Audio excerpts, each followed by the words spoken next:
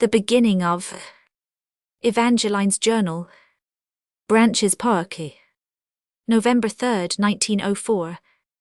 I wonder so much if it is amusing to be an adventuress, because that is evidently what I shall become now. I read in a book all about it.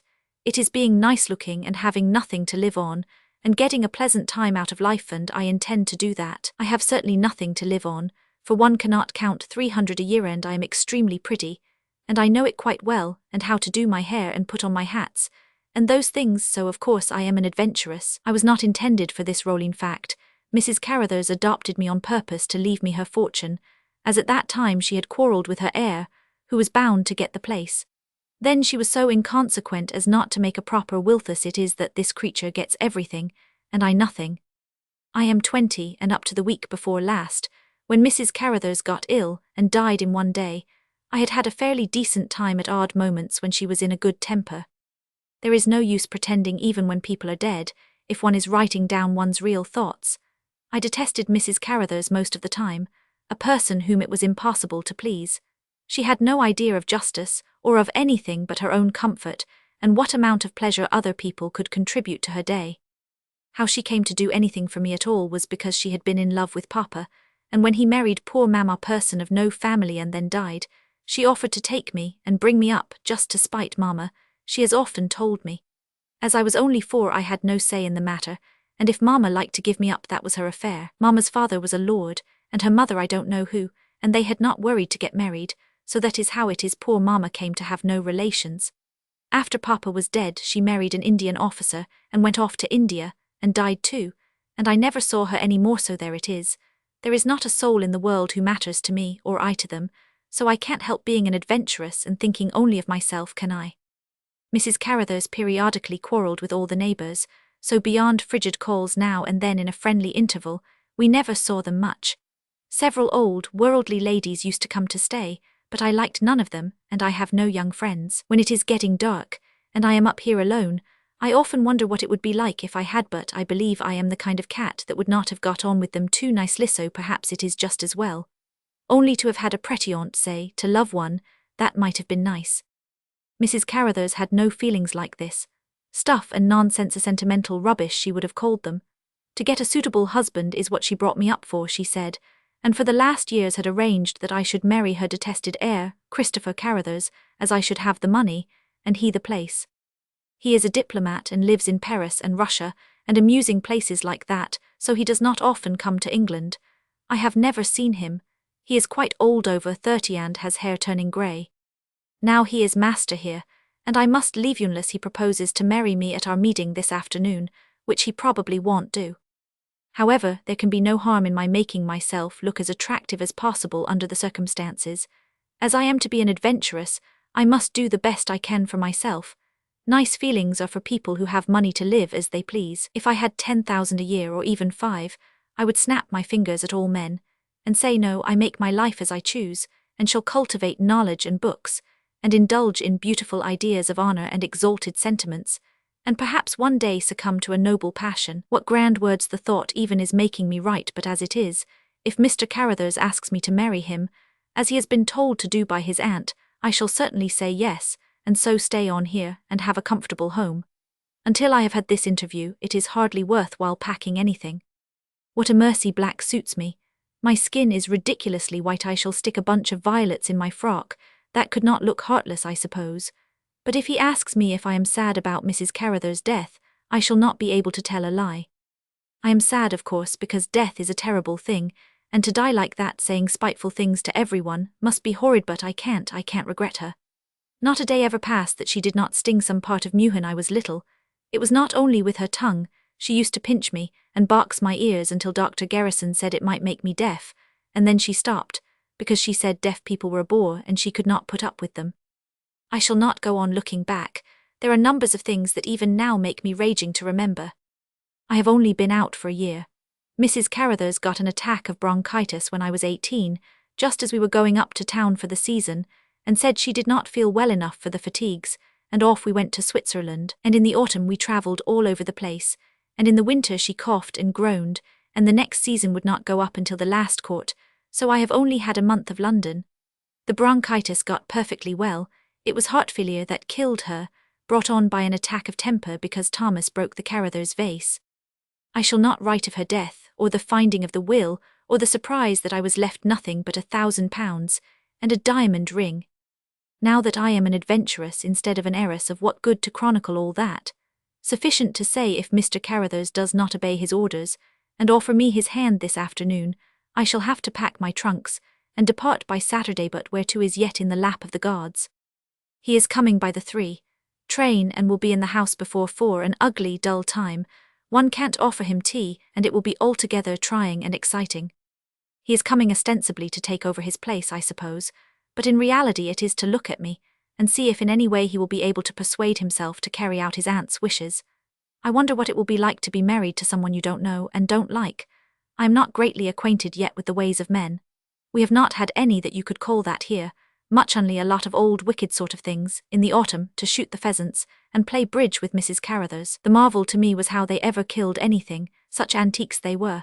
Some politicians and ex-ambassadors and creatures of that sort, and mostly as wicked as could be. They used to come trotting down the passage to the schoolroom, and have tea with Mademoiselle and me on the slightest provocation, and say such things. I am sure lots of what they said meant something else.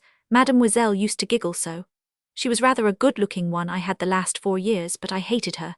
There was never anyone young and human who counted. I did look forward to coming out in London, but, being so late, everyone was preoccupied when we got there, and no one got in love with me much. Indeed, we went out very little. A part of the time I had a swollen nose from a tennis ball at Rainlegand. People don't look at girls with swollen noses. I wonder where I shall go and live. Perhaps in Paris, unless, of course, I marry Mr. Caruthers. I don't suppose it is dull being married. In London all the married ones seemed to have a lovely time, and had not to bother with their husbands much. Mrs. Caruthers always assured me love was a thing of absolutely no consequence in marriage. You were bound to love someone some time, but the very fact of being chained to him would dispel the feeling. It was a thing to be looked upon like measles, or any other disease, and was better to get it over, and then turn to the solid affairs of life. But how she expected me to get it over when she never arranged for me to see anyone I don't know. I asked her one day what I should do if I got to like someone after I am married to Mr. Caruthers, and she laughed one of her horrid laughs, and said I should probably do as the rest of the world. And what do they do, I wonder? Well, I suppose I shall find out some day. Of course there is the possibility that Christopher, do I like the name of Christopher, I wonder? Well, that Christopher may not want to follow her will. He has known about it for years, I suppose, just as I have, but I believe men are queer creatures, and he may take a dislike to me. I am not a type that would please everyone. My hair is too red, brilliant dark fiery red like a chestnut when it tumbles out of its shell, only burnished like metal. If I had the usual white eyelashes I should be downright ugly, but thank goodness. By some freak of nature mine are black and thick, and stick out when you look at me sideways, and I often think when I catch sight of myself in the glass that I am really very pretty all put together, but, as I said before, not a type to please everyone. A combination I am that Mrs. Caruthers assured me would cause anxieties. With that mixture, Evangeline, she often said, you would do well to settle yourself in life as soon as possible. Good girls don't have your colouring, so you see, as I am branded as bad from the beginning, it does not much matter what I do. My eyes are as green as pale emeralds, and long, and not going down at the corners with the Madonna expression of Cicely Parker, the vicar's daughter. I do not know yet what is being good or being bad. Perhaps I shall find out when I am an adventuress or married to Mr. Caruthers. All I know is that I want to live and feel the blood rushing through my veins. I want to do as I please and not have to be polite when I am burning with rage. I want to be late in the morning if I happen to fancy sleeping, and I want to sit up at night if I don't want to go to bed. So, as you can do what you like when you are married, I really hope Mr. Caruthers will take a fancy to me, and then all will be well. I shall stay upstairs until I hear the carriage wheels, and leave Mr. Barton the lawyer to receive him. Then I shall saunter down nonchalantly while they are in the hall. It will be an effective entrance. My trailing black garments, and the great broad stair-thighs is a splendid house, and if he has an eye in his head, he must see my foot on each step. Even Mrs. Caruthers said I have the best foot she had ever seen. I am getting quite excited. I shall ring for Veronique and begin to dress. I shall write more presently. Thursday evening. It is evening and the fire is burning brightly in my sitting-room where I am writing. My sitting-room, did I say? Mr. Caruthers' sitting-room I mean, for it is mine no longer, and on Saturday, the day after tomorrow, I shall have to bid goodbye to it forever. For yes, I may as well say it, at answer the fair did not walk. Mr. Carruthers quietly but firmly refused to obey his aunt's will, and thus I am left an old maid. I must go back to this afternoon to make it clear, and I must say my ears tingle as I think of it. I rang for Veronique, and put on my new black afternoon frock, which had just been unpacked. I tucked in the violets in a careless way, saw that my hair was curling as vigorously as usual, and not too rebelliously for a demure appearance, and so, at exactly the right moment, began to descend the stairs. There was Mr. Carruthers in the hall, a horribly nice-looking, tall man with a clean-shaven face and features cut out of stone, a square chin with a nasty twinkle in the corner of his eye. He has a very distinguished look, and that air of never having had to worry for his things to fit. They appear as if they had grown on him. He has a cold, reserved manner, and something commanding and arrogant in it, which makes one want to contradict him at once, but his voice is charming. One of that cultivated, refined kind, that sounds as if he spoke a number of languages, and so does not slur his words. I believe this is diplomatic, for some of the old ambassador people had this sort of voice. He was standing with his back to the fire, and the light of the big window with the sun getting low was full on his face, so I had a good look at him. I said in the beginning that there was no use pretending when one is writing one's own thoughts for one's own self to read when one is old, and keeping them in a locked-up journal, so I shall always tell the truth here, quite different things to what I should say if I were talking to someone and describing to them this scene.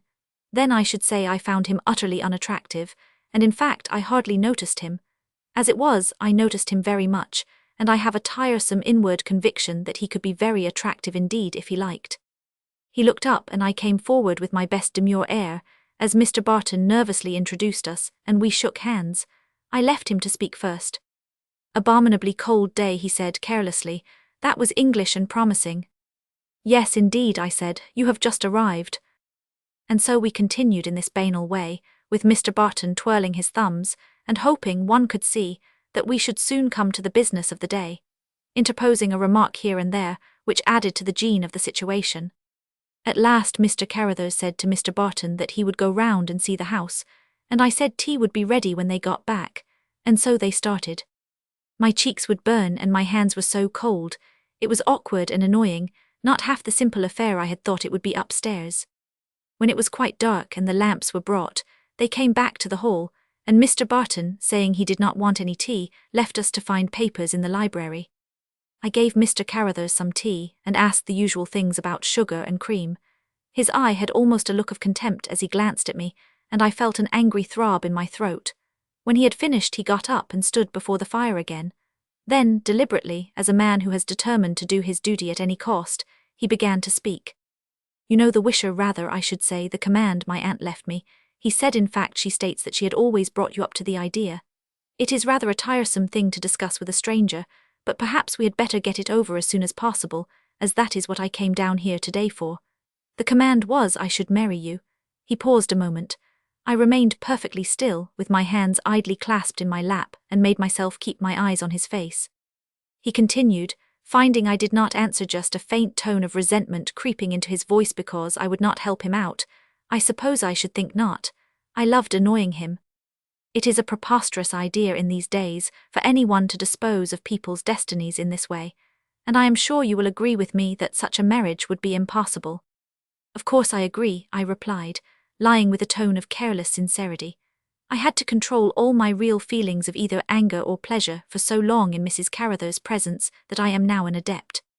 "I am so glad you put it so plainly," I went on sweetly. "I was wondering how I should write it to you, but now you are here it is quite easy for us to finish the matter at once. Whatever Mrs. Carruthers may have intended me to do, I had no intention of obeying her, but it would have been useless for me to say so to her, and so I waited until the time for speech should come. Won't you have some more tea?" He looked at me very straightly, almost angrily for an instant. Presently, with a sigh of relief, he said, half laughing, "Then we are agreed, we need say no more about it." "No more," I answered, and I smiled too, although a rage of anger was clutching my throat. I do not know who I was angry with, Mrs.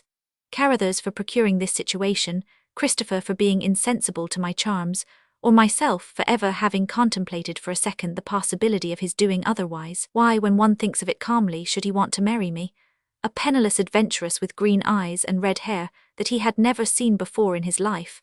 I hoped he thought I was a person of naturally high color, because my cheeks from the moment I began to dress had been burning and burning. It might have given him the idea the scene was causing me some emotion, and that he should never know. He took some more tea, but he did not drink it, and by this I guessed that he also was not as calm as he looked. "There is something else," he said, and now there was almost an awkwardness in his voice. "Something else which I want to say, though perhaps Mr. Barton could say it for me, but which I would rather say straight to you, and that is you must let me settle such a sum of money on you as you had every right to expect from my aunt, after the promises, I understand, she always made to you." This time I did not wait for him to finish. I bounded up from my seat, some uncontrollable sensation of wounded pride throbbing and thrilling through me. "Money, money from you," I exclaimed, "not if I were starving." Then I sat down again, ashamed of this vehemence. How would he interpret it? But it galled me so, and yet I had been ready an hour ago to have accepted him as my husband. Why then this revolt at the idea of receiving a fair substitute in gold?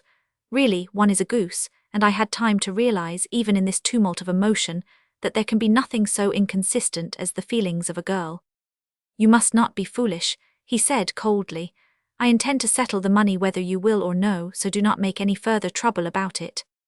There was something in his voice so commanding and arrogant, just as I noticed at first, that every obstinate quality in my nature rose to answer him.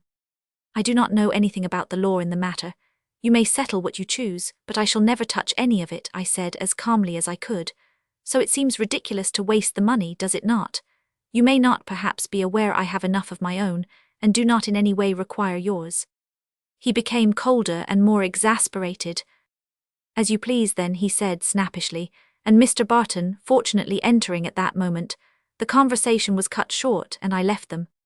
They are not going back to London until tomorrow morning, and dinner has yet to be got through. Oh, I do feel in a temper, and I can never tell of the emotions that were throbbing through me as I came up the great stairs just now, a sudden awakening to the humiliation of the situation. How had I ever been able to contemplate marrying a man I did not know, just to secure myself a comfortable home? It seems preposterous now. I suppose it was because I have always been brought up to the idea, and until I came face to face with the man, it did not strike me as odd. Fortunately, he can never guess that I had been willing to accept himmy dissimulation has stood me in good stead. Now I am animated by only one idea, to appear as agreeable and charming to Mr. Carruthers as possible.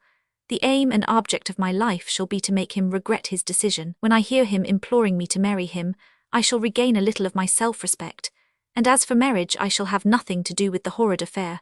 Oh dear no, I shall go away free, and be a happy adventuress. I have read the Trois Mousquetaires, and vingt ans après Mademoiselle had theme, and I remember Milady had only 3 days to get round her jailer, starting with his hating her, whereas Mr. Carruthers does not hate me, so that counts against my only having one evening.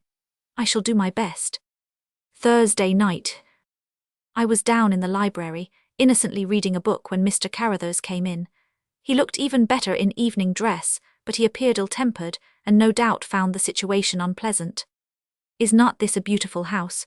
I said in a velvet voice to break the awkward silence and show him I did not share his unease. "You had not seen it before for ages, had you?" "Not since I was a boy," he answered, trying to be polite. "My aunt quarrelled with my father. She was the direct heiress of all this, and married her cousin, my father's younger brother, but you know the family history, of course." "Yes." "They hated one another, she and my father." "Mrs. Carruthers hated all her relations," I said demurely. "Myself among them." "Yes," I said slowly and bent forward, so that the lamplight should fall upon my hair. "She said you were too much like herself in character for you ever to be friends." "Is that a compliment?" he asked, and there was a twinkle in his eye. "We must speak no ill of the dead," I said evasively.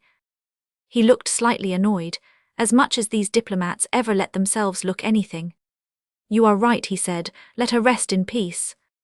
There was silence for a moment. "What are you going to do with your life now?" he asked presently. It was a bold question. "I shall become an adventuress," I answered deliberately. "A what?" he exclaimed, his black eyebrows contracting. "An adventuress, is not that what it is called? A person who sees life and has to do the best she can for herself." He laughed. "You strange little lady," he said, his irritation with me melting. And when he laughs you can see how even his teeth are, but the two side ones are sharp and pointed like a wolf's. Perhaps after all you had better have married me. No, that would clip my wings, I said frankly, looking at him straight in the face. Mr. Barton tells me you propose leaving here on Saturday. I beg you will not do so. Please consider it your home for so long as you wish until you can make some arrangements for yourself. You look so very young to be going about the world alone. He bent down and gazed at me closer. There was an odd tone in his voice. I am 20 and I have been often snubbed, I said calmly. That prepares one for a good deal. I shall enjoy doing what I please. And what are you going to please? I shall go to Claridge's until I can look about me. He moved uneasily. But have you no relations, no one who will take care of you? I believe none. My mother was nobody particular, you know, a Miss Tonkins by name. But your father, he sat down now on the sofa beside me. There was a puzzled, amused look in his face. Perhaps I was amazing him. Papa, oh, Papa was the last of his family. They were decent people, but there are no more of them. He pushed one of the cushions aside. It is an impossible position for a girl completely alone. I cannot allow it. I feel responsible for you. After all, it would do very well if you married me. I am not particularly domestic by nature, and should be very little at home, so you could live here, and have a certain position, and I would come back now and then to see you were getting on all right. One could not say if you were mocking or no. It is too good of you, I said without any irony, but I like freedom, and when you were at home it might be such a bore. He leant back and laughed merrily. You are candid at any rate, he said. Mr. Barton came into the room at that moment, full of apologies for being late. Immediately after, with the usual ceremony, the butler entered and pompously announced, "Dinner is served, sir." How quickly they recognized the new master. Mr. Carruthers gave me his arm, and we walked slowly down the picture gallery to the banqueting hall, and there sat down at the small round table in the middle, that always looks like an island in a lake. I talked nicely at dinner. I was dignified and grave and quite frank. Mr. Carruthers was not bored. The chef had outdone himself, hoping to be kept on. I never felt so excited in my life. I was apparently asleep under a big lamp. After dinner in the library, a book of silly poetry in my lap, when the door opened and he, Mr. Carruthers, came in alone and walked up the room. I did not open my eyes. He looked for just a minute how accurate I am. Then he said, "You are very pretty when asleep." His voice was not caressing or complimentary, merely as if the fact had forced this utterance. I allowed myself to wake without a start. Was the 47 port as good as you hoped? I asked sympathetically. He sat down. I had arranged my chair so that there was none other in its immediate neighborhood. Thus he was some way off and could realize my whole silhouette. The 47 Porto, yes, but I am not going to talk of port. I want you to tell me a lot more about yourself and your plans. I have no plans except to see the world. He picked up a book and put it down again.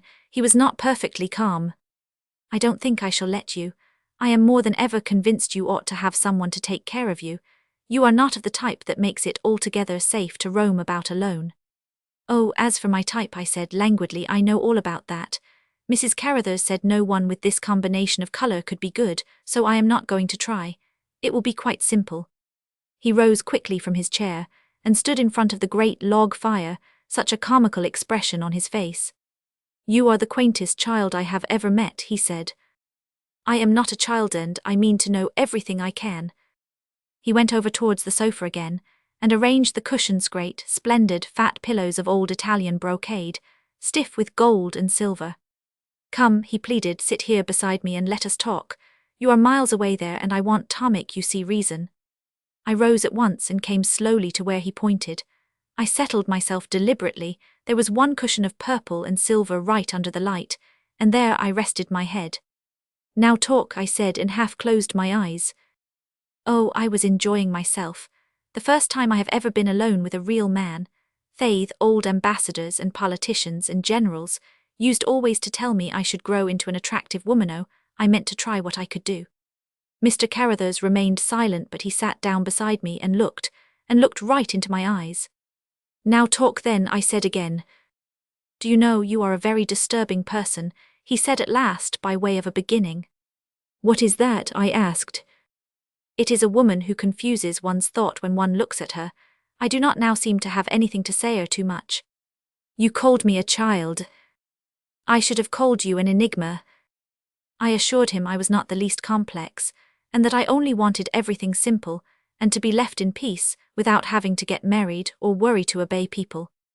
We had a nice talk. You won't leave here on Saturday, he said presently apropos of nothing.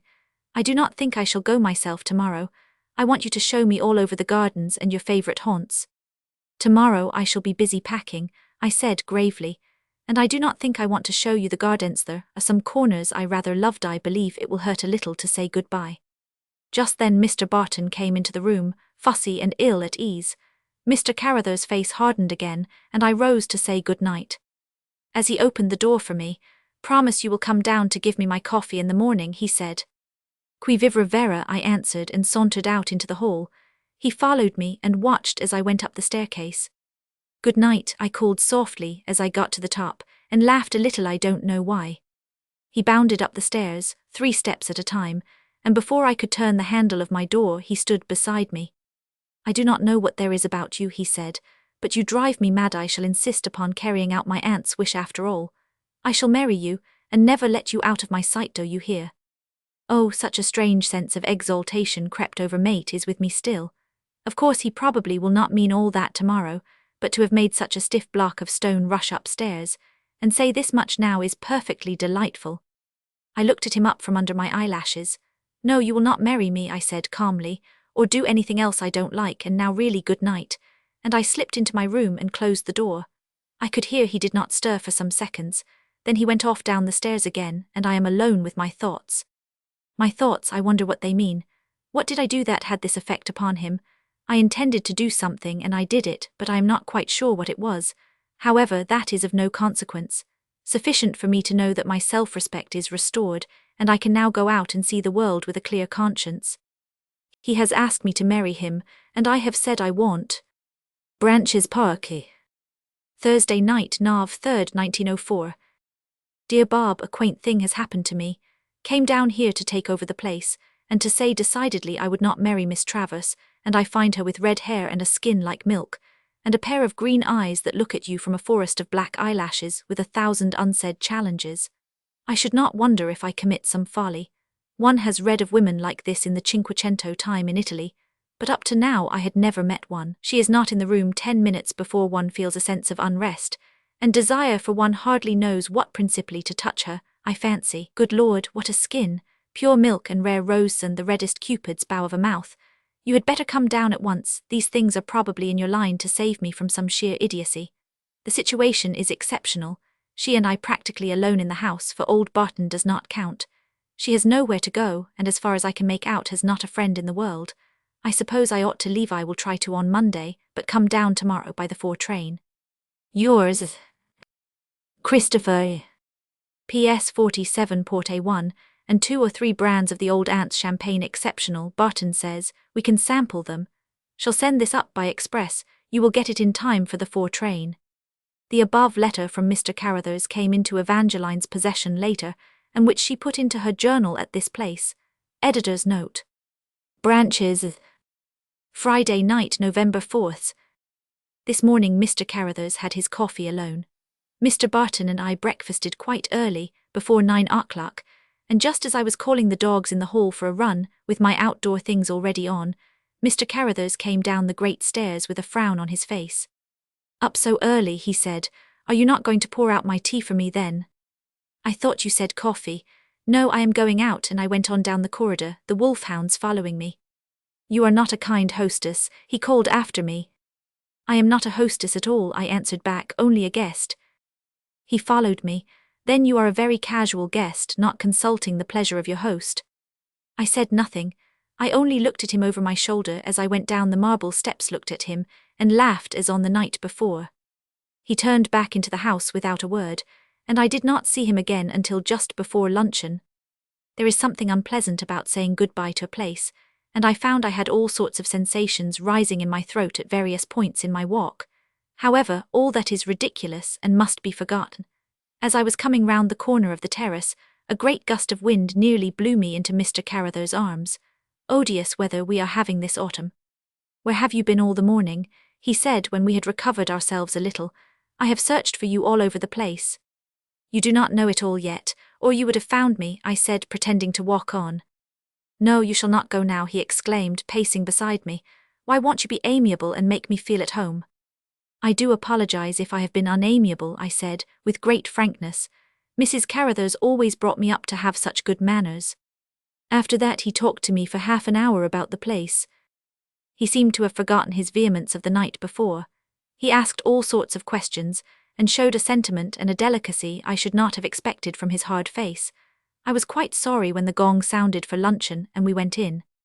I have no settled plan in my head. I seemed to be drifting, tasting for the first time some power over another human being. It gave me delicious thrills to see his eagerness when contrasted with the dry refusal of my hand only the day before. At lunch I addressed myself to Mr. Barton. He was too flattered at my attention and continued to chatter garrulously. The rain came on and poured and beat against the window panes with a sudden angry thud. No chance of further walks abroad. I escaped upstairs while the butler was speaking to Mr. Carruthers and began helping Veronique to pack. Chaos and desolation it all seemed in my cosy rooms. While I was on my knees in front of a great wooden box, hopelessly trying to stow away books, a crisp tap came to the door, and without more ado my host eyes, he is that no entered the room. Good Lord, what is all this? He exclaimed. What are you doing? Packing, I said, not getting up. He made an impatient gesture. Nonsense, he said, there is no need to pack. I tell you I will not let you go. I am going to marry you and keep you here always.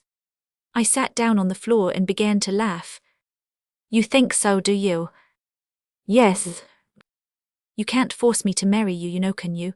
I want to see the world. I don't want any tiresome man bothering after me. If I ever do marry it will be because and I stopped and began fiddling with the cover of a book. What? Mrs. Carruthers said it was so foolish, but I believe I should prefer to marry someone I liked. Oh, I know you think that silly, and I stopped him as he was about to speak, but of course, as it does not last anyway, it might be good for a little to begin like that, don't you think so? He looked round the room, and on through the wide open double doors into my dainty bedroom where Veronique was still packing. You are very cosy here, it is absurd of you to leave it, he said. I got up off the floor and went to the window and back. I don't know why I felt moved, a sudden sense of the coziness came over me. The world looked wet and bleak outside. Why do you say you want me to marry you, Mr. Carruthers? I said, you are joking, of course. I am not joking, I am perfectly serious. I am ready to carry out my aunt's wishes. It can be no new idea to you, and you must have worldly sense enough to realize it would be the best possible solution of your future. I can show you the world, you know. He appeared to be extraordinarily good-looking as he stood there, his face to the dying light, supposing I took him at his word after all. But what has suddenly changed your ideas since yesterday? You told me you had come down to make it clear to me that you could not possibly obey her orders. That was yesterday, he said. I had not really seen you. Today I think differently. It is just because you are sorry for me. I suppose I seem so lonely, I whispered demurely. It is perfectly impossible what you propose to Dodo. Go and live by yourself. At a London hotel the idea drives me mad. It will be delightful, no one to order me about from morning to night. Listen, he said, and he flung himself into an armchair. You can marry me, and I will take you to Paris or where you want, and I won't order you about, only I shall keep the other beasts of men from looking at you. But I told him at once I thought that would be very dull. I have never had the chance of anyone looking at me, I said, and I want to feel what it is like. Mrs. Carruthers always assured me I was very pretty, you know, only she said that I was certain to come to a bad end because of my type, unless I got married at once, and then if my head was screwed on the right way it would not matter, but I don't agree with her. He walked up and down the room impatiently. That is just it, he said. I would rather be the first. I would rather you began by me. I am strong enough to ward off the rest. What does beginning by you mean? I asked with great candour. Old Lord Bentworth said I should begin by him when he was here to shoot pheasants last autumn. He said it could not matter, he was so old, but I didn't. Mr. Carruthers bounded up from his chair. You didn't what? Good Lord, what did he want you to do? He asked aghast. Well, I said, and I looked down for a moment. I felt stupidly shy. He wanted me to kiss him. Mr. Carruthers appeared almost relieved. It was strange. The old wretch, nice company my aunt seems to have kept, he exclaimed. Could she not take better care of you than that? Oh, let you be insulted by her guests? I don't think Lord Bentworth meant to insult me. He only said he had never seen such a red, curly mouth as mine, and as I was bound to go to the devil some day with that, and such hair, I might begin by kissing him. He explained it all. And were you not very angry? His voice wrathful. No, not very, I could not be, I was shaking so with laughter. If you could have seen the silly old thing, like a wizened monkey, with dyed hair and an eyeglass, it was too comic. I only told you because you said the sentence began by you, and I wanted to know if it was the same thing. Mr. Carruthers' eyes had such a strange expression, puzzle and amusement and something else. He came over close to me. Because I went on, if so, I believe if that is always the beginning, I don't want any beginnings. I haven't the slightest desire to kiss anyone. I should simply hate it. Mr. Carruthers laughed. Oh, you are only a baby child after all, he said. This annoyed me. I got up with great dignity. Tea will be ready in the white drawing-room, I said stiffly, and walked towards my bedroom door. He came after me. Send your maid away and let us have it up here, he said. I like this room. But I was not to be appeased thus easily, and deliberately called Veronique and gave her fresh directions. Poor old Mr. Barton will be feeling so lonely, I said, as I went out into the passage. I am going to see that he has a nice tea, and I looked back at Mr. Carruthers over my shoulder. Of course he followed me and we went together down the stairs. In the hall a footman with a telegram met us. Mr. Carruthers tore it open impatiently, then he looked quite annoyed. I hope you won't mind, he said, but a friend of mine, Lord Robert Vavasor, is arriving this afternoon, his great judge of pictures. I forgot I asked him to come down and look at them, it clean went out of my head. I told him he was host, and why should I object to what guests he had? Besides, I am going myself tomorrow, I said, if Veronique can get the packing done. Nonsensy, how can I make you understand that I do not mean to let you go at all? I did not answer and looked at him defiantly. Mr. Barton was waiting patiently for us in the white drawing-room, and we had not been munching muffins for 5 minutes, when the sound of wheels crunching the gravel of the great sweeped windows of this room, look out, that way interrupted our manufactured conversation. This must be Bob arriving, Mr. Carruthers said, and went reluctantly into the hall to meet his guest. They came back together presently, and he introduced Lord Robert to me. I felt at once he was rather a pet. Such a shape, just like the Apollo of Belvedere.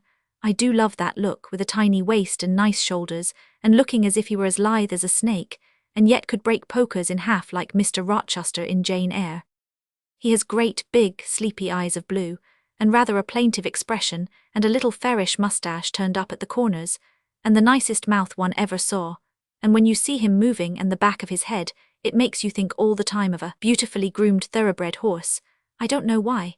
At Auntine and my Newtown we looked at one another. I felt I should like Bob. He has none of Mr. Carruthers' cynical, hard expression, and I am sure he can't be nearly as old, not more than 27 or so. He seemed perfectly at home, sat down and had tea, and talked in the most casual, friendly way. Mr. Carruthers appeared to freeze up. Mr. Barton got more banal, and the whole thing entertained me immensely. I often used to long for adventures in the old days with Mrs. Carruthers, and here I am really having them. Such a situation, I am sure people would think it most improper. I alone in the house with these 3 men. I felt I really would have to go, but where? Meanwhile I have every intention of amusing myself. Lord Robert and I seem to have 100 things to say to one another. I do like his voice, and he is so perfectly sans gene, it makes no difficulties. By the end of tea we were as old friends. Mr. Carruthers got more and more polite and stiff, and finally jumped up and hurried his guest off to the smoking-room.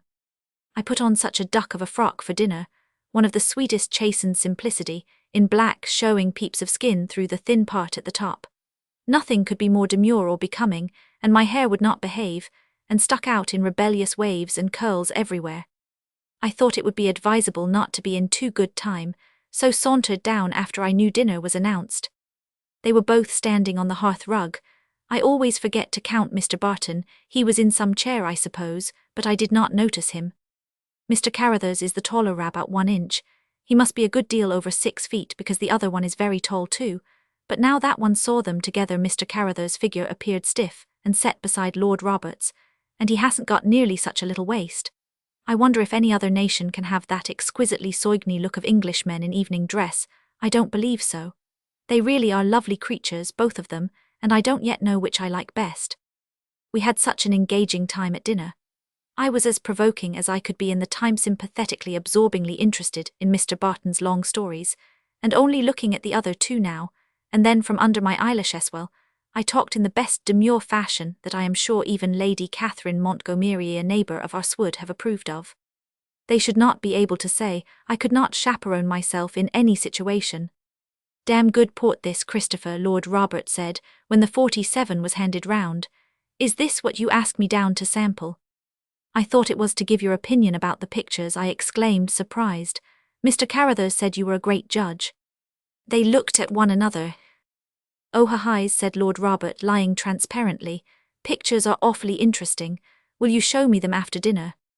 "The light is too dim for a connoisseur to investigate them properly," I said. "I shall have it all lit by electricity as soon as possible. I wrote about it today," Mr. Carruthers announced sententiously. "But I will show you the pictures myself tomorrow, Bob." This at once decided me to take Lord Robert round tonight, and I told him so in a velvet voice, while Mr. Barton was engaging Christopher's attention.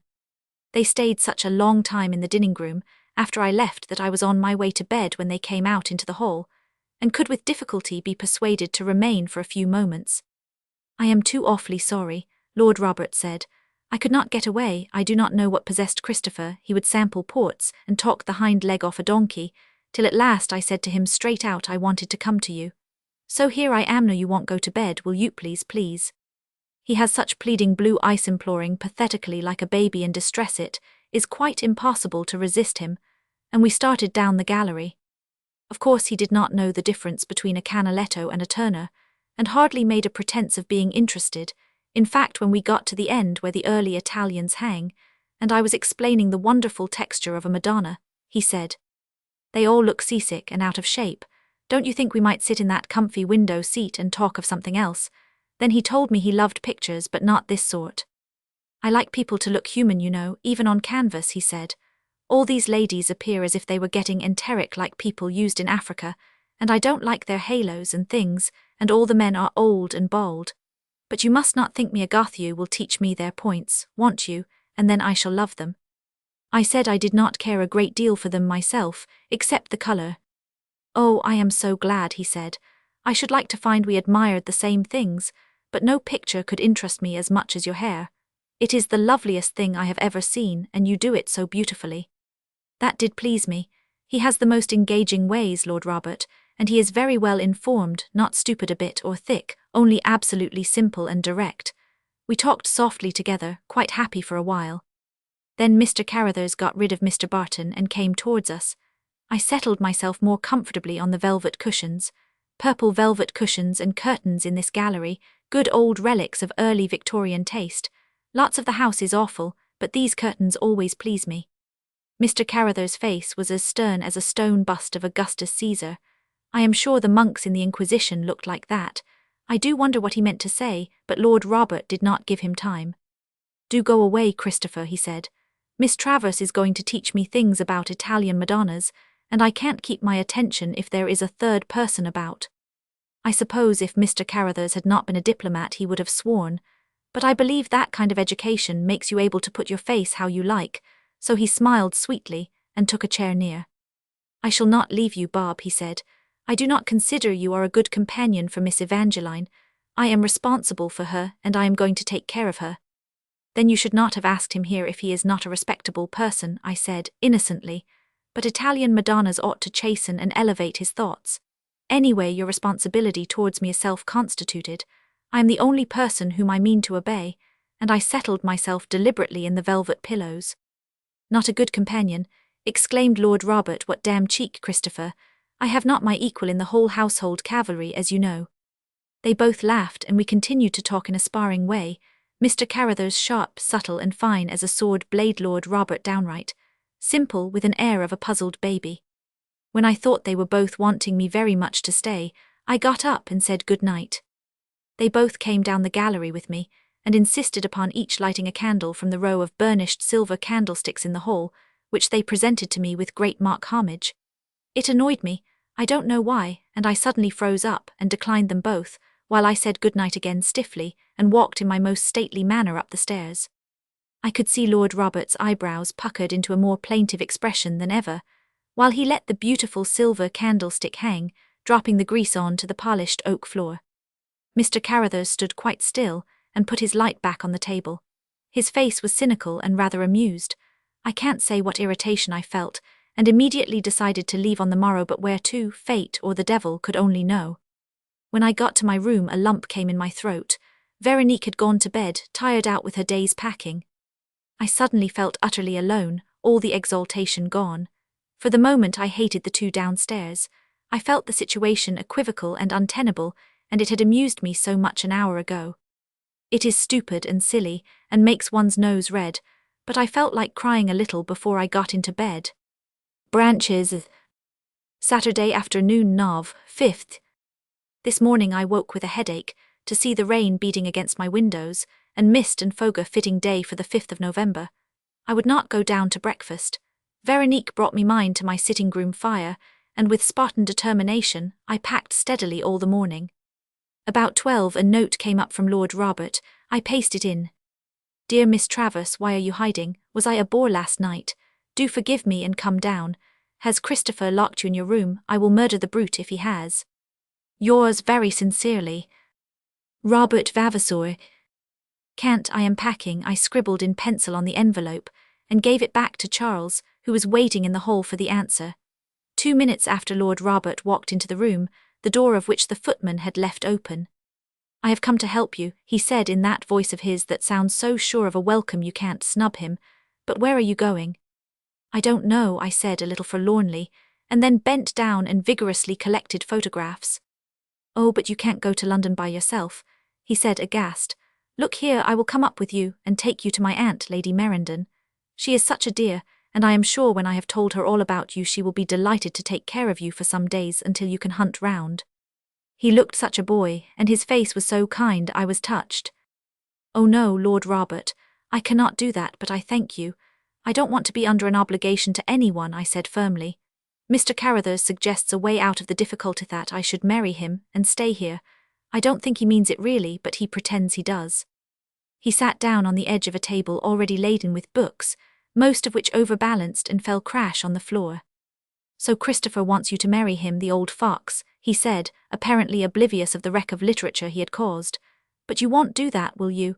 And yet I have no business to say that. He is a damn good friend, Christopher. I am sure you ought not to swear so often, Lord Robert. It shocks me, brought up as I have been, I said with the air of a little angel. Do I swear? He asked, surprised. Oh no, I don't think so, at least there is no end to the end of the dams, so they are only an innocent ornament to conversation. But I won't do it if you don't wish me to. After that he helped me with the books, and was so merry and kind I soon felt cheered up, and by lunch-time all were finished, and in the boxes ready to be tied up and taken away. Veronique, too, had made great progress in the adjoining room, and was standing stiff and mossayed by my dressing table when I came in. She spoke respectfully in French, and asked me if I had made my plans yet, for, as she explained to me, her own position seemed precarious, and yet having been with me for 5 years, she did not feel she could leave me at a juncture like this. At the same time she hoped Mademoiselle would make some suitable decision, as she feared respectfully it was une si drôle de position pour une demoiselle du monde, alone with ces messieurs. I could not be angry, it was quite true what she said. I shall go up this evening to Claridge's, Veronique, I assured her, by about the 5 train. We will wire to them after luncheon.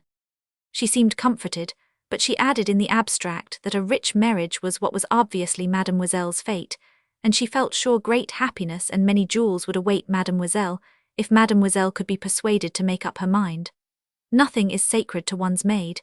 She knew all about Mr. Carruthers, of course. Poor old Veronique, I have a big, warm corner for her in my heart sometimes. She treats me with the frigid respect one would pay to a queen, and at others I am almost her infant, so tender and motherly she is to me. And she puts up with all my tempers and moods, and pets me like a baby just when I am the worst of all. Lord Robert had left me reluctantly when the luncheon gong sounded. Haven't we been happy? He said, taking it for granted I felt the same as he 999. This is a very engaging quality of his, and makes one feel sympathetic, especially when he looks into one's eyes with his sleepy blue ones. He has lashes as long and curly as a gypsy's baby. Mr. Carruthers was alone in the dining room when I got in. He was looking out of the window and turned round sharply as I came up the room. I am sure he would like to have been killing flies on the panes if he had been a boy. His eyes were steel. "Where have you been all the time?" he asked when he had shaken hands and said good morning. "Up in my room packing," I said simply. "Lord Robert was so kind, he helped me have got everything done, and may I order the carriage for the 5 train, please?" "Certainly not, confound Lord Robert," Mr. Carruthers said. "What business is it of his? You are not to go, I won't let you. Dear silly little child," his voice was quite moved. "You can't possibly go out into the world all alone. Evangeline, why won't you marry me? Edo, you know I believe I shall love you." "I should have to be perfectly sure that the person I married loved me, Mr. Carruthers," I said demurely, "before I consented to finish up my life like that." He had no time to answer, for Mr. Barton and Lord Robert came into the room. There seemed a gloom over luncheon. There were pauses, and Lord Robert had a more pathetic expression than ever. His hands are a nice shape, but so are Mr. Carruthers. They both look very much like gentlemen. Before we had finished, a note was brought in to me. It was from Lady Catherine Montgomery. She was too sorry, she said, to hear of my lonely position, and she was writing to ask if I would not come over and spend a fortnight with them at Tryland Court. It was not well worded, and I had never cared much for Lady Catherine, but it was fairly kind, and fitted in perfectly with my plans. She had probably heard of Mr. Carruthers' arrival, and was scandalized at my being alone in the house with him. Both men had their eyes fixed on my face when I looked up, as I finished reading the note. "Lady Catherine Montgomery writes to ask me to Tryland," I said, "so if you will excuse me I will answer it, and say I will come this afternoon," and I got up. Mr. Carruthers rose too, and followed me into the library. He deliberately shut the door and came over to the writing table where I sat down. "Well, if I let you go, will you tell her then that you are engaged to me, and I am going to marry you as soon as possible?" "No, indeed I won't," I said decidedly. "I am not going to marry you or anyone, Mr. Carruthers. What do you think of me? Fancy my consenting to come back here forever, and live with Yowen I don't know you a bit, and having to put up with your perhaps kissing me, and things of that sort. It is perfectly dreadful to think of." He laughed as if in spite of himself. "But supposing I promised not to kiss you?" "Even so," I said, and I couldn't help biting the end of my pen. "It could happen that I might get a feeling I wanted to kiss someone else, and there it is. Once you're married, everything nice is wrong. Evangeline, I won't let you go out of my life, you strange little witch. You have upset me, disturbed me, I can settle to nothing. I seem to want you so very much." "Poof," I said, and I pouted at him. "You have everything in your life to fill it: position, riches, friends, so you don't want a green-eyed adventuress." I bent down and wrote steadily to Lady Catherine. I would be there about 6 o'clock, I said, and thanked her in my best style. "If I let you go, it is only for the time," Mr. Carruthers said, as I signed my name. "I intend you to marry me, do you hear?" Again I say qui vivra vera. I laughed and rose with the note in my hand. Lord Robert looked almost ready to cry when I told him I was off in the afternoon. "I shall see you again," he said. "Lady Catherine is a relation of my aunt's husband, Lord Merendon. I don't know her myself, though." "I do not believe him. How can he see me? Again, young men do talk a lot of nonsense." "I shall come over on Wednesday to see how you are getting on," Mr. Carruthers said. "Please do be in." I promised I would, and then I came upstairs. And so it has come to an end, my life at Branches. I am going to start a new phase of existence, my first beginning as an adventuress. How completely all one's ideas can change in a few days. This day 3 weeks ago Mrs. Carruthers was alive. This day 2 weeks ago I found myself no longer a prospective heiress, and only 3 days ago I was contemplating calmly the possibility of marrying Mr. Carruthers, and no, for heaven, I would not marry anyone. And so, for fresh woods and pastures new. Oh, I want to see the world, and lots of different human beings. I want to know what it is makes the clock go round, that great, big clock of life. I want to dance, and to sing, and to laugh, and to liven, and yes, perhaps some day to kiss someone I love. Tryland Court, Headington, Wednesday, November 9th. Goodness gracious, I have been here 4 whole days, and I continually ask myself how I shall be able to stand it for the rest of the fortnight. Before I left Branches, I began to have a sinking at the heart.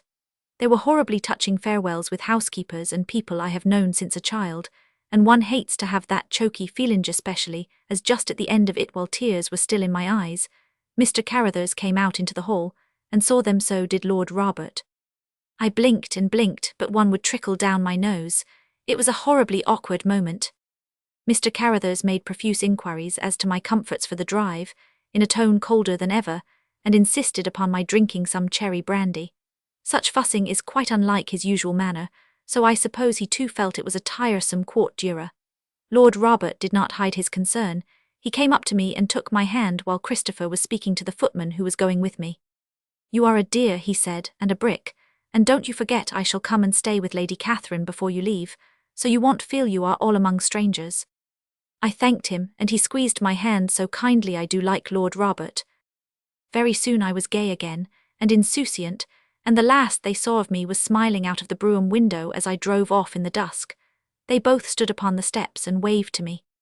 Tea was over at Tryland when I arrived, such a long, damp drive, and I explained to Lady Catherine how sorry I was to have had to come so late, and that I could not think of troubling her to have up fresh for me, but she insisted, and after a while a whole new lot came, made in a hurry with the water not boiling, and I had to gulp down a nasty cup Ceylon tea, too. I hate Ceylon tea. Mr. Montgomery warmed himself before the fire, quite shielding it from us, who shivered on a row of high-backed chairs beyond the radius of the hearth rug. He has a way of puffing out his cheeks and making a noise like burr which sounds very bluff and hearty, until you find he has said a mean thing about someone directly after. And while red hair looks very well on me, I do think a man with it is the ugliest thing in creation. His face is red, and his nose and cheeks almost purple, and fiery whiskers, fierce enough to frighten a cat in a dark lane. He was a rich Scotch manufacturer, and poor Lady Catherine had to marry him, I suppose, though as she is Scotch herself, I dare say she does not notice that he is rather coarse. There are 2 sons and 6 daughters, 1 married, 4 grown up, and 1 at school in Brussels, and all with red hair, but straight and coarse, and with freckles and white eyelashes, so really it is very kind of Lady Catherine to have asked me here. They are all as good as gold on top, and 1 does poker work, and another binds books, and a 3rd embroiders altar cloths, and the 4th knits tisel for charities, and they ask everyone to subscribe to them directly they come to the house. The tie and the altar cloth one were sitting working hard in the drawing room. Kirsty and Jean are their names, Jessie and Maggie. The poker worker and the bookbinder have a sitting room to themselves, their workshop they call it. They were there still, I suppose, for I did not see them until dinner. We used to meet once a year at Mrs. Carruthers' Christmas parties ever since ages and ages, and I remember I hated their tartan sashes, and they generally had colds in their heads, and one year they gave everyone mumps, so they were not asked the next. The altar cloth one, Jean, is my age, the other 3 are older. It was really very difficult to find something to say, and I can quite understand common people fidgeting when they feel worried like this. I have never fidgeted since 8 years ago, the last time Mrs. Carruthers boxed my ears for it. Just before going up to dress for dinner, Mr. Montgomery asked blank out if it was true that Mr. Carruthers had arrived. Lady Catherine had been skirting round this subject for a quarter of an hour. I only said yes, but that was not enough, and once started, he asked a string of questions with Burra several times in between. Was Mr. Carruthers going to shoot the pheasants in November? Had he decided to keep on the chef? Had he given up diplomacy? I said I really did not know any of these things, I had seen so little of him. Lady Catherine nodded her head, while she measured a comforter she was knitting to see if it was long enough. I am sure it must have been most awkward for you, his arriving at all. It was not very good taste on his part, I am afraid, but I suppose he wished to see his inheritance as soon as possible, she said. I nearly laughed, thinking what she would say if she knew which part of his inheritance he had really come to see. I do wonder if she has ever heard that Mrs. Carruthers left me to him, more or less in her will. I hope you had your old governess with you, at least, she continued, as we went up the stairs, so that you could feel less uncomfortable. Really, a most shocking situation for a girl alone in the house with an unmarried man.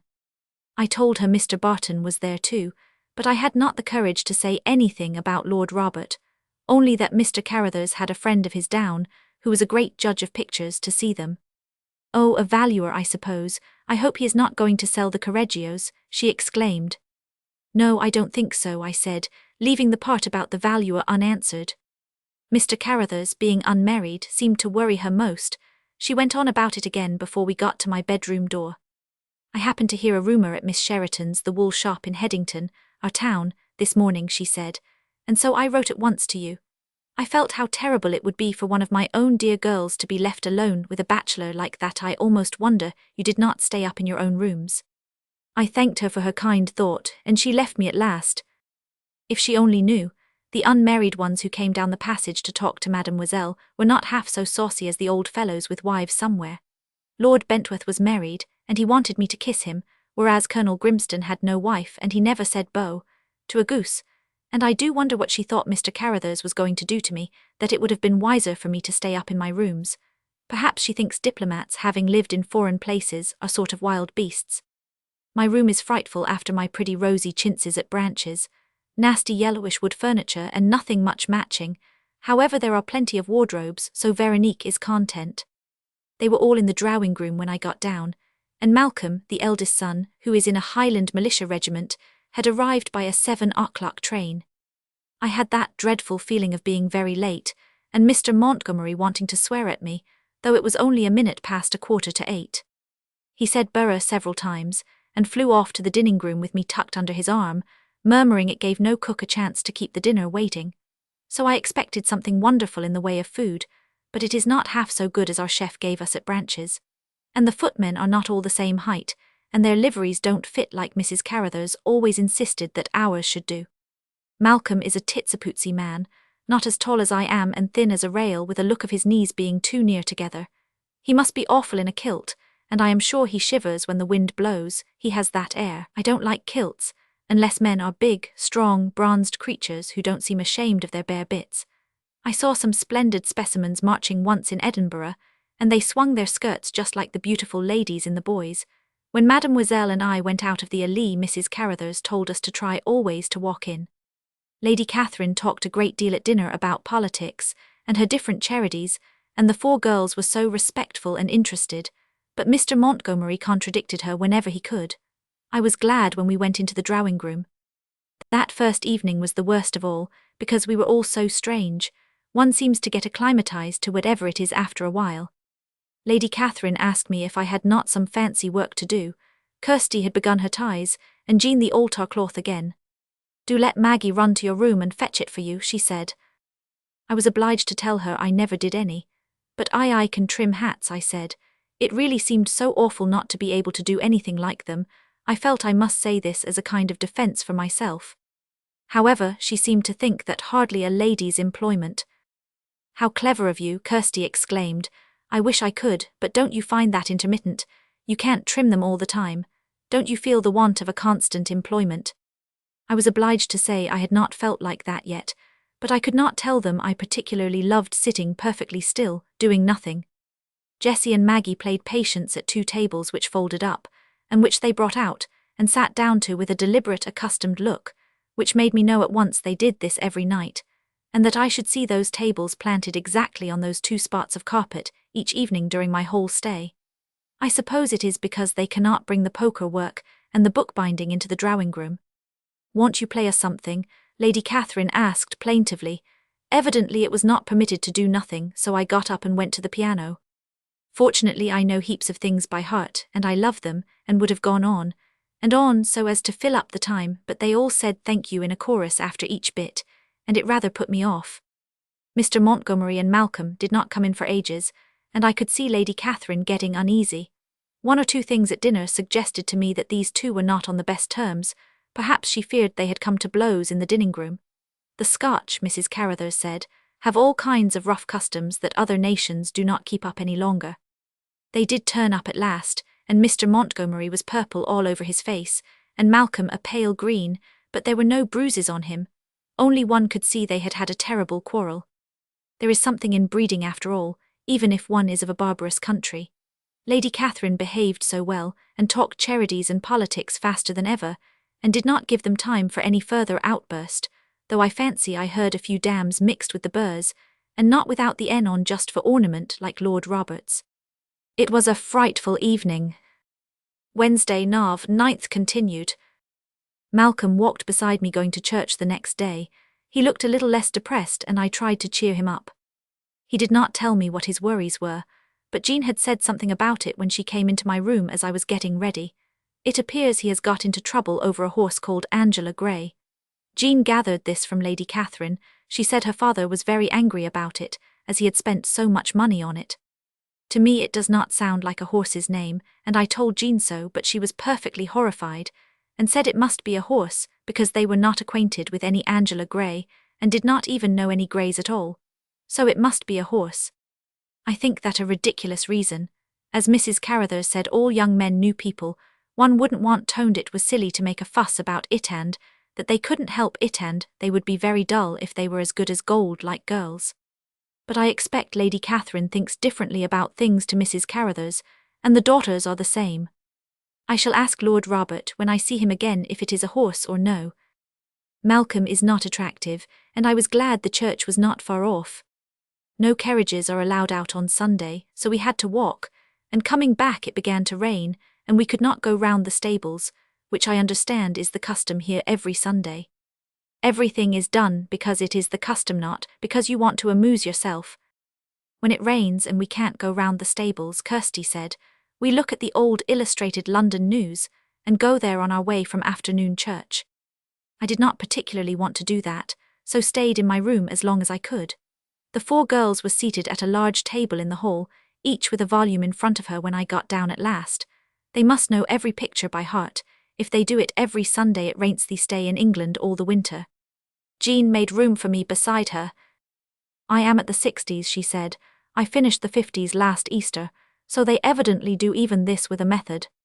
I asked her if there were not any new books they wanted to read, but she said Lady Catherine did not care for their looking at magazines or novels unless she had been through them first, and she had not time for many, so they kept the few they had to read between tea and dinner on Sunday.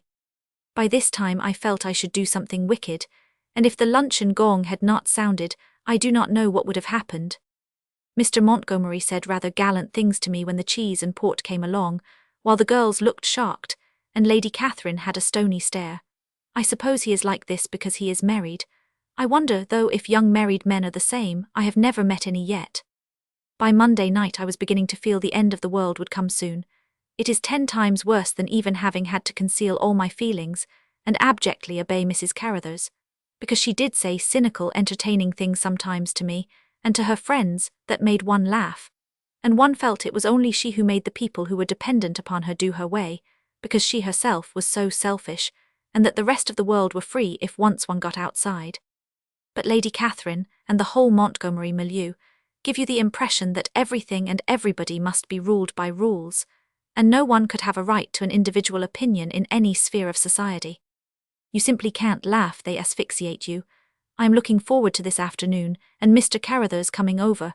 I often think of the days at Branches, and how exciting it was with those 2, and I wish I were back again. I have tried to be polite and nice to them all here, and yet they don't seem absolutely pleased. Malcolm gazes at me with sheep's eyes. They are a washy blue, with the family white eyelashes, how different to Lord Robert's. He has the most precise, regulated manner, and never says a word of slang. He ought to have been a young curate, and I can't imagine him spending his money on any Angela Greys, even if she is a horse or not. He speaks to me when he can, and asks me to go for walks round the golf course. The 4 girls play for an hour and 3/4 every morning. They never seem to enjoy anything. The whole of life is a solid duty. I am sitting up in my room, and Veronique has had the sense to have my fire lighted early. I suppose Mr. Carruthers won't come until about 4, an hour more to be got through. I have said I must write letters, and so have escaped from them, and not had to go for the usual drive. I suppose he will have the sense to ask for me, even if Lady Catherine is not back when he comes. This morning it was so fine and frosty a kind of devil seemed to creep into me. I have been so good since Saturday, so when Malcolm said, in his usual prim, priggish voice, Miss Travers, may I have the pleasure of taking you for a little exercise, I jumped up without consulting Lady Catherine, and went and put my things on, and we started. I had a feeling that they were all thinking I was doing something wrong, and so, of course, it made me worse. I said every kind of simple thing I could to Malcolm to make him jump, and looked at him now and then from under my eyelashes, so when we got to a stile he did want to help me, and his eyes were quite wobblish. He has a giggle right up in the treble, and it comes out at such unexpected moments when there is nothing to laugh at. I suppose it is being Scotch. He has just caught the meaning of some former joke. There would never be any use in saying things to him like to Lord Robert and Mr. Carruthers, because one would have left the place before he understood, if even then. There was an old Sir Thomas Farquharson who came to Branches, and he grasped the deepest jokes of Mrs. Carruthers, so deep that even I did not understand them, and he was Scotch. It may be they are like that only when they have red hair. When I was seated on top of a stile, Malcolm suddenly announced, "I hear you are going to London when you go. I hope you will let me come and see you, but I wish you lived here always." "I don't," I said, and then I remembered that sounded rather rude, and they had been kind to me. "At least you know I think the country is dull, don't you, for always?" "Yes," he replied primly for men, "but it is where I should always wish to see the woman I respected." "Are towns so wicked?" I asked in my little angel voice. "Tell me of their pitfalls so that I may avoid them." "You must not believe everything people say to you, to begin with," he said seriously. "For one so young as you, I am afraid you will find your path beset with temptations." "Oh, do tell me what," I implored. "I have always wanted to know what temptations were. Please tell me. If you come to see Mude, you be a temptation, or is temptation a thing and not a person?" I looked at him so beseechingly, he never for a second saw the twinkle in my eye. He coughed pompously. "I expect I should be," he said modestly. "Temptations are rarer. Oh, I say, I don't know what to say." "Oh, what a pity," I said regretfully. "I was hoping to hear all about it from you, especially if you are one yourself, you must know." He looked gratified but still confused. "You see, when you are quite alone in London, some man may make love to you." "Oh, do you think so really?" I asked aghast. "That I suppose would be frightful if I were by myself in the room. Would it be all right, do you think, if I left the sitting-room door open and kept Veronique on the other side?" He looked at me hard, but he only saw the face of an unprotected angel, and becoming reassured, he said gravely, "Yes, it might be just as well." "You do surprise me about love," I said. "I had no idea it was a violent kind of thing like that. I thought it began with grave reverence and respect, and after years of offering flowers and humble compliments, and bread and butter at tea parties, the gentleman went down upon one knee and made a declaration, 'Clara, Maria, I adore you, be mine,' and then one put out a lily-white hand, and blushing, told him to rice, but that can't be your sort, and you have not yet explained what temptation means." "It means more or less wanting to do what you ought not to." "Oh then," I said, "I am having temptation all the time, aren't you? For instance, I want to tear up Jean's altar cloths and rip Kirsty's ties, and tool bad words on Jessie's bindings, and burn Maggie's wood boxes." He looked horribly shocked and hurt, so I added at once, "Of course it must be lovely to be able to do these things. They are perfect girls, and so cleverly it makes me feel like that because I suppose I am different." He looked at me critically. "Yes, you are different. I wish you would try to be more like my sisters, then I should not feel so nervous about your going to London." "It is too good of you to worry," I said demurely, "but I don't think you need, you know. I have rather a strong suspicion I am acquainted with the way to take care of myself." And I bent down and laughed right in his face, and jumped off the stile on to the other side. He did look such a teeny shrimp climbing after me, but it does not matter what is their size, the vanity of men is just the same. I am sure he thought he had only to begin making love to me himself, and I would drop like a ripe peach into his mouth. I teased him all the way back, until when we got into lunch he did not know whether he was on his head or his heels. Just as we came up to the door, he said, "I thought your name was Evangeline. Did you say it was Clara Maria?" "Because it is not," I laughed over my shoulder, and ran into the house. He stood on the steps, and if he had been one of the stable boys he would have scratched his head. "Now I must stop and dress. I shall put on a black tea frock I have. Mr. Carruthers shall see I have not caught frumptum from my hosts." "Night." I do think men are the most horrid creatures.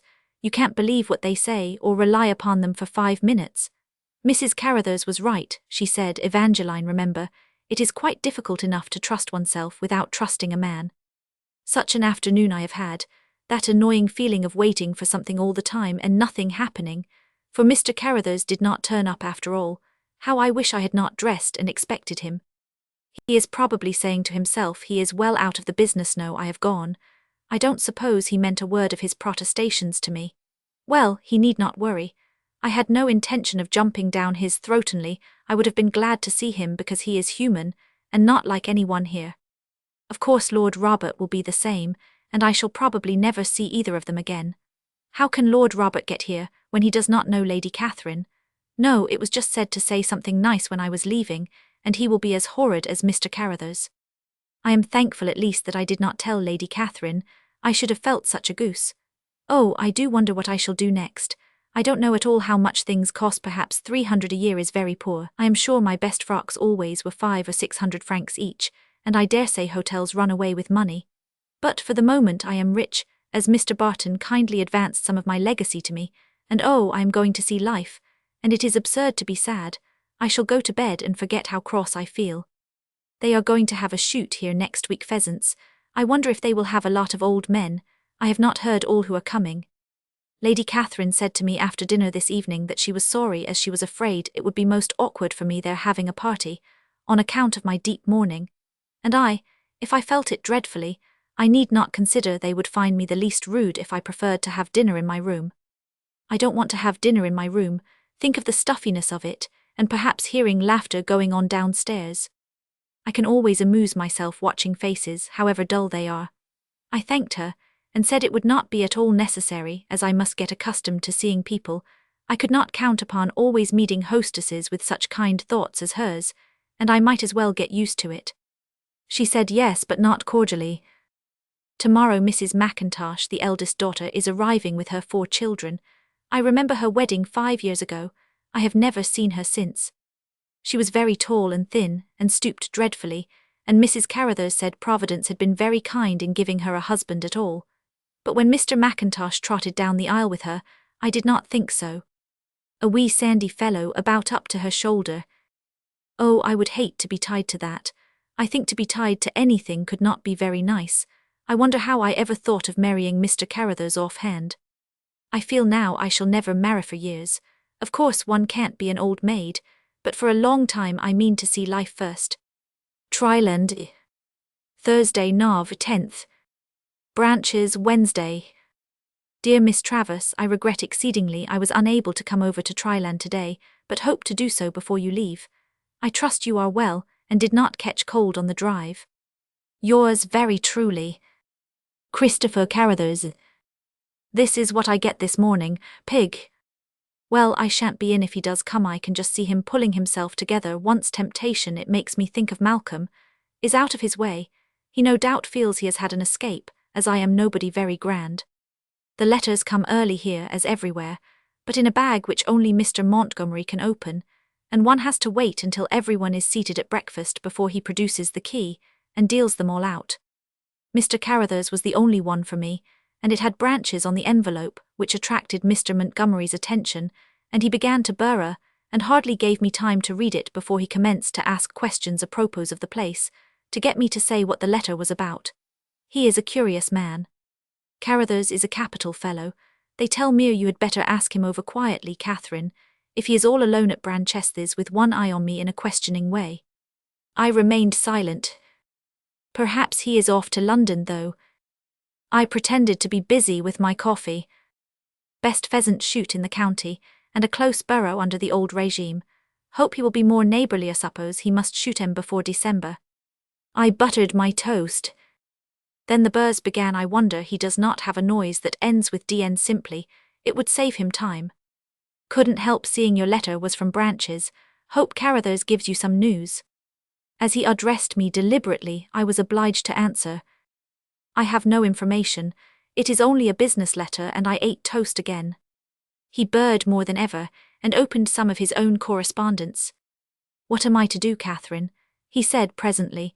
That confounded fellow Campion has thrown me over for next week, and he is my best gun. At short notice like this, it's impossible to replace him with the same class of shot. Yes, dear, said Lady Catherine, in that kind of voice that has not heard the question which was deep in her own letters. Catherine, roared Mr. Montgomery, will you listen when I speak Burra? And he thumped his fist on the table. Poor Lady Catherine almost jumped, and the china rattled. Forgive me, Anderson, she said humbly, you were saying. Campion has thrown me over, glared Mr. Montgomery. Then I have perhaps the very thing for you, Lady Catherine said in a relieved way, returning to her letters. Sophia Merendon writes this morning, and among other things tells me of her nephew, Lord Robert Vavasour, you know, Torquilstone's half-brother. She says he is the most charming young man, and a wonderful shot. She even suggests, looking back a page, that he might be useful to us if we are short of a gun. Damned kind of her, growled Mr. Montgomery. I hope they did not notice, but I had suddenly such a thrill of pleasure that I am sure my cheeks got red. I felt frightfully excited to hear what was going to happen. Merendon, as you know, is the best judge of shooting in England, Lady Catherine went on, in an injured voice. Sophia is hardly likely to recommend his nephew so highly if he were not pretty good. But you don't know the puppy, Catherine. My heart fell. That is not the least consequence, you are almost related. Merendon is my first cousin, you forget that, I suppose. Fortunately, I could detect that Lady Catherine was becoming obstinate and offended. I drank some more coffee. Oh, how lovely if Lord Robert comes. Mr. Montgomery bird a lot first, but Lady Catherine got him round, and before breakfast was over, it was decided she should write to Lord Robert and ask him to come to the shoot. As we were all standing looking out of the window at the dripping rain, I heard her say in a low voice, "Really, Anderson, we must think of the girls sometimes. Torquilstone is a confirmed bachelor, and a cripple Lord Robert will certainly one day be Duke." "Well, catch him if you can," said Mr. Montgomery. "He is coarse sometimes." "I am not going to let myself think much about Lord Robert, Mr. Carruthers has been a lesson to me, but if he does come, I wonder if Lady Catherine will think it funny of me not saying I knew him when she first spoke of him. It is too late now, so it can't be helped." The Mackintosh party arrived this afternoon.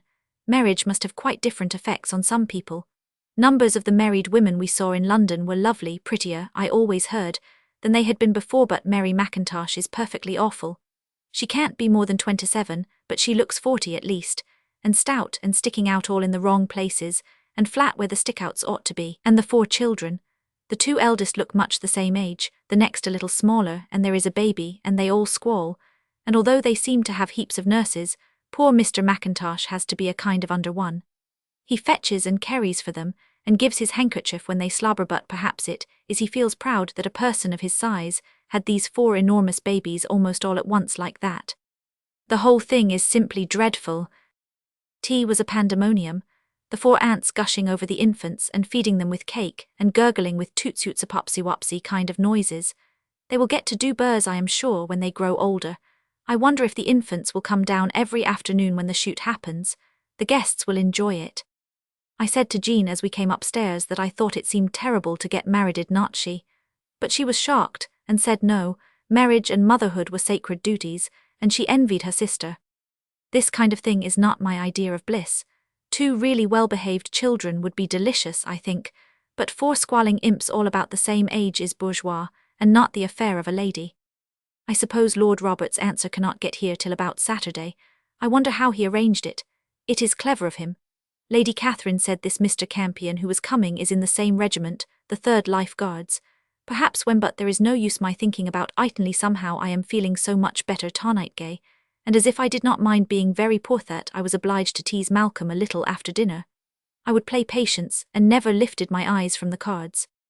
He kept trying to say things to me to get me to go to the piano, but I pretended I did not notice. A palm stands at the corner of a high Chippendale writing bureau, and Jessie happened to have put the patience table behind that rather, so the rest of them could not see everything that was happening. Malcolm at last sat very near beside me, and wanted to help with the assess, but I can't bear people being close to me, so I upset the board, and he had to pick up all the cards on the floor. Kirsty, for a wonder, played the piano Thina Cake Walk, and there was something in it that made me feel I wanted to movito dancito undulate I don't know what, and my shoulders swayed a little in time to the music. Malcolm breathed quite as if he had a cold, and said right in my ear in a fat voice, "You know you are a devil and I." I stopped him at answer, looked up for the first time, absolutely shocked and surprised. "Really, Mr. Montgomery, I do not know what you mean," I said. He began to fidget. I mean I awfully wish to kiss you." "But I do not a bit wish to kiss you," I said, and I opened my eyes wide at him. He looked like a spiteful bantam, and fortunately at that moment Jessie returned to the patients, and he could not say any more. Lady Catherine and Mrs. Mackintosh came into my room on the way up to bed. Lady Catherine wanted to show Mary how beautifully they had had it done up. It used to be hers before she married. They looked all round at the diadaffodil-coloured cretonne and things, and at last I could see their eyes often straying to my nightgown and dressing-gown, laid out on a chair beside the fire. "Oh, Lady Catherine, I am afraid you are wondering at my having pink silk," I said apologetically, "as I am in mourning, but I have not had time to get a white dressing-gown yet." "It is not that, dear," said Lady Catherine, in a grave, duty voice. I do not think such a nightgown is suitable for a girl. Oh, but I am very strong, I said. I never catch cold. Mary Mackintosh held it up with a face of stern disapproval. Of course it has short sleeves ruffled with Valenciennes, and is fine linen cambric nicely embroidered. Mrs. Carruthers was always very particular about them, and chose them herself at Dowsett's. She said one never could know when places might catch on fire. Evangeline, dear, you are very young, so you probably cannot understand, Mary said, but I consider this garment not in any way fit for a girl or for any good woman for that matter. Mother, I hope my sisters have not seen it. I looked so puzzled. She examined the stuff, one could see the chair through it beyond. What would Alexander say if I were to wear such a thing? This thought seemed almost to suffocate them both. They looked genuinely pained and shocked. Of course it would be too tight for you, I said humbly, but it is otherwise a very good pattern, and does not tear when one puts up one's arms. Mrs. Carruthers made a fuss at Dowsett's because my last set tore so soon, and they altered these. At the mention of my late adopted mother, both of them pulled themselves up. Mrs. Carruthers we know had very odd notions, Lady Catherine said stiffly, but I hope, Evangeline, you have sufficient sense to understand now for yourself that such argument is not at all seemly. Oh, why not, dear Lady Catherine? I said, you don't know how becoming it is. Becoming, almost screamed Mary Mackintosh, but no nice-minded woman wants things to look becoming in bed. The whole matter appeared so painful to them, I covered up the offending nightie with my dressing gown and coughed. It made a break, and they went away, saying good night frigidly.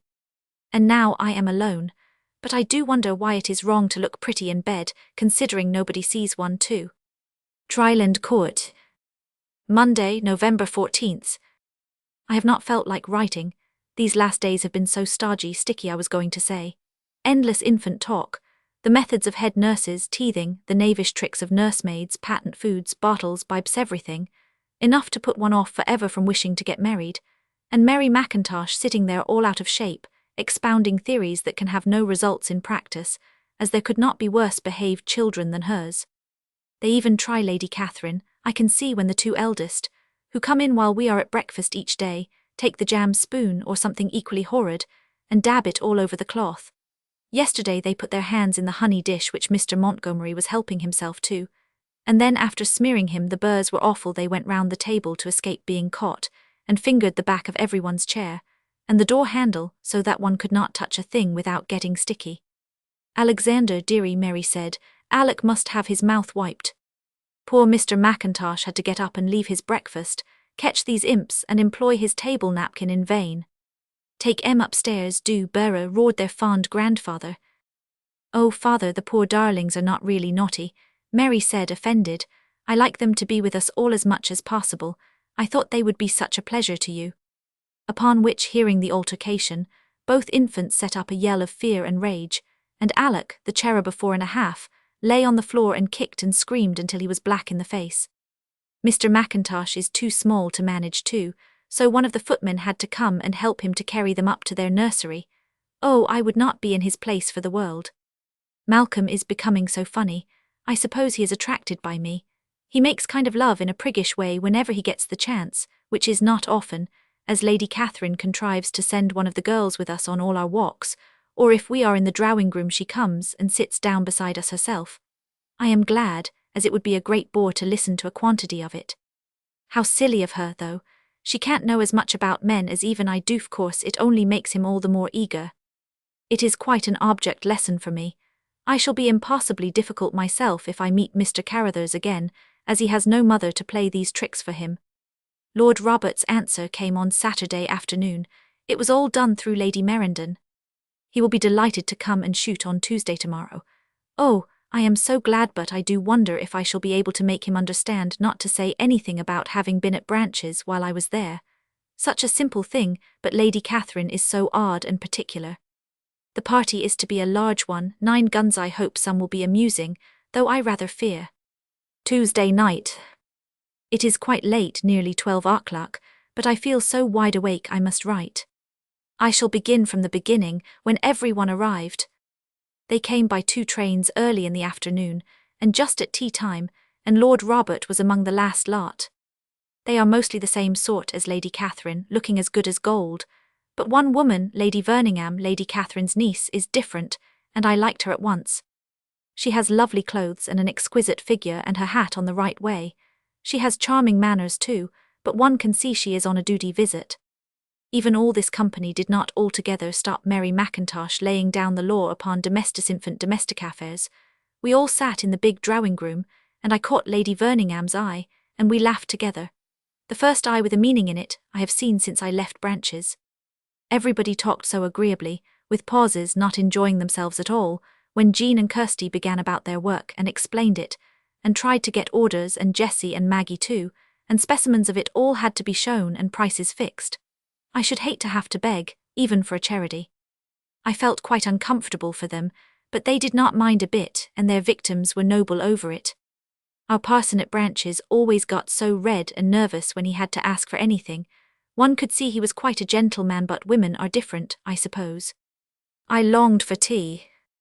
While they are all very kind here, there is that asphyxiating atmosphere of stiffness and decorum which affects everyone who comes to Tryland. A sort of the gold must be tried by fire, and the heart must be wrung by pain kind of suggestion about everything.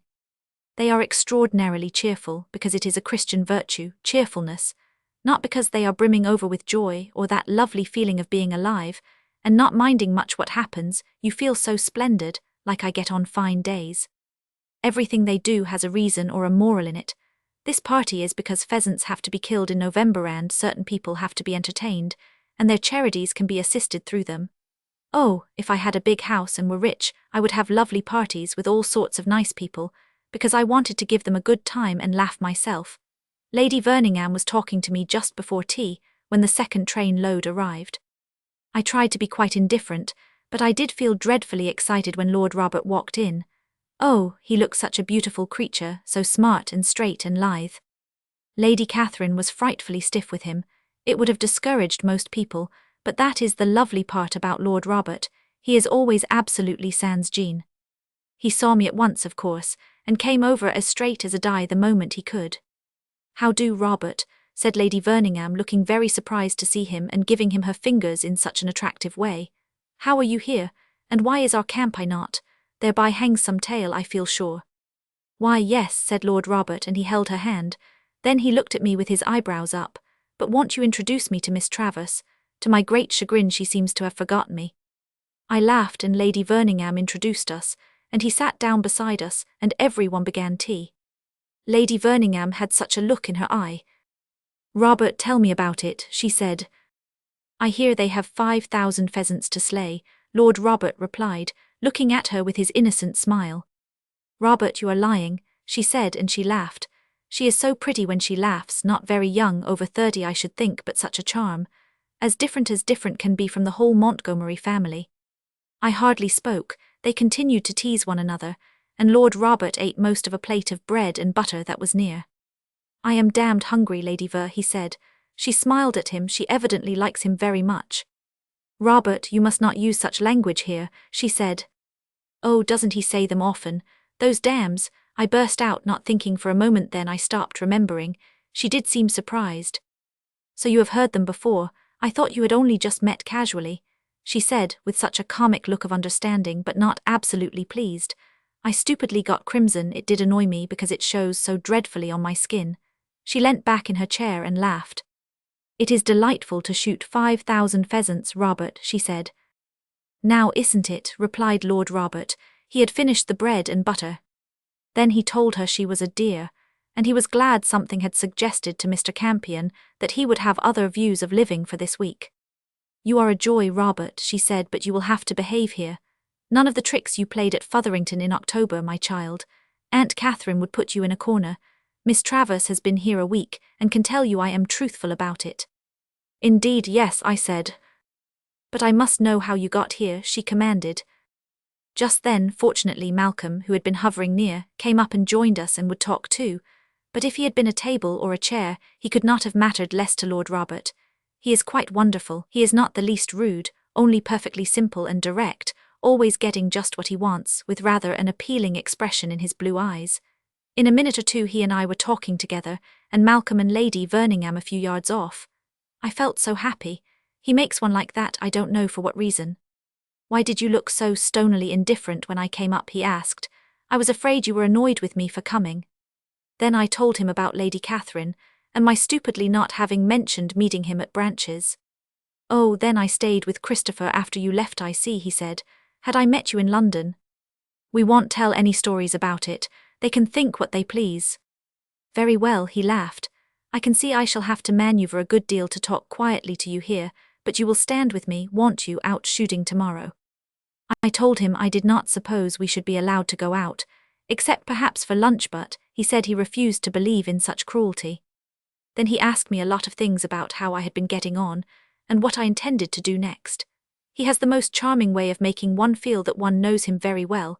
He looks at one every now and then straight in the eyes with astonishing frankness. I have never seen any person so quite without airs. I don't suppose he is ever thinking a bit the effect he is producing. Nothing has two meanings with him like with Mr. Carruthers. If he had said I was to stay and marry him, I am sure he would have meant it, and I really believe I should have stayed. "Do you remember our morning packing?" he said presently in such a caressing voice. "I was so happy, weren't you?" I said I was. "And Christopher was mad with us. He was like a bear with a sore head after you left, and insisted upon going up to town on Monday just for the day. He came over here on Tuesday, didn't he?" "No, he did not," I was obliged to say, and I felt cross about it still. I don't know why. "He is a queer creature," said Lord Robert, "and I am glad you have not seen him. I don't want him in the way. I am a selfish brute, you know." I said Mrs. Carruthers had always brought me up to know men were that, so such a thing would not prejudice me against him. He laughed. "You must help me to come and sit and talk again after dinner," he said. "I can see the red-haired son means you for himself, but of course I shall not allow that." I became uppish. "Malcolm and I are great friends," I said demurely. "He walks me round the golf course in the park and gives me advice." "Confounded impertinence," said Lord Robert. "He thinks I ought not to go to Claridge's alone when I leave here, in case someone made love to me. He feels if I looked more like his sisters it would be safer. I have promised that Veronique shall stay at the other side of the door if I have visitors." "Oh, he is afraid of that, is he? Well, I think it is very probable his fears will be realized, as I shall be in London," said Lord Robert. "But how do you know?" I began with a questioning, serious air. "How do you know I should listen? You can't go on to deaf people, can you?" "Are you deaf?" he asked. "I don't think so. Anyway, I would try to cure your deafness." He bent close over to me, pretending to pick up a book. Oh, I was having such a nice time. All of a sudden I felt I was really living, the blood was jumping in my veins, and a number of provoking, agreeable things came to the tip of my tongue to say, and I said them. We were so happy. Lord Robert is such a beautiful shape that pleased me too. The perfect lines of things always give me a nice emotion. The other men look thick and clumsy beside him, and he does have such lovely clothes and ties. We talked on and on. He began to show me he was deeply interested in me. His eyes, so blue and expressive, said even more than his words. I like to see him looking down. His eyelashes are absurdly long and curly, not jet black like mine and Mr. Carruthers, but dark brown and soft and shaded, and oh, I don't know how to say quite why they are so attractive. When one sees them half resting on his cheek, it makes one feel it would be nice to put out the tip of one's finger and touch them. I never spent such a delightful afternoon. Only, alas, it was all too short. "We will arrange to sit together after dinner," he whispered, as even before the dressing gong had rung Lady Catherine came and fussed about, and collected everyone, and more or less drove them off to dress, saying on the way upstairs to me that I need not come down if I had rather not. I thanked her again, but remained firm in my intention of accustoming myself to company. Stay in my room, indeed, with Lord Robert at dinner, never. However, when I did come down, he was surrounded by Montgomerys, and pranced into the dining-room with Lady Verningham. She must have arranged that. I had such a bore, a young Mackintosh cousin of Mary's husband, and on the other side the parson. The one talked about botany in a hoarse whisper, with a Scotch accent, and the other gobbled his food, and made kind of pious jokes in between the mouthfuls. I said when I had borne it bravely up to the ices I hated knowing what flowers were composed of, I only liked to pick them. The youth stared and did not speak much more. For the parson, yes, now and then did, and like that we got through dinner. Malcolm was opposite me, and he gaped most of the time. Even he might have been better than the botanist, but I suppose Lady Catherine felt these two would be a kind of half-mourning for me. No one could have felt gay with them. After dinner, Lady Verningham took me over to a sofa with her, in a corner. The sofas here don't have pillows as at Branches, but fortunately this one is a little apart, though not comfortable, and we could talk. "You poor child," she said, "you had a dull time. I was watching you. What did that McTavish creature find to say to you?" I told her, and that his name was Mackintosh, not McTavish. "Yes, I know," she said, "but I call the whole clan McTavish. It is near enough, and it does worry Mary so. She corrects me every time. Now don't you want to get married and be just like Mary?" There was a twinkle in her eye. I said I had not felt wild about it yet. I wanted to go and see life first. But she told me one couldn't see life unless one was married. "Not even if one is an adventuress like me?" I asked. "A what?" "An adventuress," I said. "People do seem so astonished when I say that. I have got to be one, you know, because Mrs. Carruthers never left me the money after all, and in the book one read about it, it said you were that if you had nice clothes, and undred hair and things and no home." She rippled all over with laughter. "You duck," she said, "now you and I will be friends, only you must not play with Robert Vavasor. He belongs to me. He is one of my special and particular own pets. Is it a bargain?" I do wish now I had had the pluck, then to say straight out that I rather liked Lord Robert, and would not make any bargain, but one is foolish sometimes when taken suddenly. It is then when I suppose it shows if one's head is screwed on firmly, and mine wasn't tonight. But she looked so charming, and I felt a little proud, and perhaps ashamed to show that I am very much interested in Lord Robert, especially if he belongs to her, whatever that means, and so I said it was a bargain, and of course I had never thought of playing with him, but when I came to reflect afterwards, that is a promise, I suppose, and I shan't be able to look at him any more under my eyelashes. And I don't know why I feel very wide awake and tired, and rather silly, and as if I wanted to cry tonight.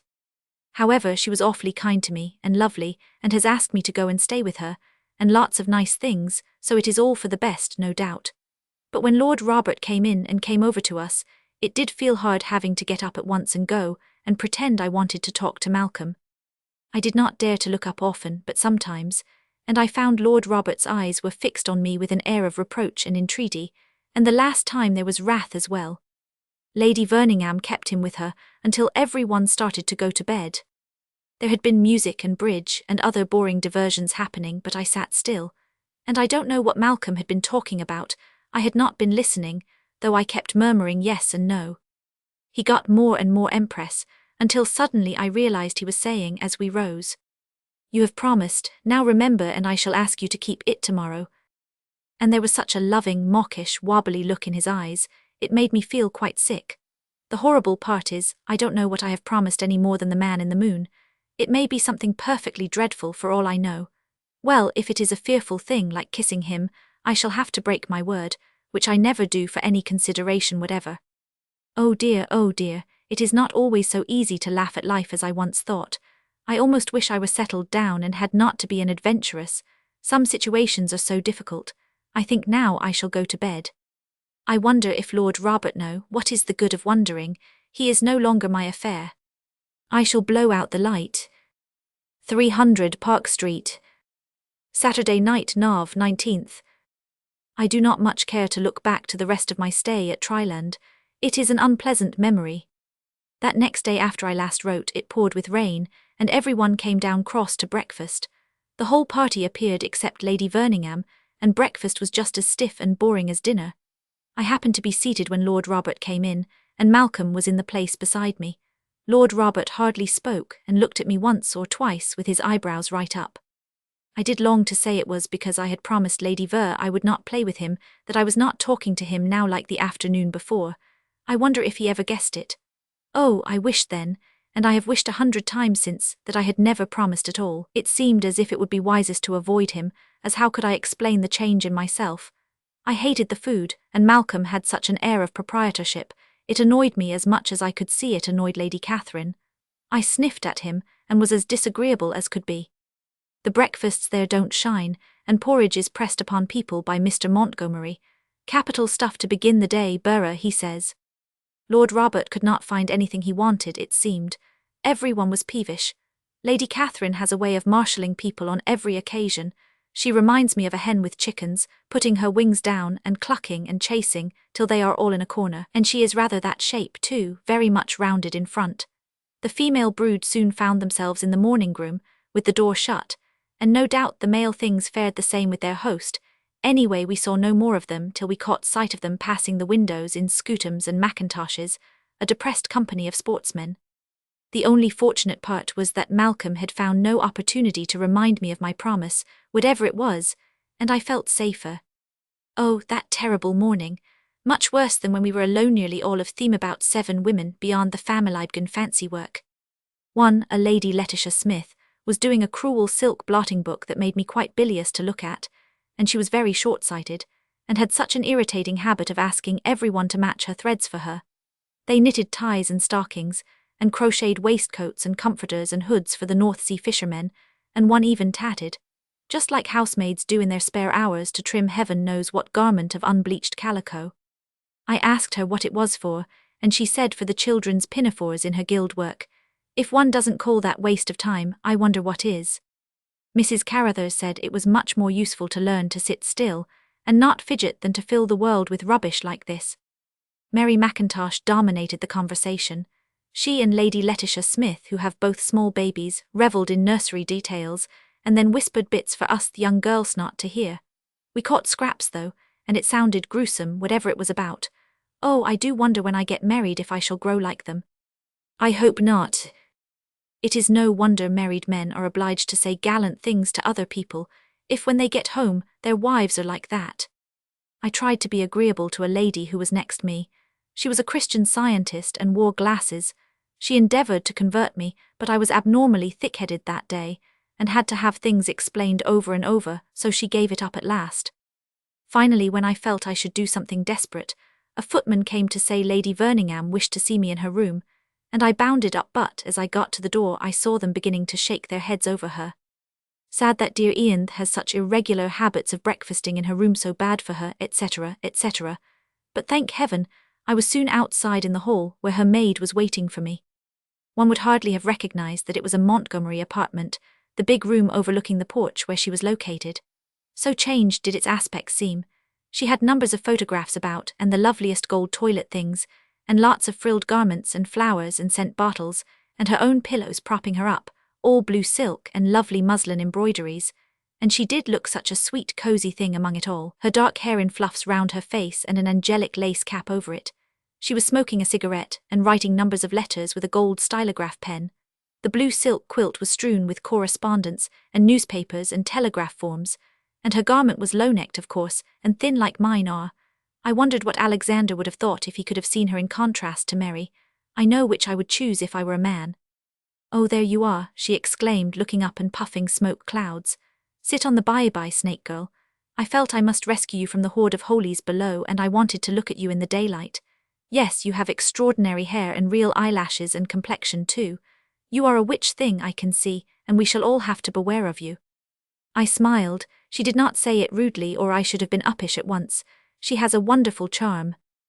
You don't speak much either, she continued. I feel you are dangerous. That is why I am being so civil to you. I think it wisest.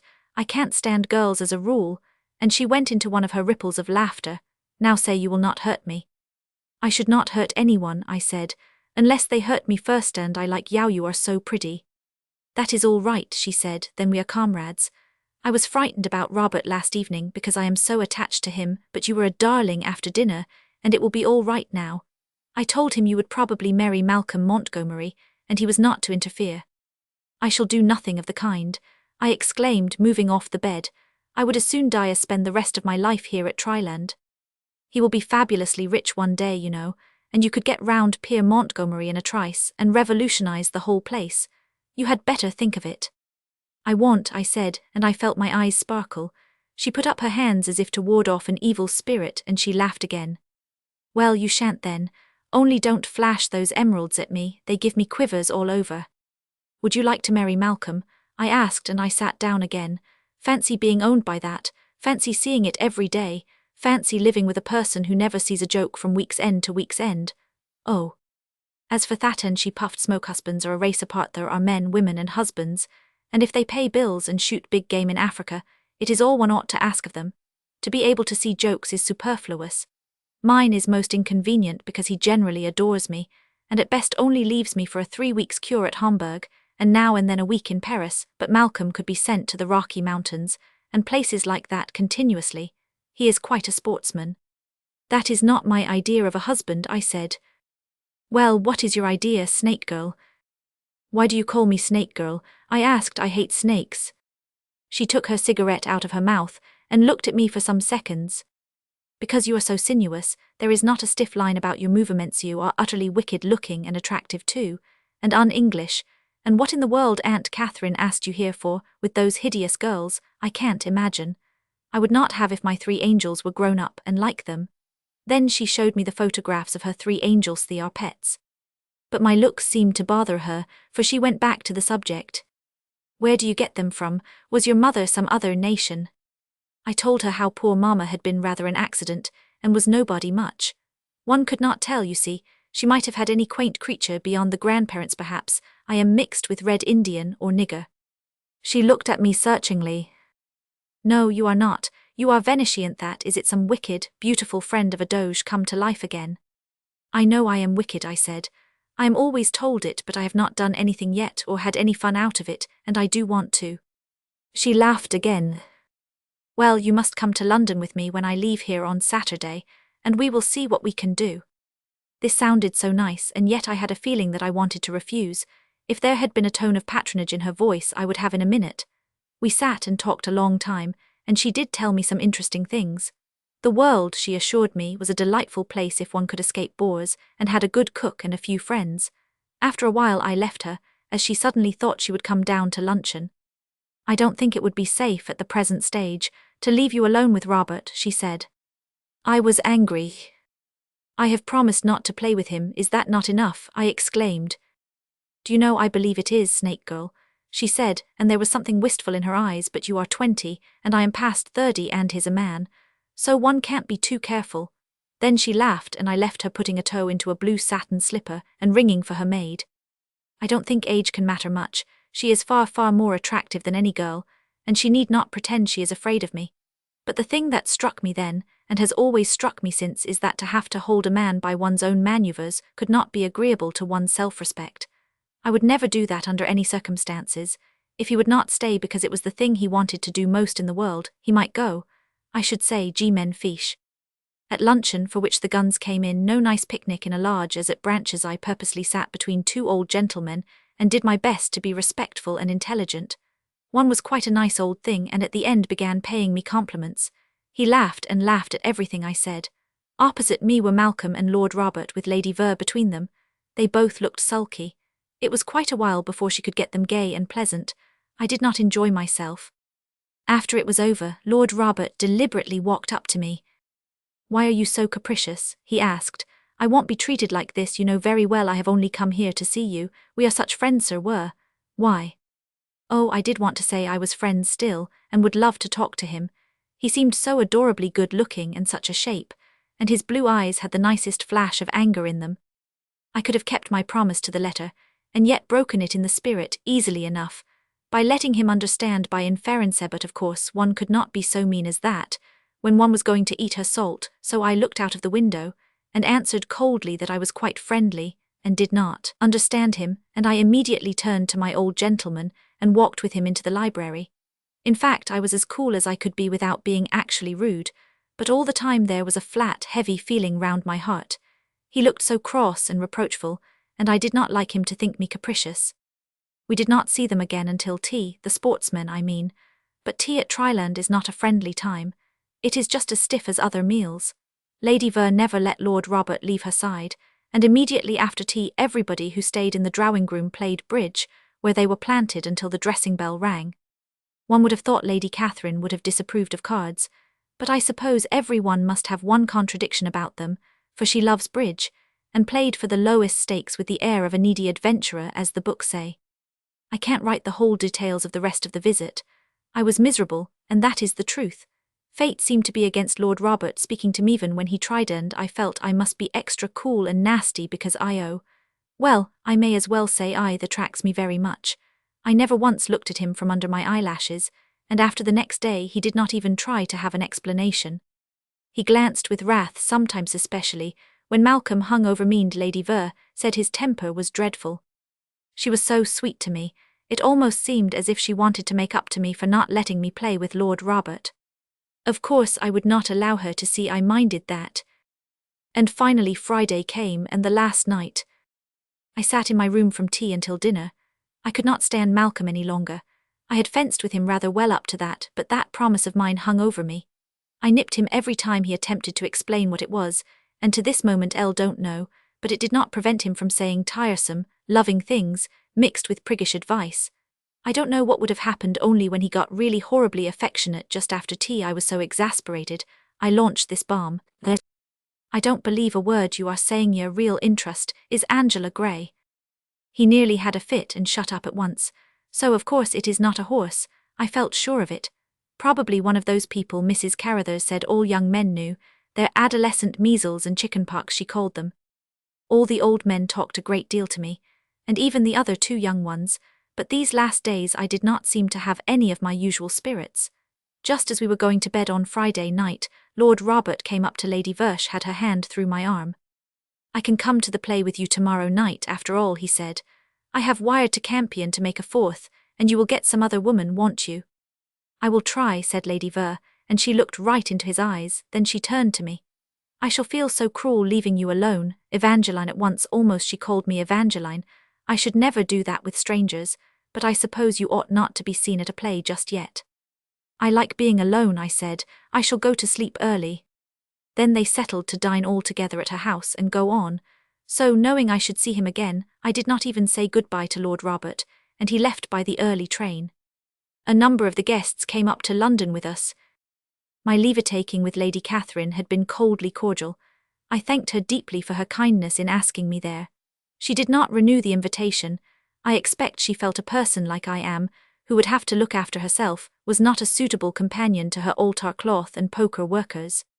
Up to Noche, told Lady Ver, of course, I had been most carefully brought up and taken care of by Mrs. Carruthers, although she had not approved of her views.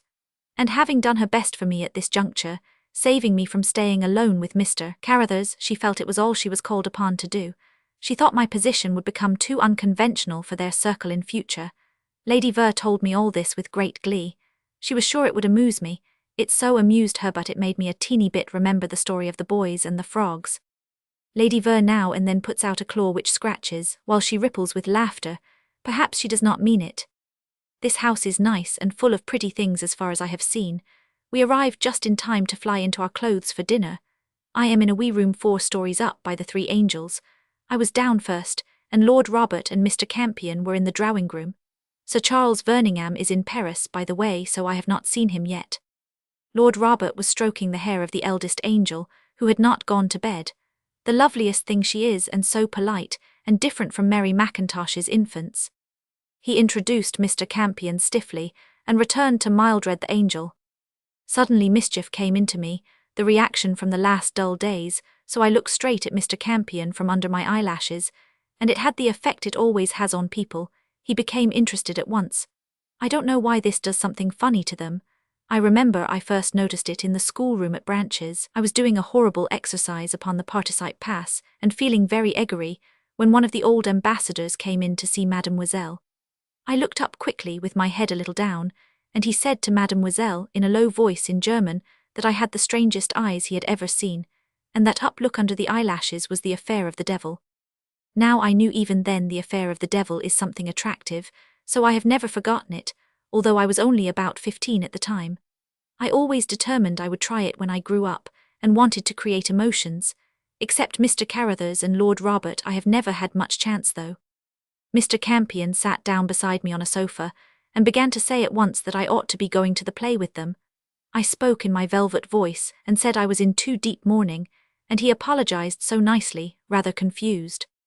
He is quite a decent-looking person, smart and well-groomed like Lord Robert, but not that lovely shape. We talked on for about 10 minutes. I said very little, but he never took his eyes off my face. All the time I was conscious that Lord Robert was fidgeting and playing with a china cow that was on a table near, and just before the butler announced Mrs. Fairfax, he dropped it on the floor and broke its tail off. Mrs. Fairfax is not pretty. She has reddish gold hair with brown roots and a very dark skin, but it is nicely Donath hair, I mean, and perhaps the skin too, as sideways you can see the pink sticking up on it. It must be rather a nuisance to have to do all that, but it is certainly better than looking like Mary Mackintosh. She doesn't balance nicely, bits of her are too long or too short. I do like to see everything in the right place like Lord Robert's figure. Lady Ver came in just then and we all went down to dinner. Mrs. Fairfax gushed at her a good deal. Lady Ver does not like her much, she told me in the train, but she was obliged to wire to her to come, as she could not get anyone else Mr. Campion liked, on so short a notice. The kind of woman everyone knows, and who has no sort of pride, she said. Well, even when I am really an adventuress I shan't be like that. Dinner was very gay. Lady Ver, away from her decorous relations, is most amusing. She says anything that comes into her head. Mrs. Fairfax got cross because Mr. Campion would speak to me, but as I did not particularly take to her, I did not mind, and just amused myself. As the party was so small, Lord Robert and I were obliged to talk a little, and once or twice I forgot, and let myself be natural and smile at him. His eyebrows went up in that questioning, pathetic way he has, and he looked so attractive that made me remember again, and instantly turn away. When we were coming into the hall, while Lady Ver and Mrs. Fairfax were up putting on their cloaks, Lord Robert came up close to me and whispered, "I can't understand you. There is some reason for your treating me like this, and I will find it out. Why are you so cruel, little wicked tiger cat?" And he pinched one of my fingers until I could have cried out. That made me so angry. "How dare you touch me?" I said. "It is because you know I have no one to take care of me that you presume like this." I felt my eyes blaze at him, but there was a lump in my throat. I would not have been hurt if it had been anyone else, only angry, but he had been so respectful and gentle with me at Branchesand. I had liked him so much. It seemed more cruel for him to be impertinent now. His face fell indeed, all the fierceness went out of it, and he looked intensely miserable. "Oh, don't say that," he said in a choked voice. That is the one thing you know is not true." Mr. Campion, with his fur coat fastened, came up at that moment, saying gallant things and insinuations that we must meet again. But I said good night quietly, and came up the stairs without a word more to Lord Robert. "Good night, Evangeline, pet," Lady Ver said, when I met her on the drawing-room landing coming down. "I do feel a wretch leaving you, but tomorrow I will really try and amuse you. You look very pale, child, the journey has tried you probably." "Yes, I am tired," I tried to say in a natural voice, but the end word shook a little, and Lord Robert was just behind, having run up the stairs after me, so I fear he must have heard. "Miss Travers, please," he implored, but I walked on up the next flight, and Lady Ver put her hand on his arm and drew him down with her, and as I got up to the 4th floor I heard the front door shut. And now they are gone and I am alone. My tiny room is comfortable and the fire is burning brightly. I have a big armchair and books, and this my journal, and all is cozy, only I feel so miserable. I want to cry and be a silly coward. Why, of course it is amusing to be free, and I am not grieving over Mrs. Carruthers' death, only perhaps I am lonely, and I wish I were at the theatre. No, I don't. The thing I do wish is that no, I won't write it even. Good night, journal.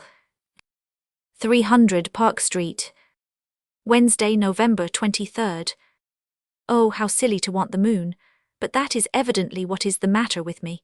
Here I am in a comfortable house with a kind hostess, and no immediate want of money, and yet I am restless and sometimes unhappy. For the 4 days since I arrived, Lady Ver has been so kind to me, taken the greatest pains to try and amuse me and cheer me up. We have driven about in her electric brougham and shopped, and agreeable people have been to lunch each day, and I have had what I suppose is a success. At least she says so. I am beginning to understand things better, and it seems one must have no real feelings, just as Mrs. Carruthers always told me, if one wants to enjoy life.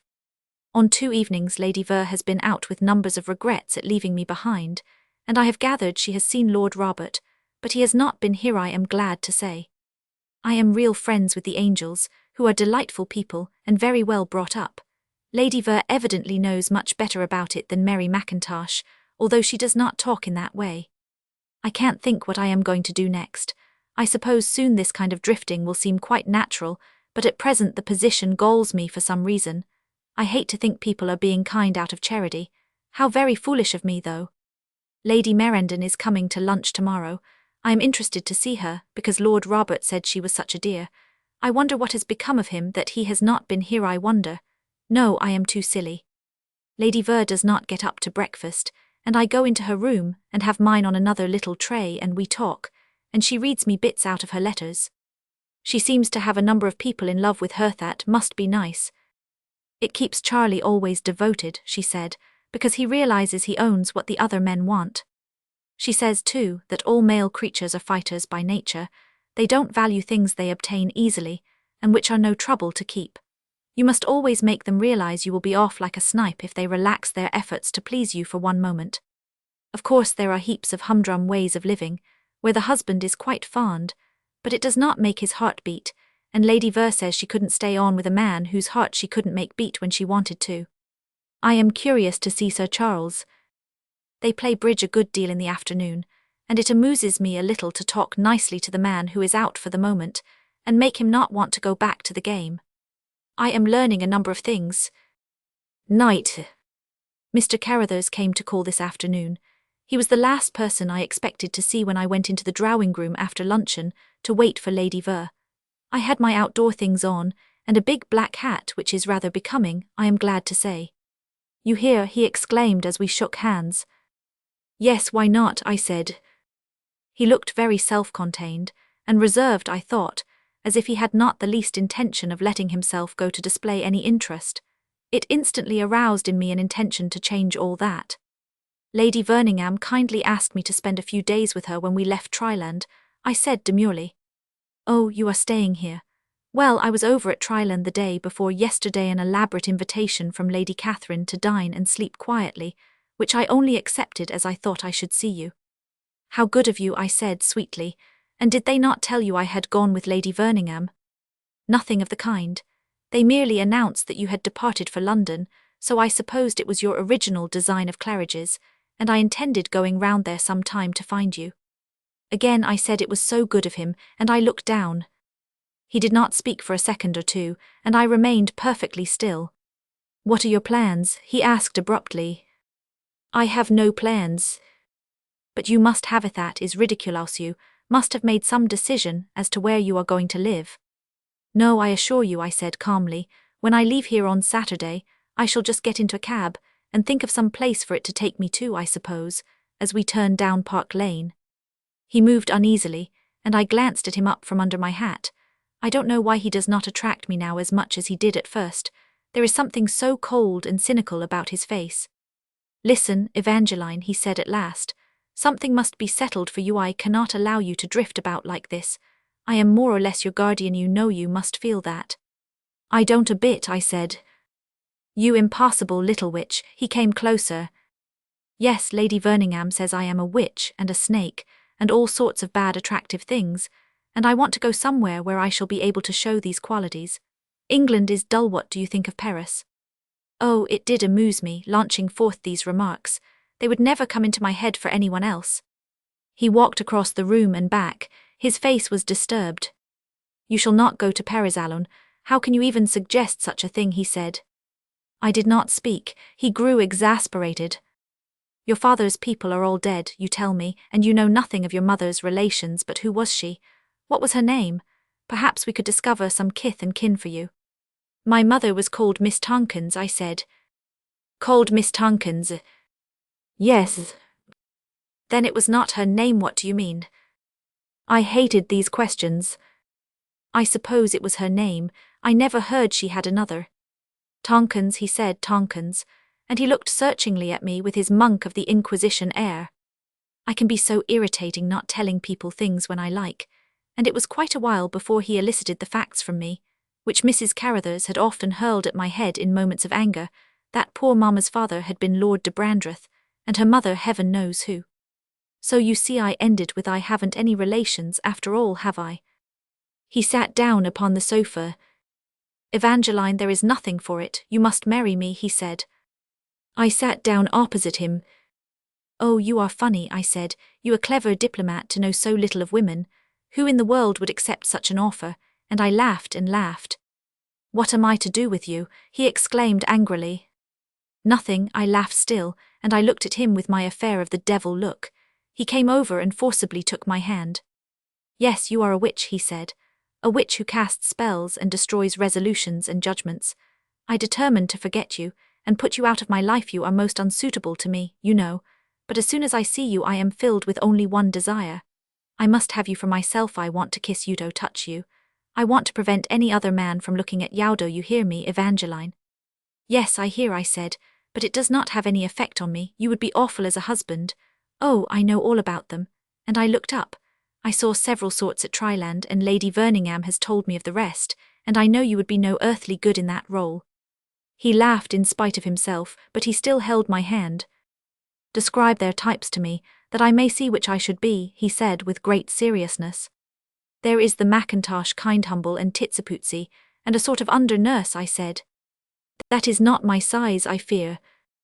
Then there is the Montgomery, selfish and bullying, and near about money. But I am not Scotch. Noel, Lord Kestervin, was English, and he fussed and worried and looked out trains all the time. I shall have a groom of the chambers. And they were all casual and indifferent to their poor wives, and boresome and bored, and one told long stories, and one was stodgy, and one opened his wife's letters before she was down. Tell me the attributes of a perfect husband, then, that I may learn them, he said. They have to pay all the bills. Well, I could do that.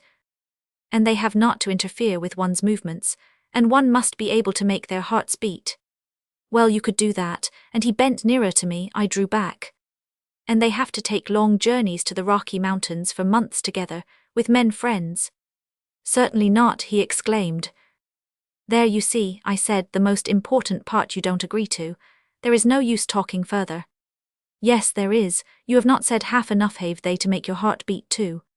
You are hurting my hand. He dropped it. Have they? Lady Ver said no husband could do that. The fact of there being one kept your heart quite quiet, and often made you yawn, but she said it was not necessary, as long as you could make theirs, so that they would do all you asked. Then do women's hearts never beat, did she tell you? Of course they beat. How simple you are for 30 years old. They beat constantly for people who are not husbands. That is the result of your observations, is it? You are probably right, and I am a fool. Someone said at lunch yesterday that a beautiful lady in Paris had her heart beating for you, I said, looking at him again. He changed so very little. It was not a start, or a wince, even just enough for me to know he felt what I said. People are too kind, he said, but we have got no nearer the point. When will you marry me? I shall marry Youniver, Mr. Carruthers, I said, unless I get into an old maid soon, and no one else asks me. Then if you go on your knees I may put out the tip of my finger, perhaps. And I moved towards the door, making him a sweeping and polite curtsy. He rushed after me. Evangeline, he exclaimed, I am not a violent man as a rule, indeed I am rather cool, but you would drive anyone perfectly mad. Some day someone will strangle you, itch. Then I had better run away to save my neck, I said, laughing over my shoulder as I opened the door and ran up the stairs, and I peeped at him from the landing above. He had come out into the hall. Goodbye, I called, and without waiting to see Lady Ver he tramped down the stairs and away. Evangeline, what have you been doing? She asked when I got into her room, where her maid was settling her veil before the glass, and trembling over it. Lady Ver is sometimes fractious with her, worse than I am with Veronique, far. Evangeline, you look naughtier than ever, confess at once. I have been as good as gold, I said. Then why are those 2 emeralds sparkling so, may one ask? They are sparkling with conscious virtue, I said demurely. You have quarrelled with Mr. Carruthers. Go away, Welby, stupid woman, can't you see it catches my nose? Welby retired meekly after she is cross. Lady Ver sends Welby to the theatre. Welby adores her. Evangeline, how dare you? I see it all. I gathered bits from Robert. You have quarrelled with the very man you must marry. What does Lord Robert know about me? I said. That made me angry. Nothing, he only said Mr. Carruthers admired you at Branches. Oh, he is too attractive, Christopher. He is one of the married women's pets, as Ada Fairfax says, and has never spoken to a girl before. You ought to be grateful we have let him look at you, minx, instead of quarrelling as I can see you have. She rippled with laughter while she pretended to scold me. Surely I may be allowed that chastened diversion, I said. I can't go to theatres. Tell me about it, she commanded, tapping her foot.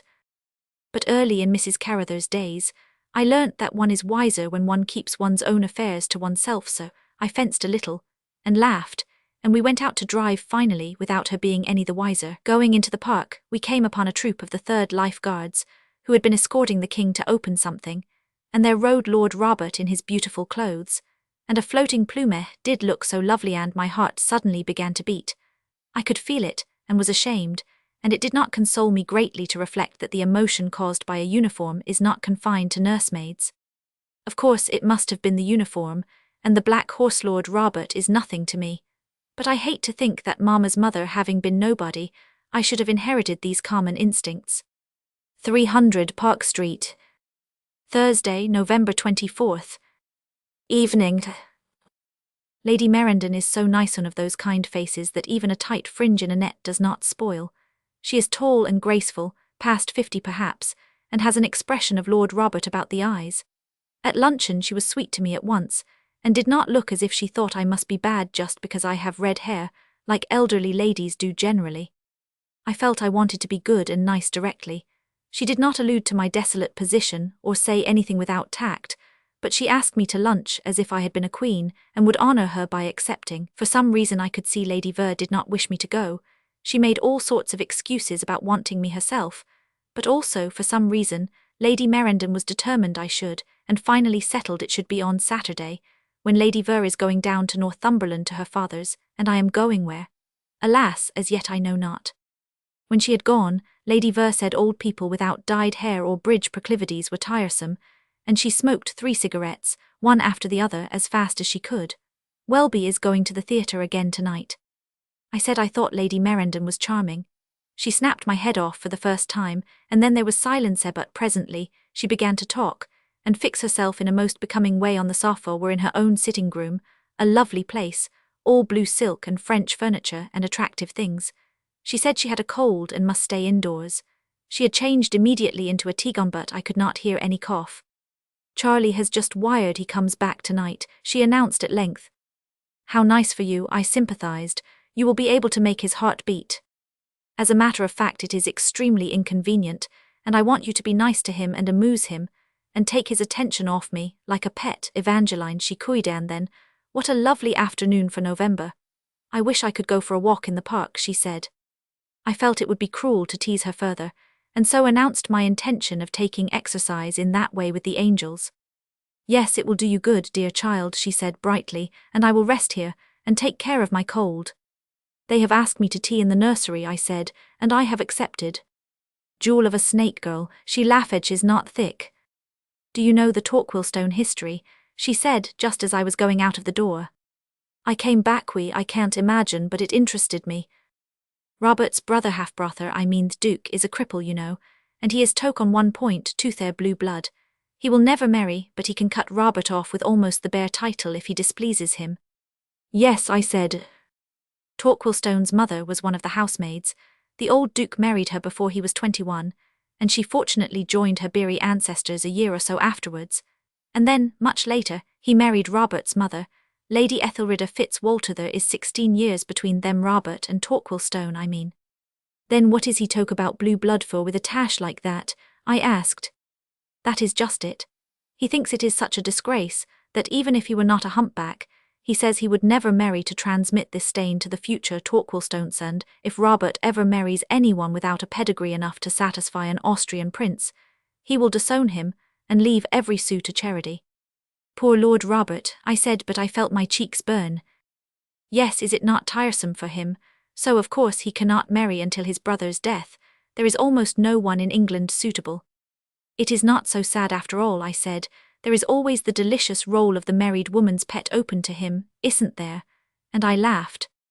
Little cat, but she wasn't angry. I told you I only scratched when I was scratched first, I said as I went out of the room. The angels had started for their walk, and Veronique had to come with me at first to find them. We were walking fast down the path beyond Stanhope Gate, seeing their blue velvet pelisses in the distance, when we met Mr. Carruthers. He stopped and turned with me. Evangeline, I was so angry with you yesterday, he said. I very nearly left London and abandoned you to your fate, but now that I have seen you again, he paused. You think Paris is a long way off, I said innocently. What have they been telling you? He said sternly, but he was not quite comfortable.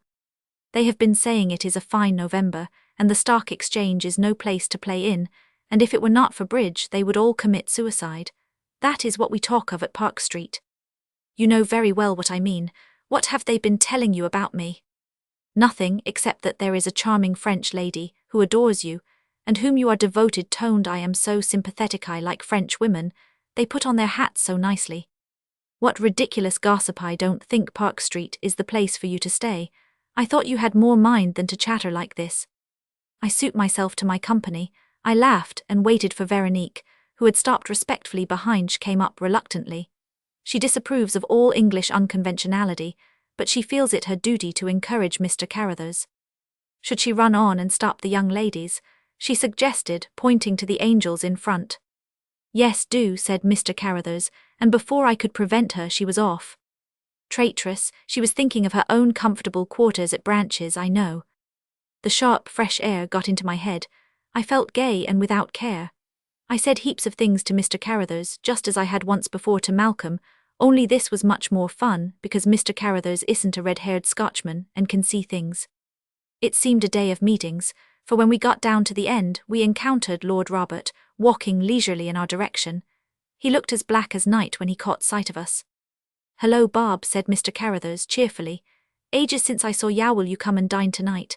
I have a box for this winter opera that is on, and I am trying to persuade Miss Travers to come.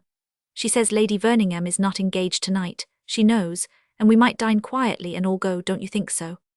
Lord Robert said he would, but he added Miss Travers would never come out before. She said she was in too deep mourning. He seemed aggrieved. I am going to sit in the back of the box, and no one will see me, I said, and I do love music so. We had better let Lady Verningham know at once then, said Mr. Carruthers. Lord Robert announced he was going there now, and would tell her.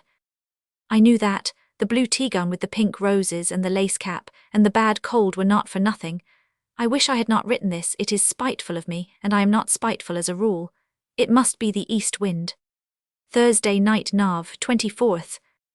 Now that you have embarked upon this, Lady Ver said, when I ventured into her sitting-room, hearing no voices. About 6 o'clock Mr. Carruthers had left me at the door at the end of our walk, and I had been with the angels at tea ever since. Now that you have embarked upon this opera, I say, you will have to dine at Willis with us. I won't be in when Charlie arrives from Paris. A windy day like today, his temper is sure to be impossible. Very well, I said. Of what use after all for an adventuress like me to have sensitive feelings? And I am leaving this house at 6:45. I wish you to know Evangeline, pet, she called after me as I flew off to dress. As a rule, Lady Ver takes a good hour to make herself into the attractive darling. She is in the evening, she has not to do much, because she is lovely by nature. But she potters and squabbles with Welby, to divert herself, I suppose. However, tonight, with the terror upon her of a husband fresh from a rough Channel passage, going to arrive at 7 o'clock, she was actually dressed and down in the hall when I got there, punctually at 6, and in the twinkle of an eye we were rolling in the electric to Willis. I have only been there once before, and that to lunch in Mrs. Carruthers' days with some of the ambassadors, and it does feel gay going to a restaurant at night. I felt more excited than ever in my life, and such a situation too. Lord Robert Fruit defendu, and Mr. Carruthers Empress, and to be kept in bounds. More than enough to fill the hands of a maiden of 16, fresh from a convent, as old Count Sumroff used to say when he wanted to express a really difficult piece of work. They were waiting for us just inside the door, and again I noticed that they were both lovely creatures, and both exceptionally distinguished looking. Lady Ver nodded to a lot of people before we took our seats in a nice little corner. She must have an agreeable time with so many friends. She said something which sounds so true in one of our talks, and I thought of it then. It is wiser to marry the life you like, because after a little the man doesn't matter. She has evidently done that, but I wish it could be possible to have both the man and the life. Well. One has to sit rather close on those sofas, and as Lord Robert was not the host, he was put by me, the other two at a right angle to us. I felt exquisitely gay in spite of having an almost high black dress on, and not even any violets. It was dreadfully difficult not to speak nicely to my neighbour. His directness and simplicity are so engaging, but I did try hard to concentrate myself on Christopher, and leave him alonianly. I don't know why the sense of his being so near me made me feel I don't quite know what. However, I hardly spoke to him. Lady Ver shall never say I did not play fair, though insensibly even she herself drew me into a friendly conversation, and then Lord Robert looked like a happy schoolboy. We had a delightful time. Mr. Carruthers is a perfect host. He has all the smooth and exquisite manners of the old diplomats, without their false teeth and things. I wish I were in love with him, or even I wish something inside me would only let me feel it was my duty to marry him. But it jumps up at me every time I want to talk to myself about it, and says absolutely impossible. When it came to starting for the opera, Mr. Carruthers will take you in his brougham, Evangeline, Lady Ver said, and I will be protected by Robert. Come along, Robert, as he hesitated. Oh, I say, Lady Ver, he said, I would love to come with you, but won't it look rather odd for Miss Evangeline to arrive alone with Christopher? Consider his character. Lady Ver darted a glance of flame at him and got into the electric, while Christopher without hesitation handed me into his brougham. Lord Robert and I were two puppets apart. One, do not like playing. I was angry altogether. She would not have dared to have left me to go like this if I had been anyone who mattered. Mr. Carruthers got in and tucked his sable rug round me. I never spoke a word for a long time, and Covent Garden is not far off, I told myself. I can't say why I had a sense of malaise. There was a strange look in his face, as a great lamp threw a light on it. Evangeline, he said, in a voice I have not yet heard, when are you going to finish playing with me? I am growing to love you, you know. I am very sorry to hear it, I said gently. I don't want you to, please don't, as he took my hand. If you only knew how I hate being touched. He leant back and looked at me. There is something which goes to the head a little about being in a brougham with nice fur rugs, alone with someone at night, the lights flashing in at the windows and that faint scent of a very good cigar. I felt fearfully excited. If it had been Lord Robert, I believe well. He leant over very close to me. It seemed in another moment he would kiss me, and what could I do then? I couldn't scream, or jump out in Leicester Square, could I? Why do you call me Evangeline? I said by way of putting him off. I never said you might. Foolish child, I shall call you what I please. You drive me mad. I don't know what you were born for. Do you always have this effect on people? What effect? I said to gain time. We had got nearly into Long Acre. An effect that causes one to lose all discretion. I feel I would give my soul to hold you in my arms. I told him I did not think it was at all nice or respectful of him to talk so, that I found such love revolting. You tell me in your sane moments I am most unsuitable to you try to keep away from me, and then when you get close you begin to talk this stuff. I think it is an insult, I said, angry and disdainful. When I arouse devotion and tenderness in someone, then I shall listen, but to you and to this never. Go on, he said, even in the dim light you look beautiful when cross. I am not cross, I answered, only absolutely disgusted. By that time, thank goodness, we had got into the stream of carriages close to the opera house. Mr. Carruthers, however, seemed hardly to notice this. Darling, he said, I will try not to annoy you, but you are so fearfully provoking. I tell you truly, no man would find it easy to keep cool with you. Oh, I don't know what it is being cool or not cool, I said wearily. I am tired of everyone, even as tiny a thing as Malcolm Montgomery gets odd like this. He leant back and laughed, and then said angrily, impertinence, I will wring his neck. Thank heaven we have arrived, I exclaimed as we drove under the portico. I gave a great sigh of relief. Really, men are very trying and tiresome, and if I shall always have to put up with these scenes through having red hair, I almost wish it were mouse-coloured, like Cicely Parker's. Mrs. Carruthers often said, you need not suppose, Evangeline, that you are going to have a quiet life with your colouring. The only thing one can hope for is that you will screw on your head. Lady Ver and Lord Robert were already in the hall waiting for us, but the second I saw them I knew she had been saying something to Lord Robert. His face, so gay and debonair all through dinner, now looked set and stern, and he took not the slightest notice of me as we walked to the box, the big one next the stage on the pit tier. Lady Ver appeared triumphant. Her eyes were shining with big blacks in the middle, and such bright spots of pink in her cheeks. She looked lovely, and I can't think why, but I suddenly felt I hated her. It was horrid of me, for she was so kind, and settled me in the corner behind the curtain where I could see and not be seen rather far back, while she and Lord Robert were quite in the front. It was Carmen the opera. I have never seen it before. Music has such an effect. Every note seems to touch some emotion in me. I feel wicked or good or exalted or some queer feeling that I don't know what it is, a kind of electric current down my back, and as if I would like to love someone and have them to kiss me. Oh, it sounds perfectly dreadful what I have written, but I can't help it. That is what some music does to me, and I said always I should tell the truth here. From the very beginning note to the end I was feeling. Oh, how I understand her Carmen. Fruit defendu attracted her soft, beautiful, wicked, fascinating snake. I also wanted to dance, and to move like that, and I unconsciously quivered perhaps. I was cold as ice and fearfully excited. The back of Lord Robert's beautifully set head impeded my view at times.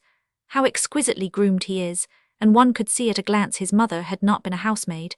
I never have seen anything look so well bred as he does. Lady Ver was talking to him in a cooing, low voice after the first act and the second act, and indeed even when the third act had begun. He seemed much more empress with her than he generally does. It hurt Methat and the music and the dancing, and Mr. Carruthers whispering passionate little words at intervals, even though I paid no attention to them, but altogether I too felt a kind of madness. Suddenly Lord Robert turned round, and for 5 seconds looked at me. His lovely expressive blue eyes, swimming with wrath and reproach, and oh, how it hurt me. Contempt. Christopher was leaning over the back of my chair, quite close in a devoted attitude. Lord Robert did not speak, but if a look could wither, I must have turned into a dead oak leaf. It awoke some devil in me. What had I done to be annihilated so?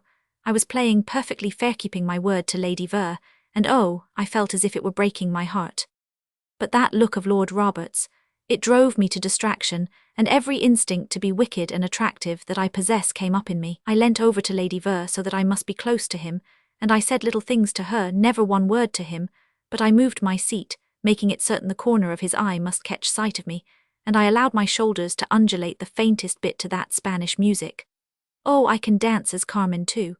Mrs. Carruthers had me taught every time we went to Paris. She loved to see it herself. I could hear Christopher breathing very quickly. My God, he whispered, a man would go to hell for you. Lord Robert got up abruptly and went out of the box. Then it was as if Don Jose's dagger plunged into my heart, not Carmen's.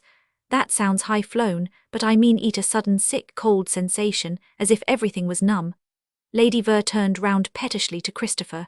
What on earth is the matter with Robert? She said. There is a Persian proverb which asserts a devil slips in between two winds, said Christopher. Perhaps that is what has happened in this box tonight. Lady Ver laughed harshly, and I sat there still as death. And all the time the music and the movement on the stage went on. I am glad she is murdered in the end, glad. Only I would like to have seen the blood gush out. I am fierce sometimes. 300 Park Street. Friday morning, Nav, 25th. I know just the meaning of dust and ashes, for that is what I felt I had had for breakfast this morning, the day after Carmen. Lady Ver had given orders she was not to be disturbed, so I did not go near her, and crept down to the dining-room, quite forgetting the master of the house had arrived. There he was, a strange, tall, lean man with fair hair, and sad, cross, brown eyes, and a nose inclined to pink at the deeper look of indigestion about him, I feel sure. He was sitting in front of a Daily Telegraph propped up on the teapot, and some cold, untasted sole on his plate. I came forward. He looked very surprised. Evangeline Travers, I announced. He said, how do you awkwardly. One could see without a notion what that meant. I am staying here, I continued. Did you not know? Then won't you have some breakfast? Beastly cold, I fear, politeness forced him to utter. No, Ian never writes to me. I had not heard any news for a fortnight, and I have not seen her yet. Manners have been drummed into me from early youth, so I said politely, you only arrived from Paris late last night, did you not? I got in about 7 o'clock, I think, he replied. We had to leave so early. We were going to the opera, I said. A Wagner that begins at unearthly hours, I suppose, he murmured absently. No, it was Carmen, but we dined first with my guardian, Mr. Carruthers. Oh, we both ate for a little. The tea was greenish-blackened, lukewarm. No wonder he has dyspepsia. Are the children in, I wonder, he hazarded presently. Yes, I said. I went to the nursery and saw them as I came down. At that moment the 3 angels burst into the room, but came forward decorously and embraced their parent. They did not seem to adore him like they do Lady Ver. Good morning, Papa, said the eldest, and the other 2 repeated it in chorus. We hope you have slept well and had a nice passage across the sea. They evidently had been drilled outside. Then, nature getting uppermost, they patted him patronizingly. Daddy darling, have you brought us any new dolls from Paris? And I want one with red hair like Evangeline, said Ussult the youngest. Sir Charles seemed bored and uncomfortable. He kissed his 3 exquisite bits of Dresden china, so like, and yet unlike himself. They have Lady Ver's complexion, but brown eyes and golden hair like him. Yes, ask Harbottle for the packages, he said. I have no time to talk to you. Tell your mother I will be in for lunch, and making excuse to me for leaving so abruptly an appointment in the city, shuffled out of the room. I wonder how Lady Ver makes his heart beat. I don't wonder she prefers Lord Robert. Why is Papa's nose so red? Said Ussult. Hush, implored Mildred, poor Papa has come off the sea. I don't love Papa, said Corisande, the middle one. He's cross, and sometimes he makes darling Mummy cry. We must always love Papa, chanted Mildred in a lesson voice. We must always love our parents and grandmamma and grandpapa and aunts and cousins. Amen. The amen slipped out unawares, and she looked confused and corrected herself when she had said it. Let's find Harbottle. Harbottle is Papa's valet, Corisande said, and he is much thoughtfuler than Papa. Last time he brought me a Highland boy doll, though Papa had forgotten I asked for it. They all three went out of the room, first kissing me and curtsying sweetly when they got to the door. They are never rude or boisterous, three angels, I love them. Left alone, I did feel like a dead fish.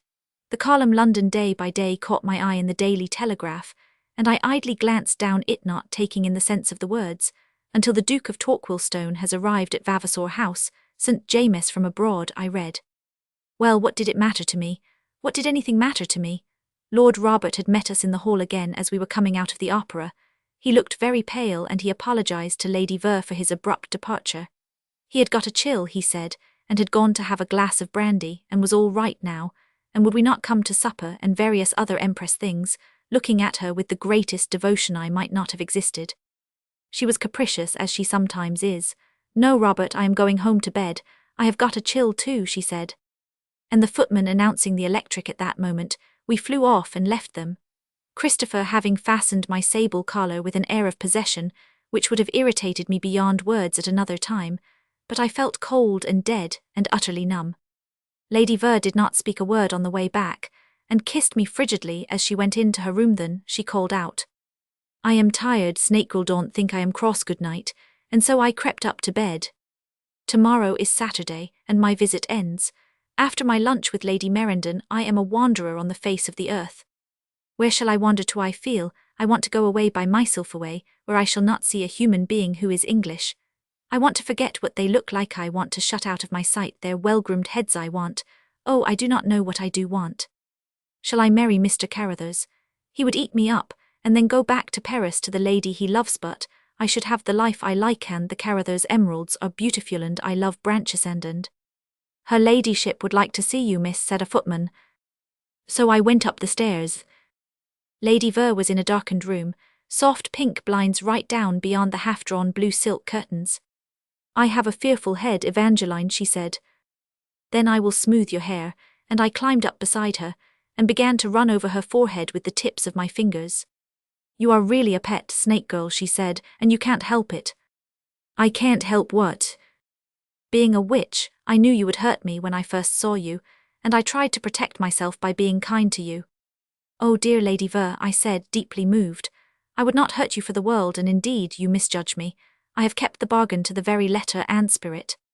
Yes, I know you have to the letter at least, but why did Robert go out of the box last night? She demanded wearily. He said he had got a chill, did not he? I replied lamely. She clasped her hands passionately. A chill? You don't know Robert. He never had a chill in his life, she said. Oh, he is the dearest, dearest being in the world. He makes me believe in good and all things honest. He isn't vicious, he isn't a prig, and he knows the world, and he lives in its ways like the rest of us, and yet he doesn't begin by thinking every woman is fair game, and undermining what little self-respect she may have left to her. Yes, I said, I found nothing else to say.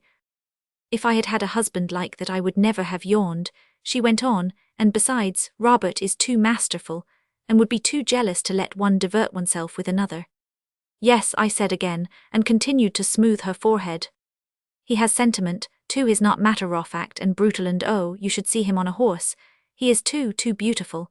She stretched out her arms in a movement of weariness that was pathetic, and touched me. You have known him a long, long time, I said gently. Perhaps 5 years, but only casually until this season. I was busy with someone else before. I have played with so many. Then she roused herself up. But Robert is the only one who has never made love to me. Always dear and sweet and treating me like a queen, as if I were too high for that, and having his own way, and not caring a pin for anyone's opinion, and I have wanted him to make love to me often. But now I realize it is no use. Only you shan't have him, Snake Girl. I told him as we were going to the opera you were as cold as ice and were playing with Christopher, and I am going to take him down to Northumberland with me tomorrow out of your way. He shall be my devoted friend at any rate. You would break his heart, and I shall still hold you to your promise. I said nothing. Do you hear? I say you would break his heart. He would be only capable of loving straight to the end, the kind of love any other woman would die for, but you are Carmen. At all events not she nor any other woman shall ever see what I am or am not. My heart is not for them to peck at, so I said calmly. Carmen was stabbed. And serve her right, fascinating, fiendish demon. Then she laughed, her mood changing. Did you see Charlie? She said. We breakfasted together. Cheerful person, isn't he? No, I said. He looked cross and 99. Ill, she said with a shade of anxiety. Oh, you only mean dyspeptic. Perhaps. Well, he always does when he comes from Paris. If you could go into his room and see the row of photographs on his mantelpiece, you might guess why. Pictures of Sol d'Epoisse and Poulet Victoria ox troughs, no doubt, I hazarded. She doubled up with laughter. Yes, just that, she said. Well, he adores me in his way, and will bring me a new Cartier ring to make up for it. You will see at luncheon.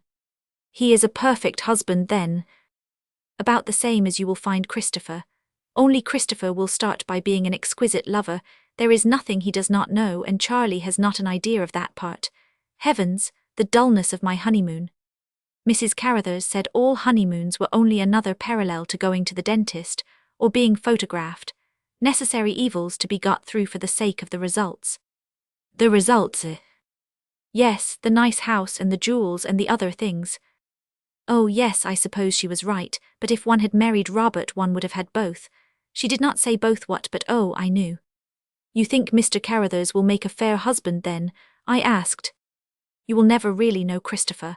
I have been acquainted with him for years. You will never feel he would tell you the whole truth about anything. He is an epicure and an analyst of sensations.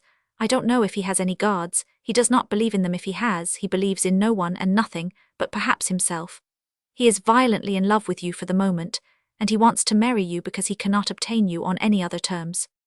You are flattering, I said, rather hurt. I am truthful. You will probably have a delightful time with him, and keep him devoted to you for years, because you are not in love with him, and he will take good care you do not look at anyone else. I can imagine if one were in love with Christopher he would break one's heart, as he has broken poor Alicia Verney's. Oh, but how silly. People don't have broken hearts now. You are talking like out of a book, dear Lady Ver. There are a few cases of broken hearts, but they are not for book reasons of death and tragedy, etc. They are because we cannot have what we want, or keep what we have, and she sighed. We did not speak for a few minutes, then she said quite gaily, You have made my head better, your touch is extraordinary. In spite of all I like you, Snake Girl. You are not found on every gooseberry bush. We kissed lightly, and I left her and went to my room.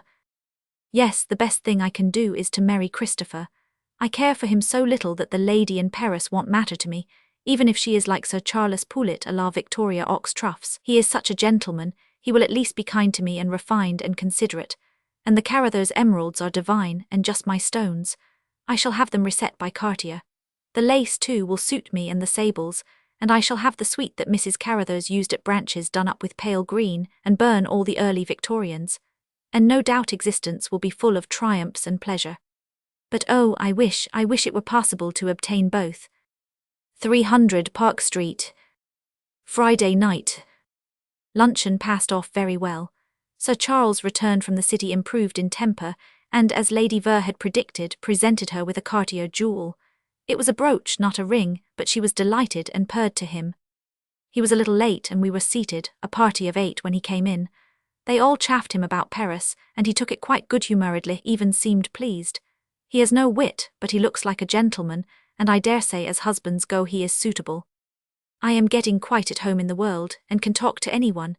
I listen and I do not talk much, only when I want to say something that makes them think.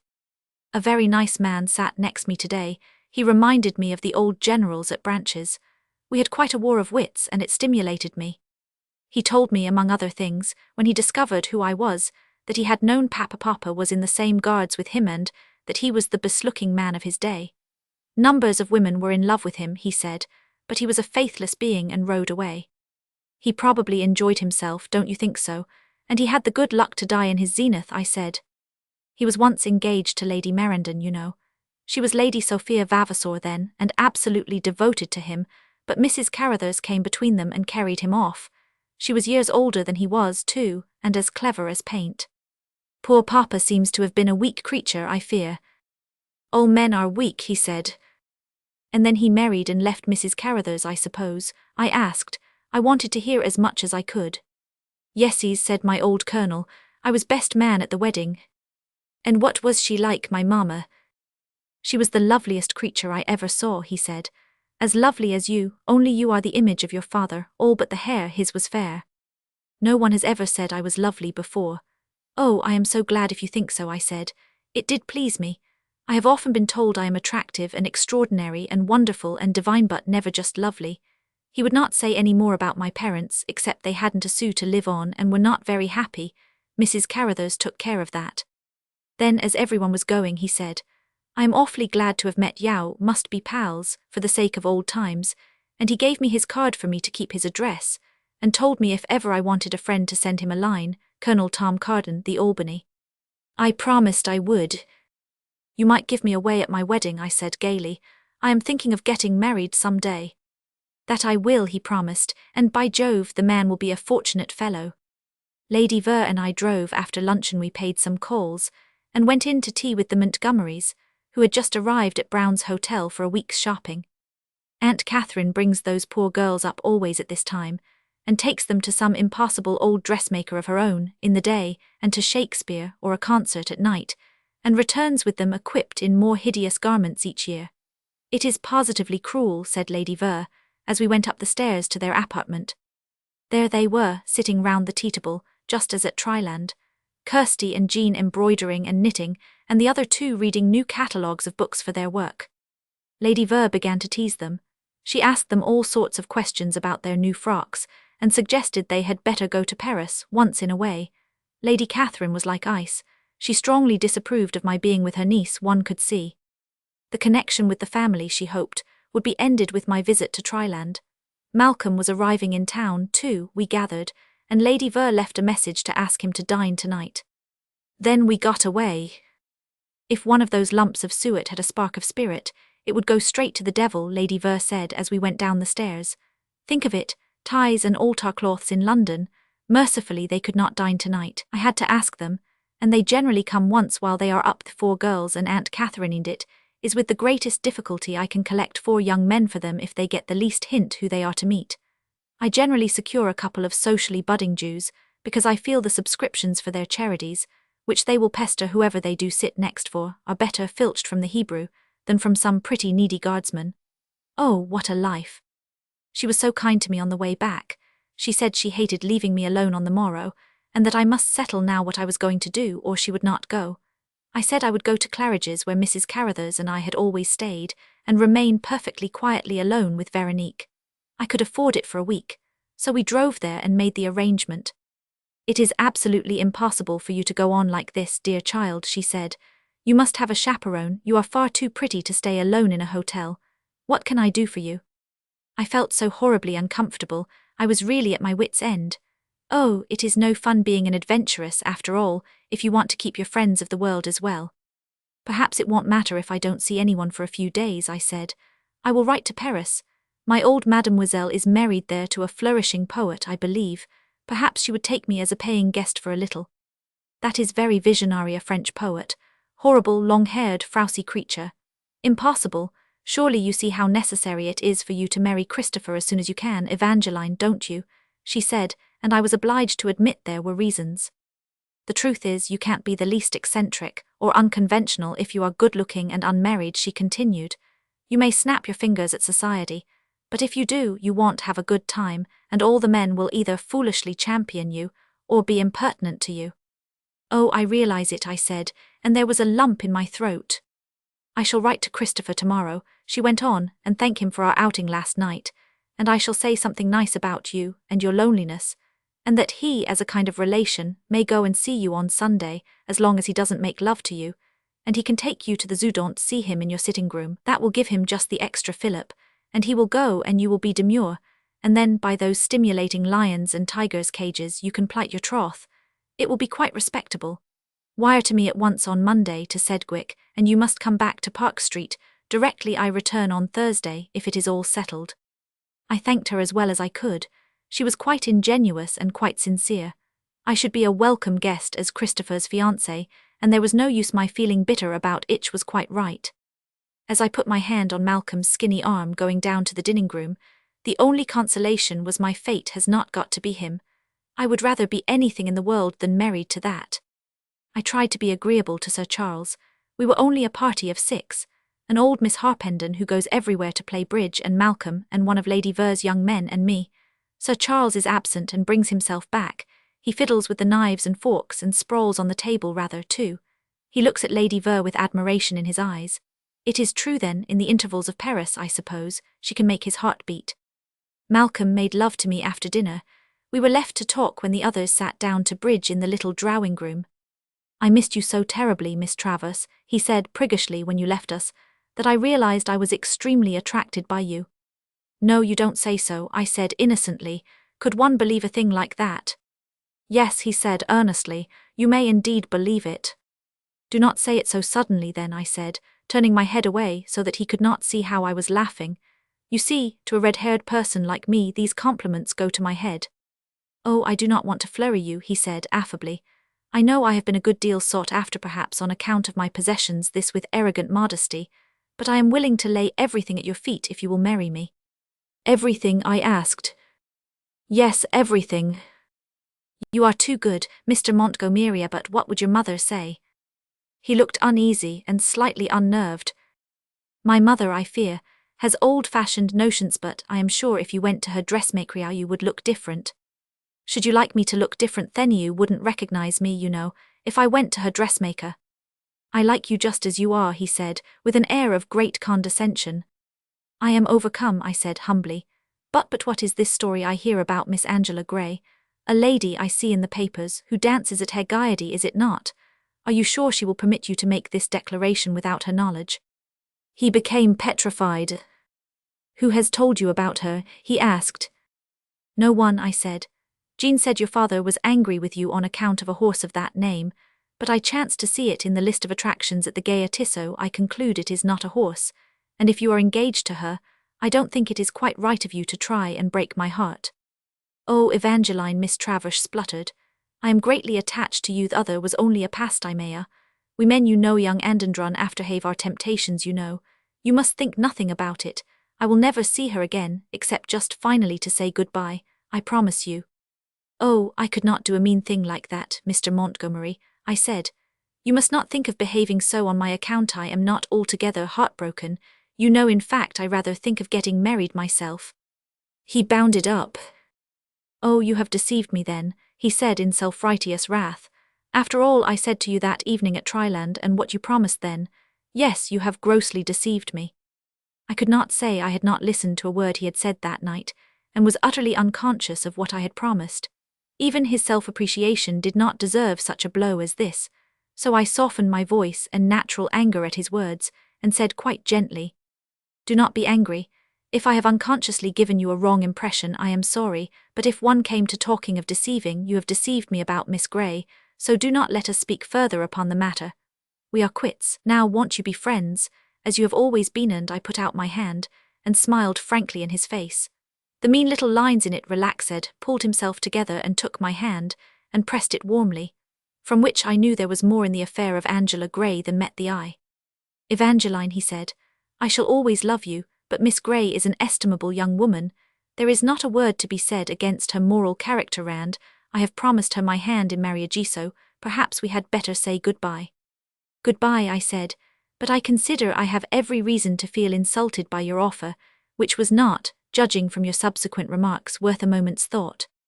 Oh, but I love you, he said, and by his face, for the time, this was probably true, so I did not say any more, and we rose and joined the bridge players, and I contrived that he should not speak to me again alone before he said good night. Did Malcolm propose to you? Lady Ver asked as we came up to bed. I thought I saw a look in his eye at dinner.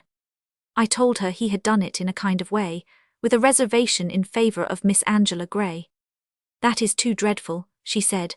"There is a regular epidemic in some of the Guards' regiments just now to marry these poor common things with high moral characters and indifferent feet. But I should have thought the cuteness of the Scot would have protected Malcolm from their designs. Poor Aunt Catherine. Claridge's. Saturday, Nov. 26th. Lady Ver went off early to the station to catch her train to Northumberland this morning, and I hardly saw her to say goodbye. She seemed out of temper too, on getting a note. She did not tell me whom it was from, or what it was about, only she said immediately after that I was not to be stupid. "Do not play with Christopher further," she said, "or you will lose him.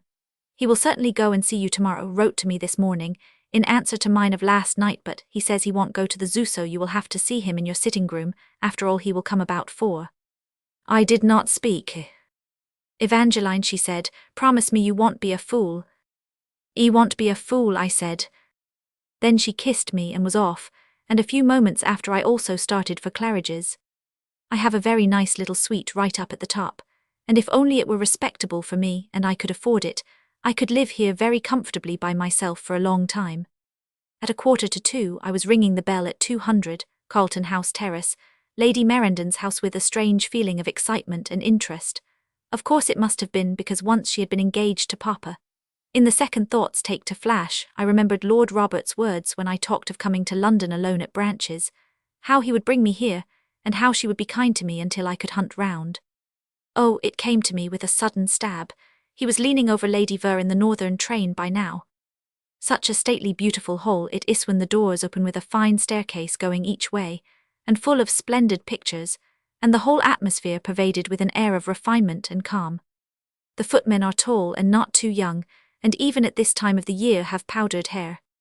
Lady Merendon was upstairs in the small drawing-room, and she rose to meet me, a book in her hand, when I was announced.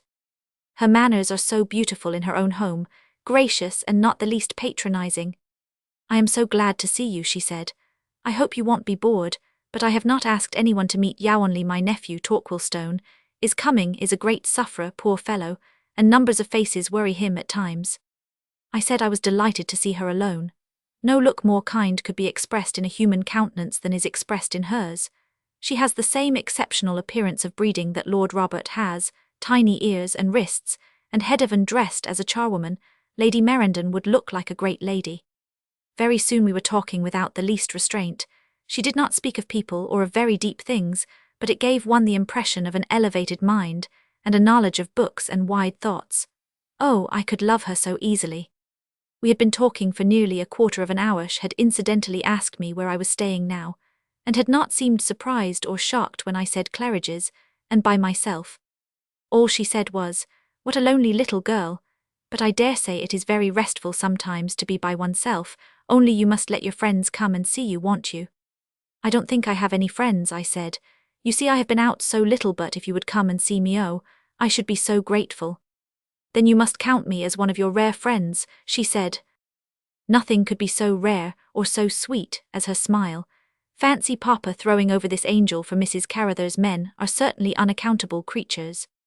I said I would be too honoured to have her for a friend, and she took my hand. "You bring back the long ago," she said. "My name is Evangeline too. Sophia Evangeline, and I sometimes think you may have been called so in remembrance of me." What a strange, powerful factor love must be.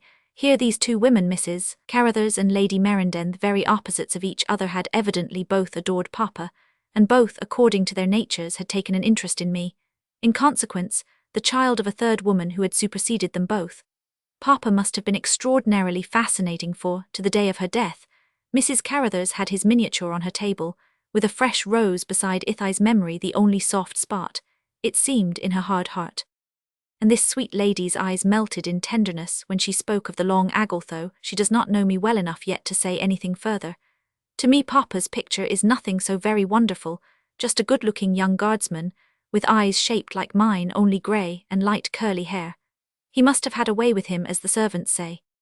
At that moment the Duke of Torquilstone came in. Oh, such a sad sight.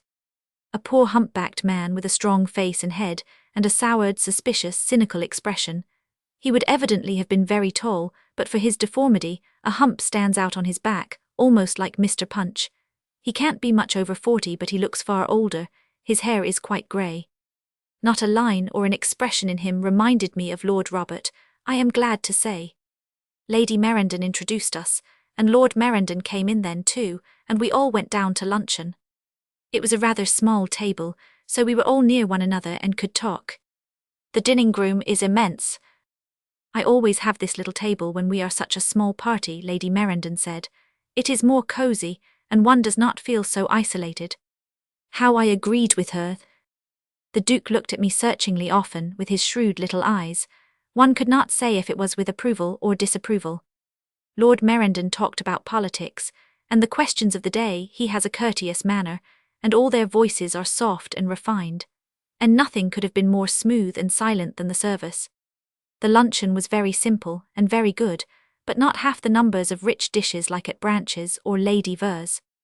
There was only one bowl of violets on the table, but the bowl was gold and a beautiful shape, and the violets nearly as big as pansies. My eyes wandered to the pictures Gainsborough's, and Reynolds and Ramnasoff's stately men and women. You met my other nephew, Lord Robert, did you not? Lady Merendon said presently. He told me he had gone to Branches, where I believe you lived. Yes, I said, and oh, it is too humiliating to write. I felt my cheeks get crimson at the mention of Lord Robert's name. What could she have thought? Can anything be so young ladylike and ridiculous? He came to the opera with us the night before last, I continued. Mr. Carruthers had a box, and Lady Verningham and I went with them. Then recollecting how odd this must sound in my deep mourning, I added, I am so fond of music. So is Robert, she said. I am sure he must have been pleased to meet a kindred spirit there. Sweet, charming, kind lady. If she only knew what emotions were really agitating us in that box that night, I fear the actual love of music was the least of them. The Duke, during this conversation, and from the beginning mention of Lord Robert's name, never took his eyes off my face. It was very disconcerting. His look was clearer now, and it was certainly disapproving. We had coffee upstairs, out of such exquisite Dresden cups, and then Lord Merendon showed me some miniatures. Finally it happened that the Duke and I were left alone for a minute, looking out of a window on to the mall. His eyes pierced me through and through, well, at all events my nose and my ears, and my wrists are as fine as Lady Merendon's. Poor mamma's odd mother does not show in me on the outside, thank goodness. He did not say much, only commonplaces about the view. I felt afraid of him and rather depressed. I am sure he dislikes me. May I not drive you somewhere? My kind hostess asked, or if you have nowhere in particular to go, will you come with me? I said I should be delighted. An ache of loneliness was creeping over me. I wanted to put off as long as possible getting back to the hotel. I wanted to distract my thoughts from dwelling upon tomorrow and what I was going to say to Christopher. Tomorrow, that seems the end of the world. She has beautiful horses, Lady Merendon, and the whole turnout, except she herself, is as smart as can be. She really looks a little frumpish out of doors, and perhaps that is why Papa went on to Mrs. Carruthers. Goodness and dearness like this do not suit male creatures as well as caprice, it seems. She was so good to me, and talked in the nicest way. I quite forgot I was a homeless wanderer, and arrived at Claridge's about 4:30 in almost good spirits. You won't forget I am to be one of your friends, Lady Merendon said, as I bid her good-bye. Indeed I won't, I replied, and she drove off smiling at me. I do wonder what she will think of my marriage with Christopher. Now it is night. I have had a miserable, lonely dinner in my sitting-room. Veronique has been most gracious, and Codlinch feels Mr. Carruthers in the air, I suppose, and so I must go to bed. Oh, why am I not happy, and why don't I think this is a delightful and unusual situation, as I once would have done? I only feel depressed and miserable, and as if I wished Christopher at the bottom of the sea. I have told myself how good-looking he is and how he attracted me at Branches, but that was before's. I may as well write what I was going to before Lord Robert arrived. Well, he and Lady Ver are talking together on a nice sofa by now, I suppose, in a big, well-lit drawing-room, and I wish I had never made any bargain with her. Perhaps now in that case Sunday afternoon. No, I can't bear it. All the morning I have been in a fever, first hot and then cold. What will it be like? Oh, I shall faint when he kisses me. And I know he will be dreadful like that. I have seen it in his eye. He will eat me up. Oh, I am sure I shall hate it. No man has ever kissed me in my life, and I can't judge, but I am sure it is frightful, unless I feel as if I shall go crazy if I stay here any longer. I can't stop and wait and face it. I must have some air first. There is a misty fog. I would like to go out and get lost in it, and I will too. Not get lost perhaps, but go out in it and alone. I won't have even Veronique. I shall go by myself into the park. It is growing nearly dark, though only 3 o'clock. I have got an hour. It looks mysterious and will soothe me and suit my mood, and then when I come in again I shall perhaps be able to bear it bravely, kisses and all. Claridge's. Sunday evening, November 27th. I have a great deal to write and, yet it is only a few hours since I shut up this book, and replaced the key on my bracelet. By 3:15 I was making my way through Grosvenor Square. Everything was misty and blurred, but not actually a thick fog or any chance of being lost. By the time I got into the park it had lifted a little. It seemed close and warm, and as I went on I got more depressed. I have never been out alone before. That in itself seemed strange and ought to have amused me. The image of Christopher kept floating in front of me. His face seemed to have the expression of a satyr. Well, at all events, he would never be able to break my heart like Alicia Vernus. Nothing could ever make me care for him. I tried to think of all the good I was going to get out of the affair, and how really fond I am of branches.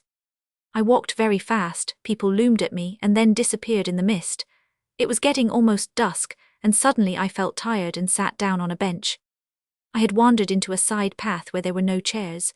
On the bench before mine I saw, as I passed, a tramp huddled up. I wondered what his thoughts were, and if he felt any more miserable than I 999. I dare say I was crouching in a depressed position too. Not many people went by, and every moment it grew darker. In all my life, even on the days when Mrs. Carruthers taunted me about Mama being nobody, I have never felt so wretched. Tears kept rising in my eyes, and I did not even worry to blink them away. Who would see me, and who in the world would care if they did see? Suddenly I was conscious that a very perfect figure was coming out of the mist towards me, but not until he was close to me, and stopping with a start peered into my face, did I recognize it was Lord Robert. "Evangeline," he exclaimed in a voice of consternation. What is the matter?" No wonder he was surprised. Why he had not taken me for some tramp too and passed on I don't know. "Nothing," I said as well as I could, and tried to tilt my hat over my eyes. I had no veil on, unfortunately. "I have just been for a walk. Why do you call me Evangeline, and why are you not in Northumberland?" He looked so tall and beautiful, and his face had no expression of contempt or anger now, only distress and sympathy. "I was suddenly put on guard yesterday and could not get leave," he said, not answering the first part. "But I can't bear to see you sitting here alone and looking so miserable. Mayn't I take you home? You will catch cold in the damp." "Oh no, not yet. I won't go back yet," I said, hardly realizing what I was saying.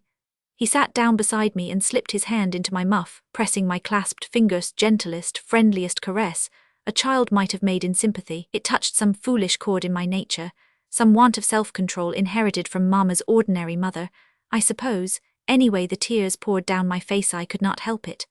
Oh, the shame of it, to sit crying in the park in front of Lord Robert, of all people in the world too. "Dear, dear little girl," he said, "tell me about it," and he held my hand in my muff with his strong, warm hand. I have nothing to tell," I said, choking down a sob. "I am ashamed for you to see me like this, only I am feeling so very miserable." "Dear child," he said, "well, you are not to be. I won't have it. Has someone been unkind to you? Tell me." His voice was trembling with distress. It's nothing," I mumbled. I dared not look at him. I knew his eyebrows would be up in that way that attracts me so dreadfully. "Listen," he whispered almost, and bent over me. "I want you to be friends with me so that I can help you. I want you to go back to the time we packed your books together. God knows what has come between us since. It is not of my doing, but I want to take care of you, dear little girl, today. Ito, it hurts me so to see you crying here." "I would like to be friends," I said. I never wanted to be anything else, but I could not help it, and I can't now.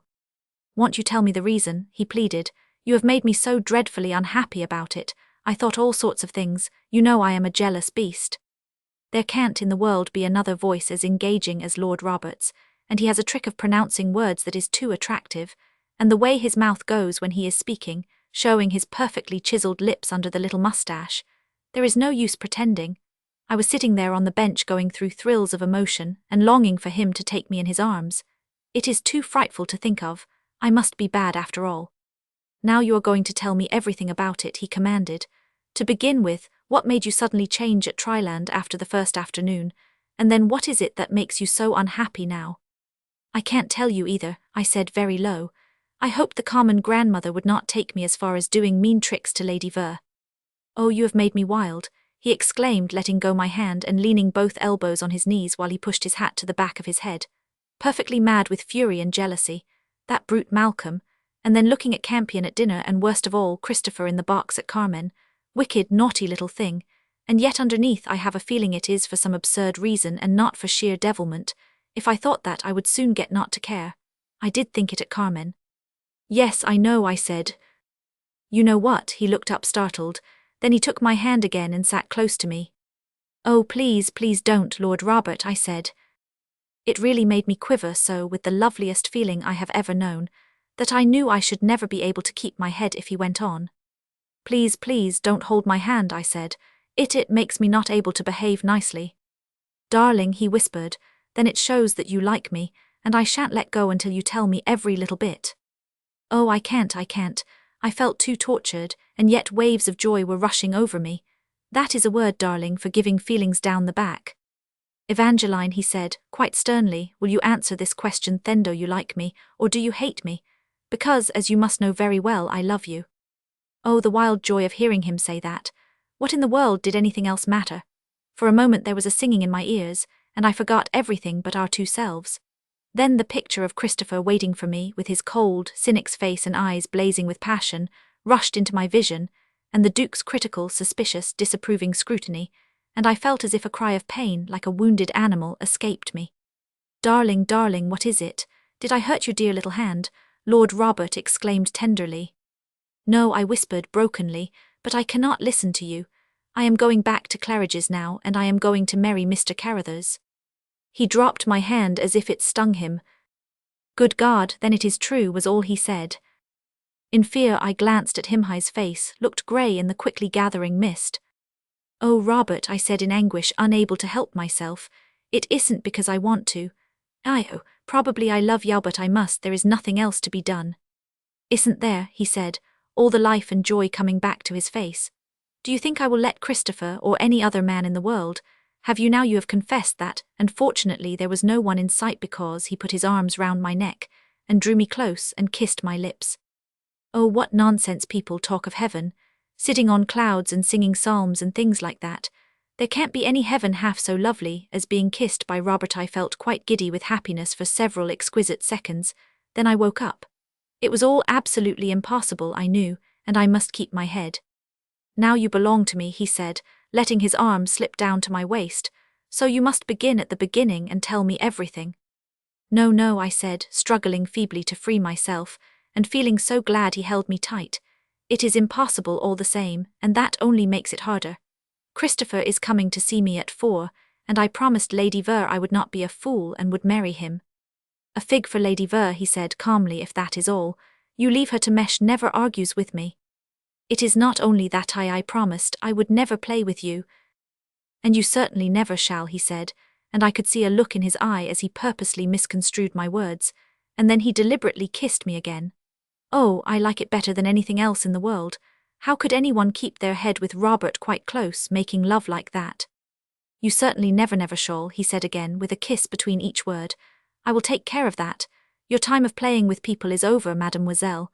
When you are married to me, I shall fight with anyone who dares to look at you.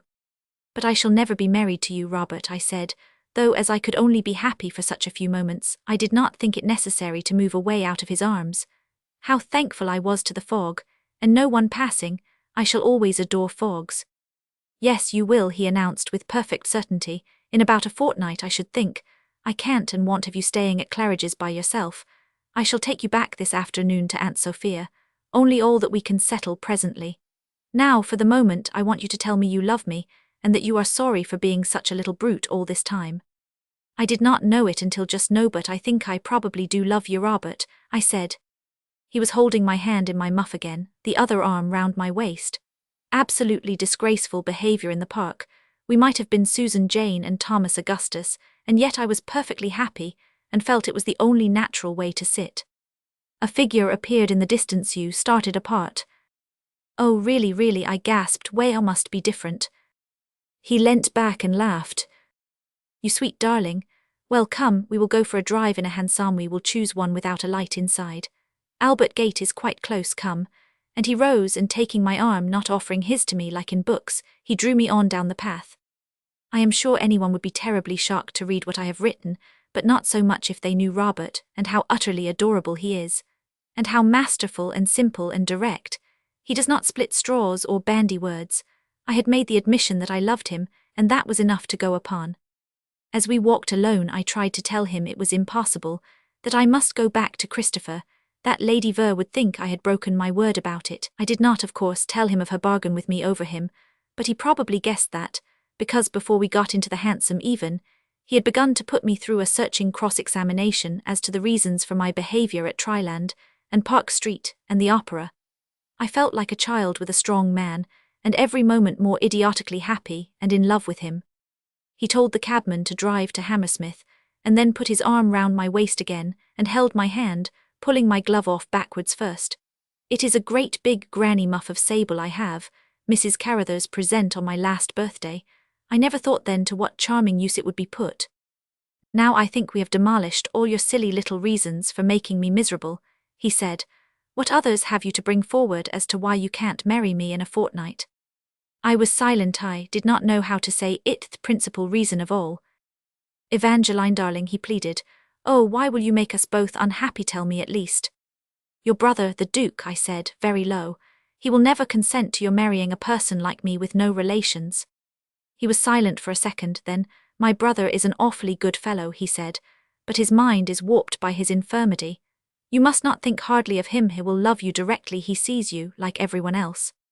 I saw him yesterday, I said. Robert was so astonished. Where did you see him? He asked.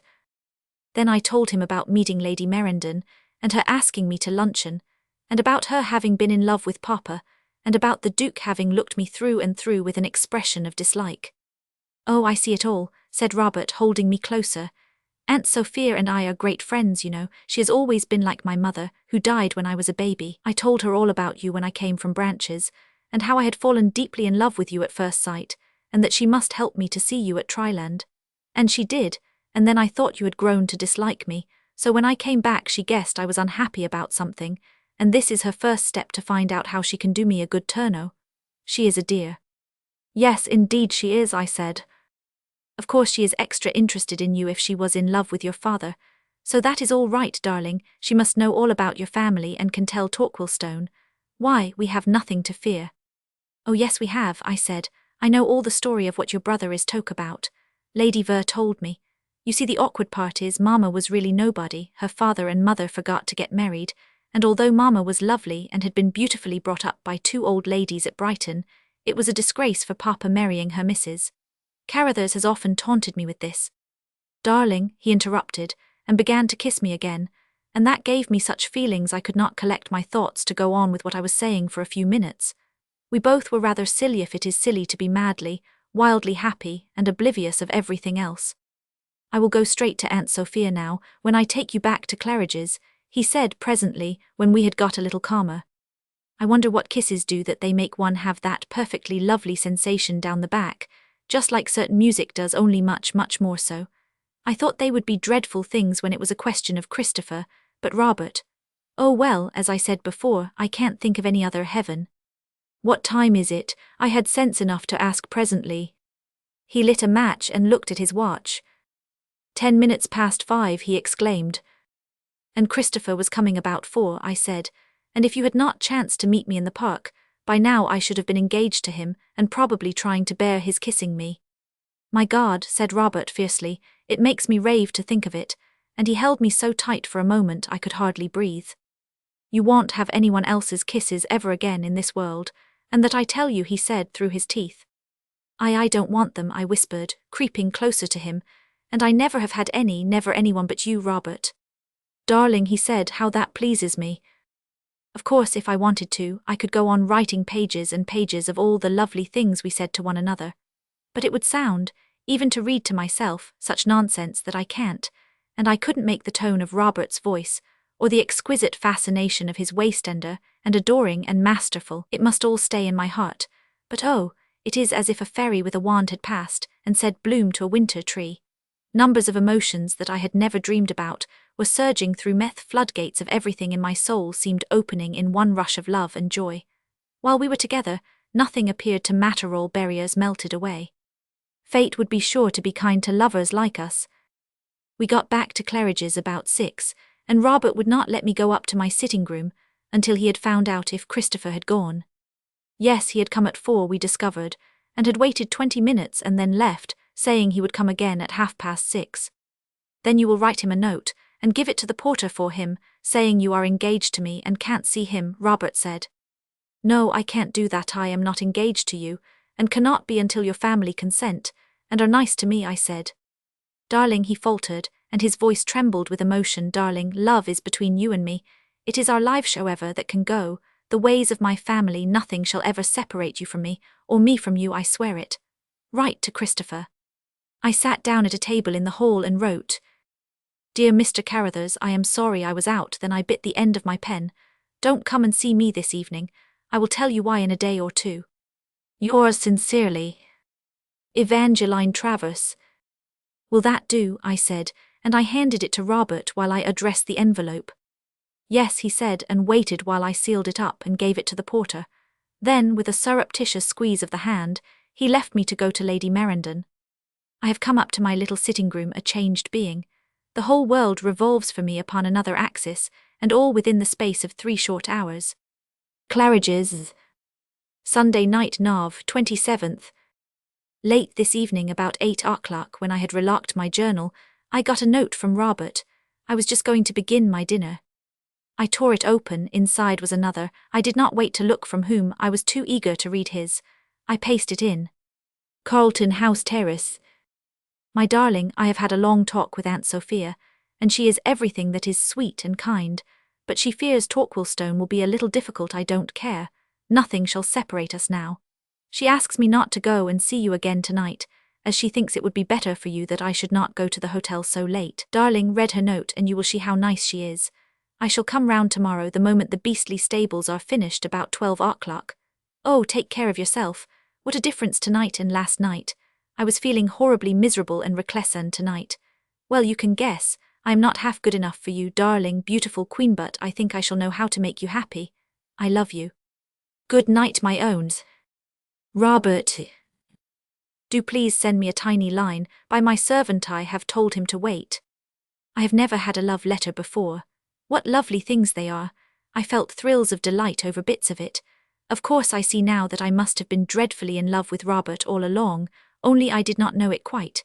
I fell into a kind of blissful dream, and then I roused myself up to read Lady Merendon's. I shan't put hers in too, it fills up too much, and I can't shut the clasp of my journal. It is a perfectly sweet little letter, just saying Robert had told her the news, and that she was prepared to welcome me as her dearest niece, and to do all she could for us.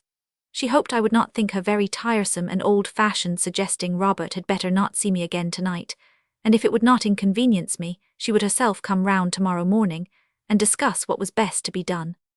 Veronique said Lord Robert's valet was waiting outside the door, so I flew to my table and began to write. My hand trembled, so I made a blot and had to tear that sheet up. Then I wrote another. Just a little word. I was frightened. I couldn't say loving things in a letter. I had not even spoken many to him yet. I loved your note, I began, and I think Lady Merendon is quite right. I will be here at 12 and very pleased to see you. I wanted to say I loved him and thought 12 o'clock a long way off, but of course one could not write such things as that, so I ended with just love from Evangeline. Then I read it over, and it did sound missish and silly, however, with the man waiting there in the passage and Veronique fussing in and out of my bedroom. Besides the waiters bringing up my dinner, I could not go tearing up sheets, and writing others. It looked so flurried, so it was put into an envelope. Then, in one of the seconds I was alone, I nipped off a violet from a bunch on the table and pushed it in too. I wonder if he will think it sentimental of me. When I had written the name, I had not an idea where to address it. His was written from Carlton House Terrace, but he was evidently not there now, as his servant had brought it. I felt so nervous and excited, it was too ridiculous. I am very calm as a rule. I called the man and asked him where was his lordship now. I did not like to say I was ignorant of where he lived. His lordship is at Vavasor House, madame, he said respectfully, but with the faintest shade of surprise that I should not know. His lordship dines at home this evening with his grace. I scribbled a note to Lady Merend, and I would be delighted to see her in the morning at whatever time suited her. I would not go out at all, and I thanked her. It was much easier to write sweet things to her than to Robert. When I was alone I could not eat.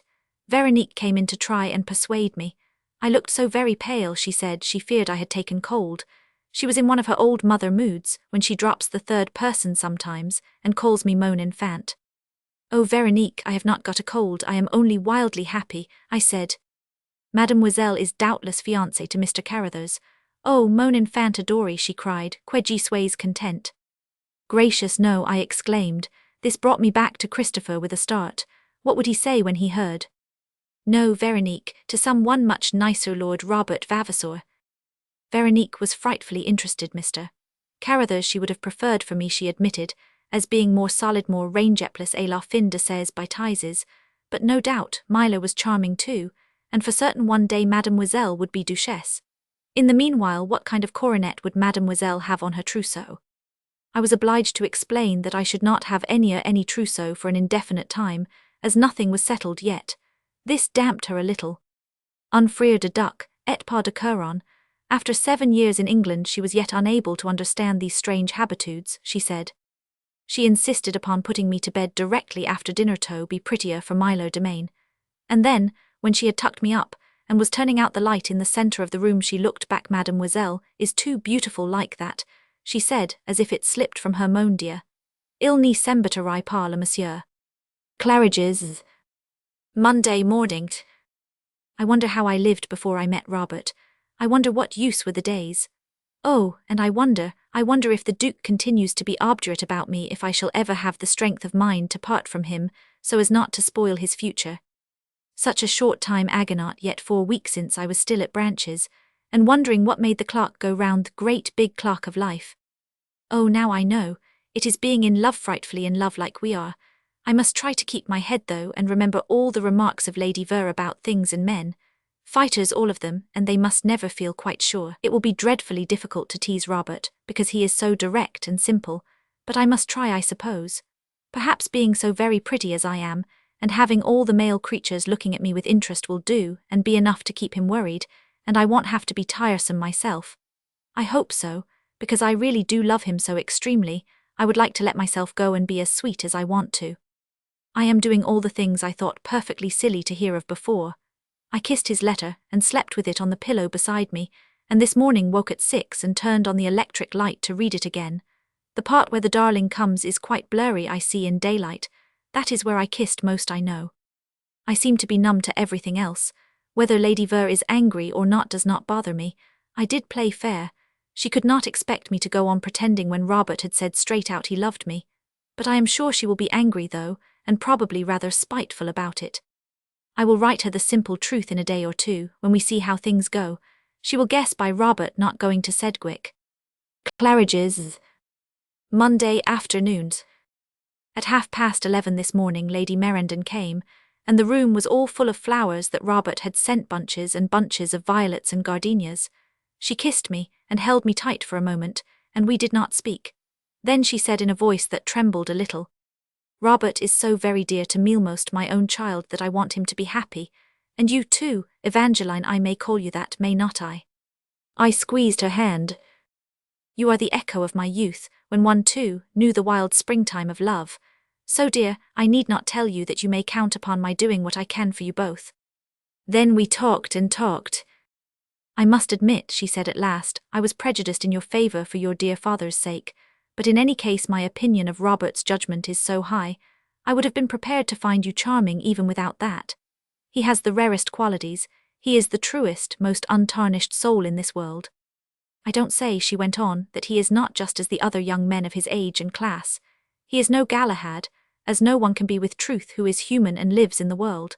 And I dare say kind friends will tell you stories of actresses and other diversions, but I who know him, tell you have won the best and greatest darling in London. Oh, I am sure of it, I said. I don't know why he loves me so much, he has seen me so little, but it began from the very first minute, I think, with both of us. He is such a nice shape. She laughed, then she asked me if she was right in supposing all these contretemps we had had with the doing of Lady Ver. You need not answer, dear, she said. I know Yenthesh is in love with Robert herself, she can't help it. She means no harm, but she often gets these attacks and they pass off. I think she is devoted to Sir Charles, really." "Yes," I said. "It is a queer world we live in, child," she continued, "and true love and suitability of character are such a rare combination. But from what I can judge, you and Robert possess them." "Oh, how dear of you to say so," I exclaimed. "You don't think I must be bad then because of my colouring?" "What a ridiculous idea, you sweet child," she laughed. "Who has told you that?"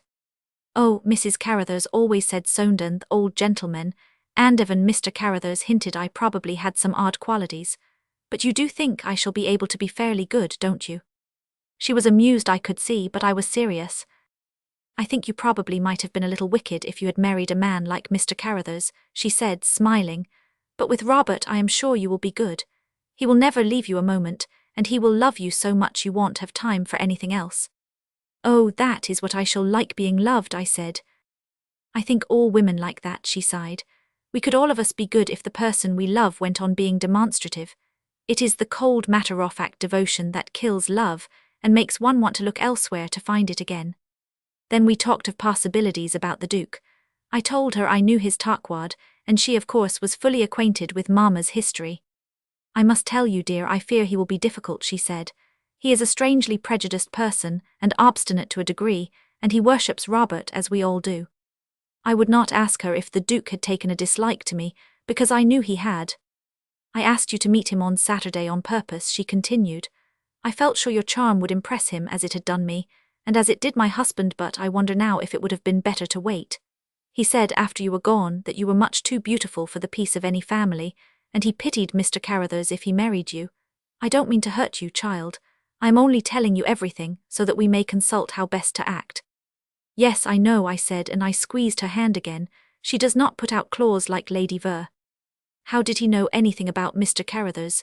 I asked, "or me or anything?" She looked ashamed. "One can never tell how he hears things. He was intensely interested to meet you, and seemed to be acquainted with more of the affair than I am. I almost fear he must obtain his information from the servants." "Oh, does not that show the housemaid in him? Poor fellow," I said. "He can't help it then, any more than I could help crying yesterday before Robert in the park. Of course we would neither of us have done these things if it were not for the tash in our backgrounds, only, fortunately for me, mine wasn't a housemaid, and was one generation further back, so I would not be likely to have any of those tricks." She leant back in her chair and laughed. "You quaint, quaint child, Evangeline," she said. Just then it was 12 o'clock and Robert came in. Oh, talk of hearts beating. If mine is going to go on jumping like this every time Robert enters a room, I shall get a disease in it in less than a year. He looked too intensely attractive.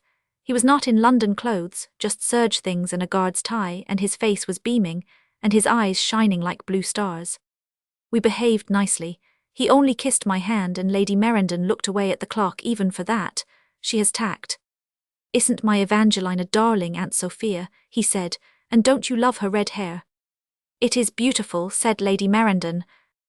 "When you leave us alone I am going to pull it all down," and he whispered, "Darling, I love you," so close that his lips touched my ear, while he pretended he was not doing anything. I say again, Robert has ways which would charm a stone image. "How was Torquilstone last night?" Lady Merendon asked, "and did you tell him anything?" "Not a word," said Robert. "I wanted to wait and consult you both which would be best. Shall I go to him at once, or shall he be made to meet my Evangeline again and let her fascinate him, as she is bound to do, and then tell him?" "Oh, tell him straight," I exclaimed, remembering his proclivities about the servants and that Veronique knows. "Then he cannot ever say we have deceived him." "That is how I feel," said Robert. "You take Evangeline to lunch, Aunt Sophia, and I will go back and feed with him and tell him, and then come to you after." "Yes, that will be best," she said, and it was settled that she should come in again and fetch me in an hour, when Robert should leave to go to Vavasor House. He went with her to the lift, and then he came back. "No Evan in this locked book one. I'm not going to write of that hour, it was too divine. If I had thought just sitting in the park was heaven, I now know there are degrees of heaven, and that Robert is teaching me up towards the 7th. Monday afternoon continued. I forgot to say a note came from Christopher by this morning's post. It made me laugh when I read it. Then it went out of my head, but when Lady Merendon returned for me, and we were more or less sane again, Robert and I thought of it. So apparently did he. Did you by chance hear from Christopher whether he got your note last night or no? He said. I went and fetched it from my bedroom when I put on my hat. Robert read it aloud. Travellers' Club. Sunday night. Souvent femme very fal qui si fi. Hope you found your variation worthwhile. 100. What damn cheek, he said in his old way. He hasn't used any ornaments to conversation since we have been I want to say it engaged. Then his eyes flashed. Christopher had better be careful of himself, he will have to be answerable to me now. Do be prudent, Evangeline dear, Lady Merendon said gaily, or you will have Robert breaking the head of every man in the street who even glances at you. He is frantically jealous. Yes, I know I am, said Robert, rearranging the tie on my blouse with that air of sans gene and possession that pleases me so. I belong to him now, and if my tie isn't as he likes, he has a perfect right to retie it, no matter who is there. That is his attitude, not the least ceremony or stuff, everything perfectly simple and natural. It does make things agreeable. When I was Miss Travers and he Lord Robert, he was always respectful and unfamiliar except that one night when rage made him pinch my finger. But now that I am his Evangeline, and he is my Robert, thus he explained it to me in our paradise hour, I am his queen and his darling, but at the same time his possession and belonging, just the same as his watch or his coat. I adore it, and it does not make me the least uppish, as one might have thought. Come, children, Lady Merendon said at last, we shall all be late. So we started, dropping Robert at Vavasor House on our way.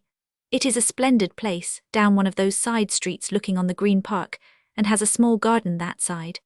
I had never been down to the little square where it is before, but of course, everyone can see its splendid frontage from St. James's Park, though I had never realized it was Vavasor House. Good luck, whispered Lady Merendon as Robert got out, and then we drove on. Several people were lunching at Carlton House Terrace, cabinet ministers and a clever novelist, and the great portrait painter, besides 2 or 3 charming women, one as pretty and smart as Lady Ver, but the others more ordinary-looking, only so well-mannered, no real frumps like the Montgomerys. We had a delightful lunch, and I tried to talk nicely and do my best to please my dear hostess. When they had all left, I think we both began to feel excited and long apprehensively for the arrival of Robert, so we talked of the late guests. It amuses my husband to see a number of different kinds of people, she said, but we had nothing very exciting today. I must confess, though, sometimes the authors and authoresses bore mean they are often very disappointing. One does not any longer care to read their books after seeing them. I said I could quite believe that. I do not go in for budding geniuses, she continued. I prefer to wait until they have arrived, no matter their origin. Then they have acquired a certain outside behaviour on the way up, and it does not froisse one so. Merendon is a great judge of human nature, and variety entertains him. Left to myself, I fear I should be quite contented with less gifted people who were simply of one's own world. In all her talk one can see her thought and consideration for Lord Merendon and his wishes and tastes. I always feel it is so cruel for him our having no children, she said. The earldom becomes extinct, so I must make him as happy as I can. What a dear and just woman! At last we spoke of Robert, and she told me stories of his boyhood, amusing Eton scrapes and later feats, and how brave and splendid he had been in the war, and how the people all adored him at Torquilstone, and of his popularity and influence with them. You must make him go into Parliament, she said. Then Robert came into the room. Oh, his darling face spoke, there was no need for words. The Duke, one could see, had been obdurate. Well, said Lady Merendon. Robert came straight over to me and took my face in his 2 hands. Darling, he said, before everything I want you to know I love you better than anything else in the world, and nothing will make any difference, and he kissed me deliberately before his aunt.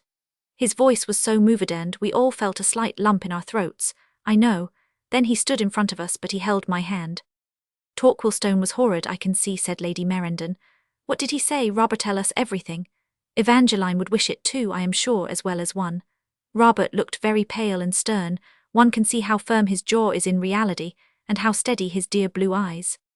I told him I loved Evangeline, whom I understood he had met yesterday, and that I intended to marry her. And he said, asked Lady Merendon, breathless. I only held tighter Robert's hand. He swore like a trooper. He thumped his glass down on the table and smashed eat a disgusting exhibition of temper. I was ashamed of him. Then he said never, as long as he lived and could prevent it, that he had heard something of my infatuation, so as I am not given that way he had made inquiries, and found the family was most unsatisfactory. Then he had come here yesterday on purpose to see Yao Darling, turning to mean that he had judged for himself. The girl was a devilish beauty, his words not mine, with the naughtiest provoking eyes, and a mouth I can't say the rest, it makes me too mad.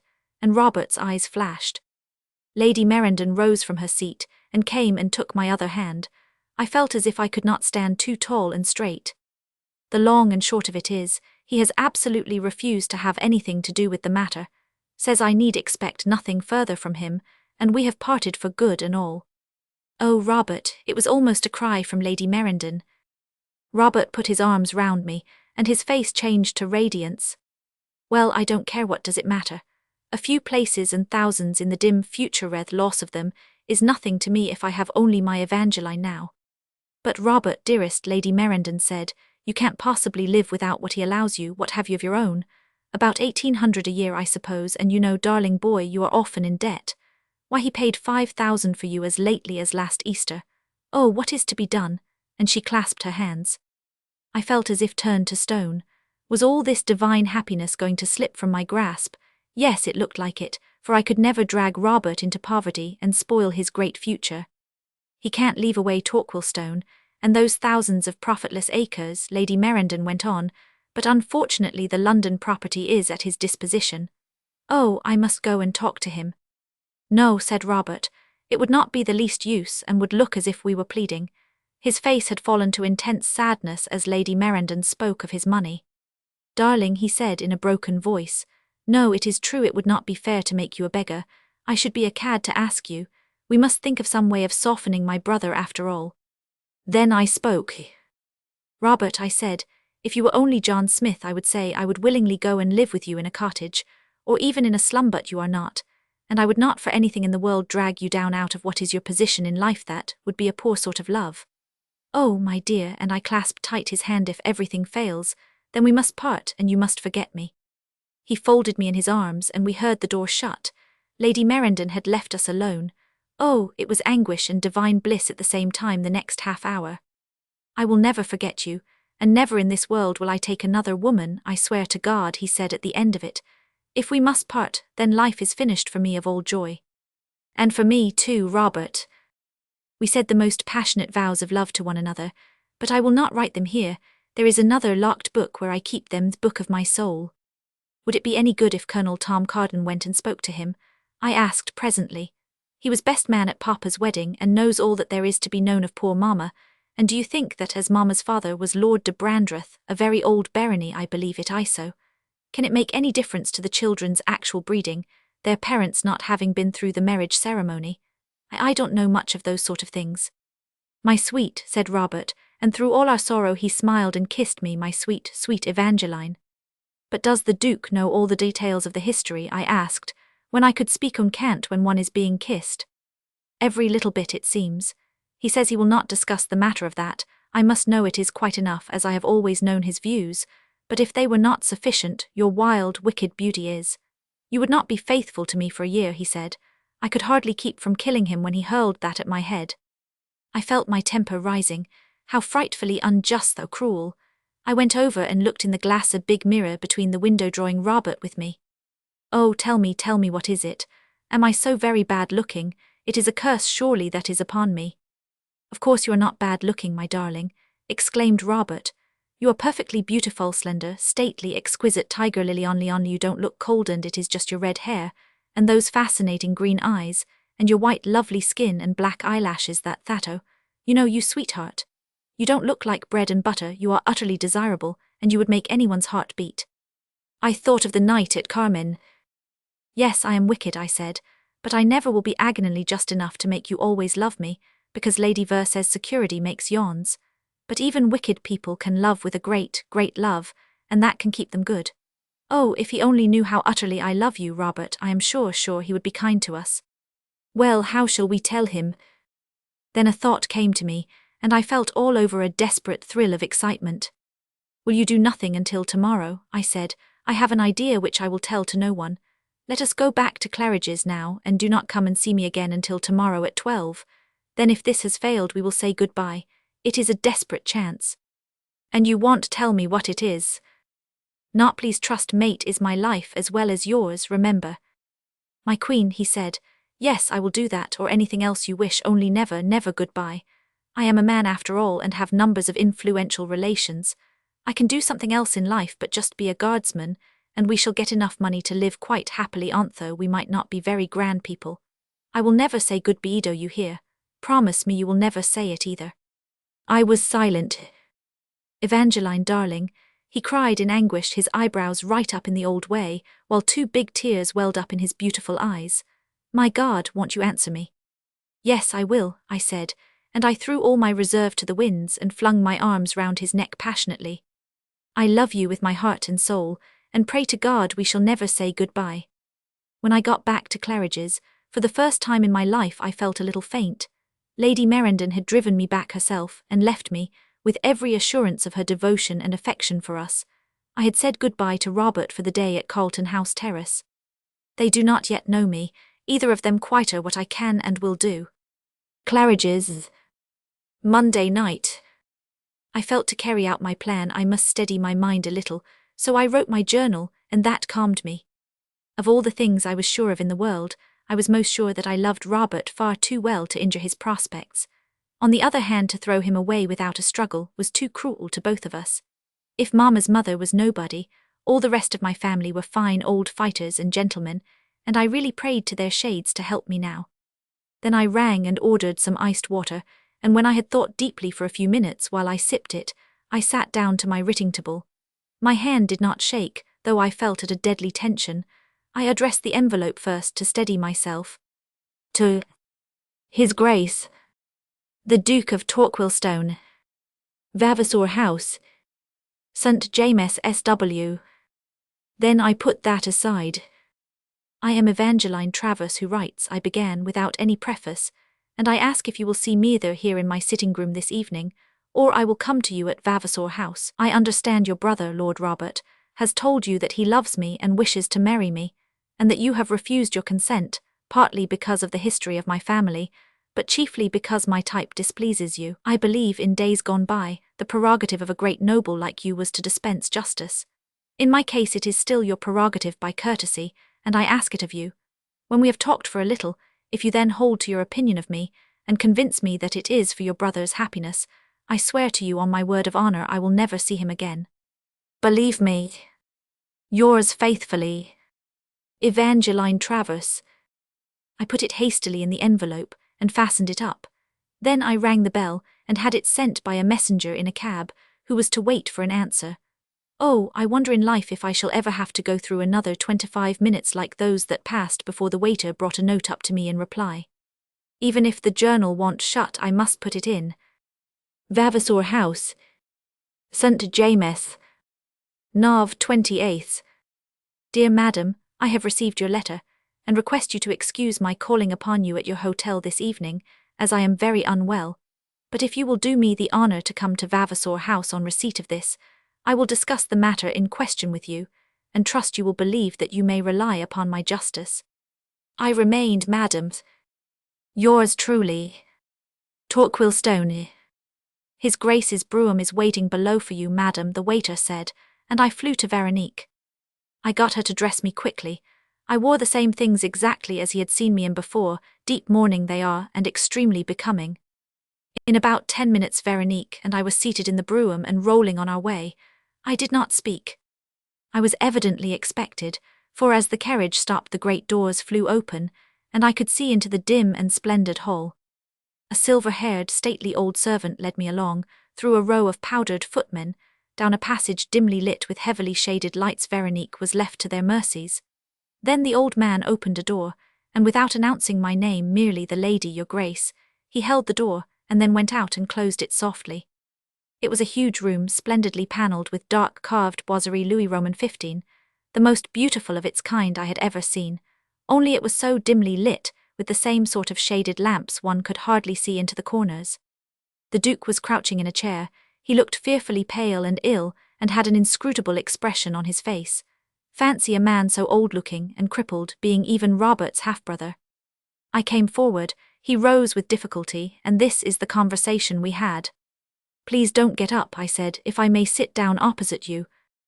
Excuse my want of politeness, he replied, pointing to a chair, but my back is causing me great pain today.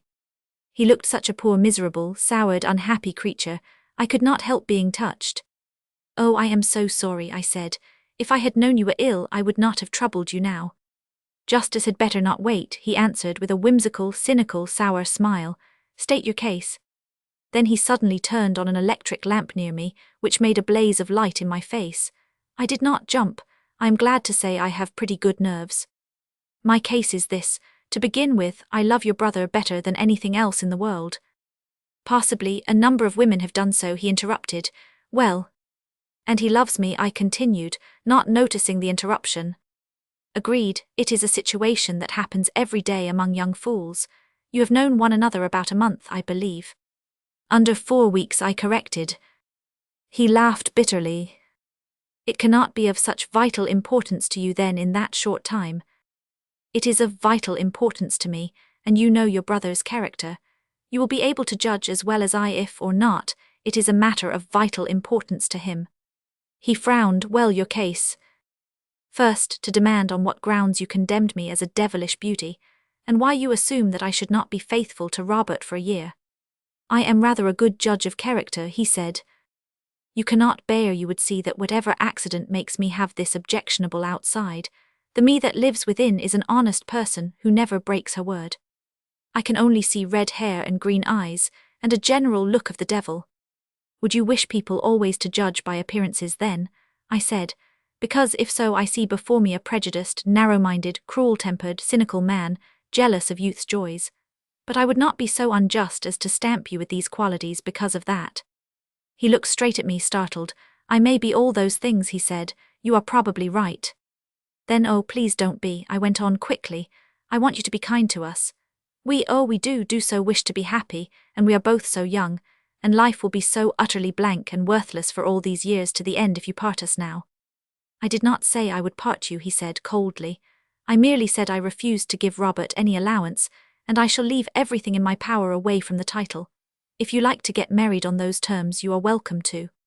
Then I told him I loved Robert far too much to like the thought of spoiling his future.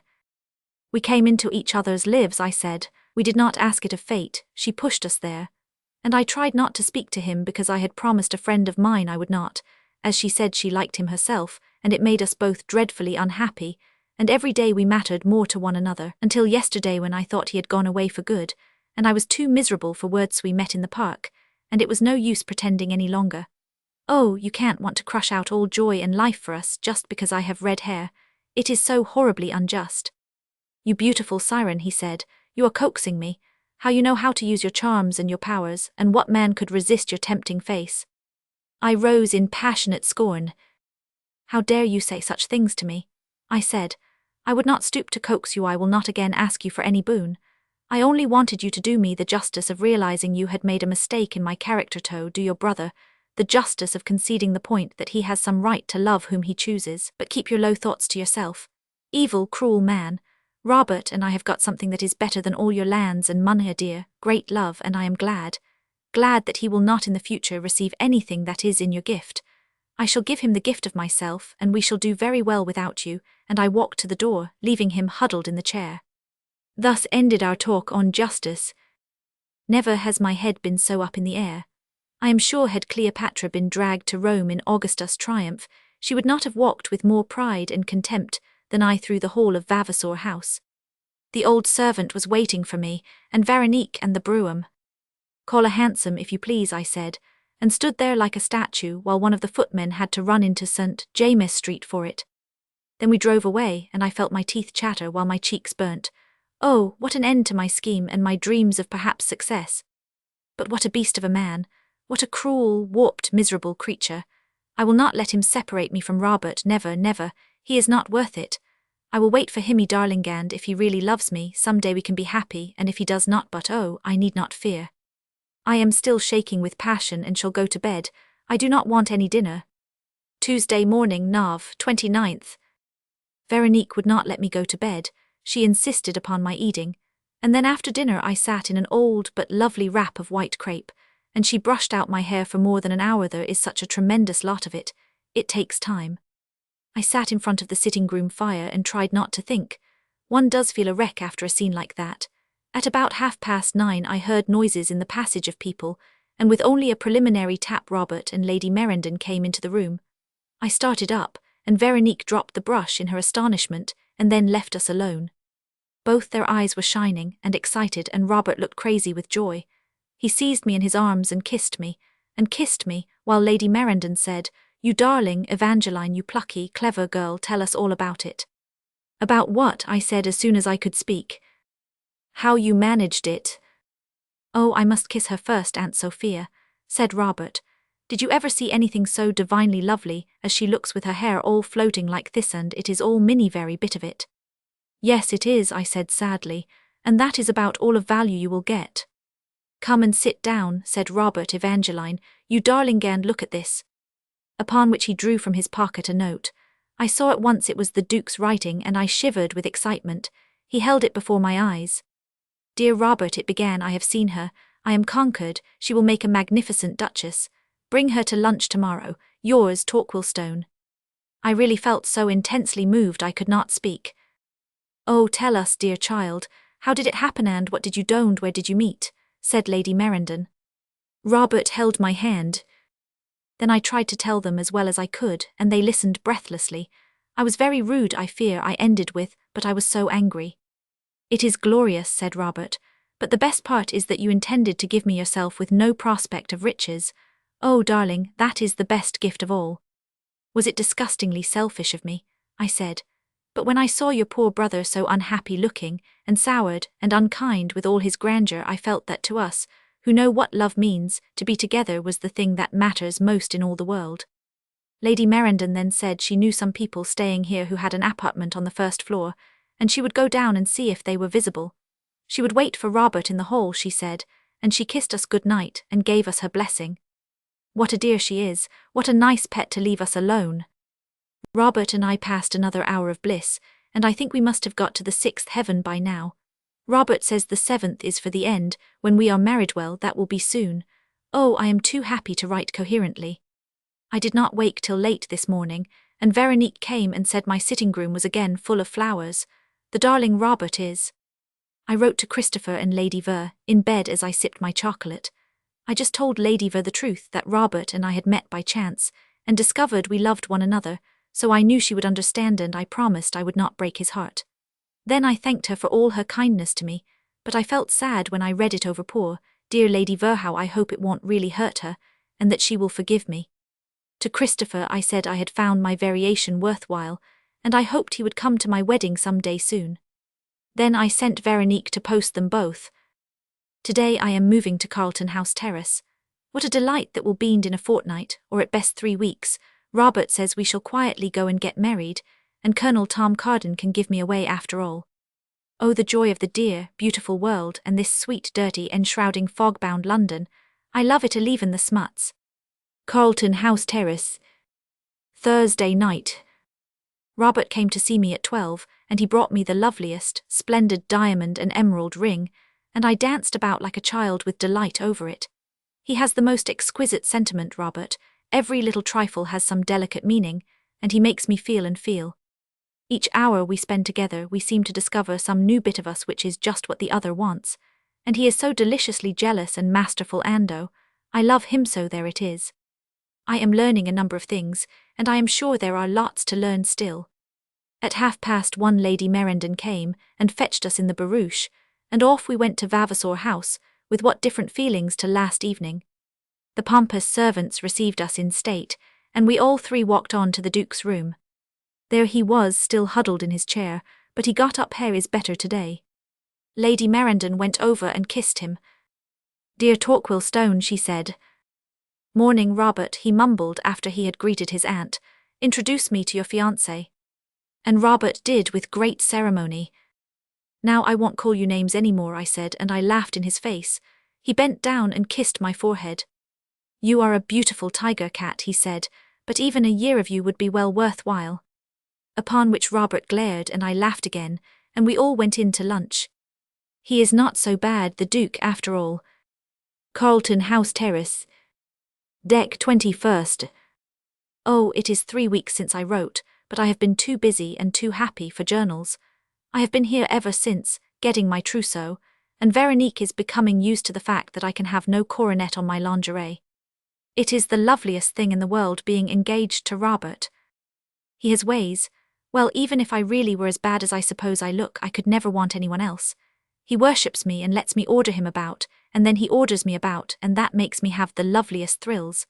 And if anyone even looks at me in the street, which of course they always do, flashes blue fire at them, and I feel all the time. Lady Merendon continues her sweet kindness to us, and her tact is beyond words, and now I often do what I used to wish Tarthat is, touch Robert's eyelashes with the tips of my fingers. It is perfectly lovely. Oh, what in the world is the good of anything else in life, but being frantically in love like we are? It all seems, to look back upon, as if it were like having porridge for breakfast, and nothing else every day before I met Robert. Perhaps it is because he is going to be very grand in the future, but everyone has discovered I am a beauty, and intelligent. It is much nicer to be thought that than just to be a red-haired adventuress. Lady Catherine, even, has sent me a Cairngorm brooch, and a cordial letter should now adorn her circle. But oh, what do they all matter? What does anything matter but Robert? All day long I know I am learning the meaning of to dance and to sing and to laugh and to live. The Duke and I are great friends. He has ferreted out about Mamma's mother, and it appears she was a Venetian music mistress of the name of Tinquini, or something like that, who taught Lord de Brandreth's sister, so perhaps Lady Ver was right after all, and far, far back in some other life, I was the friend of a doge. Poor dear Lady Ver, she has taken it very well after the first spiteful letter, and now I don't think there is even a tear at the corner of her eye. Lady Merendon says it is just the time of the year when she usually gets a new one, so perhaps she has now, and so that is all right. The diamond serpent she has given me has emerald eyes and such a pointed tongue. It is like you, snake girl, she said, so wear it at your wedding. The 3 angels are to be my only bridesmaids. Robert loads me with gifts, and the Duke is going to let me wear all the Torquilstone jewels when I am married, besides the emeralds he has given me himself. I really love him. Christopher sent me this characteristic note with the earrings, which are his gift, great big emeralds set with diamonds.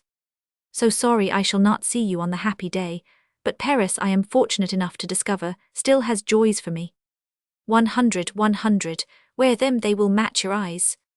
And tomorrow is my wedding day, and I am going away on a honeymoon with Robert away into the 7th heaven. And oh, I am certain sure neither of us will yawn. End of Evangeline's journal.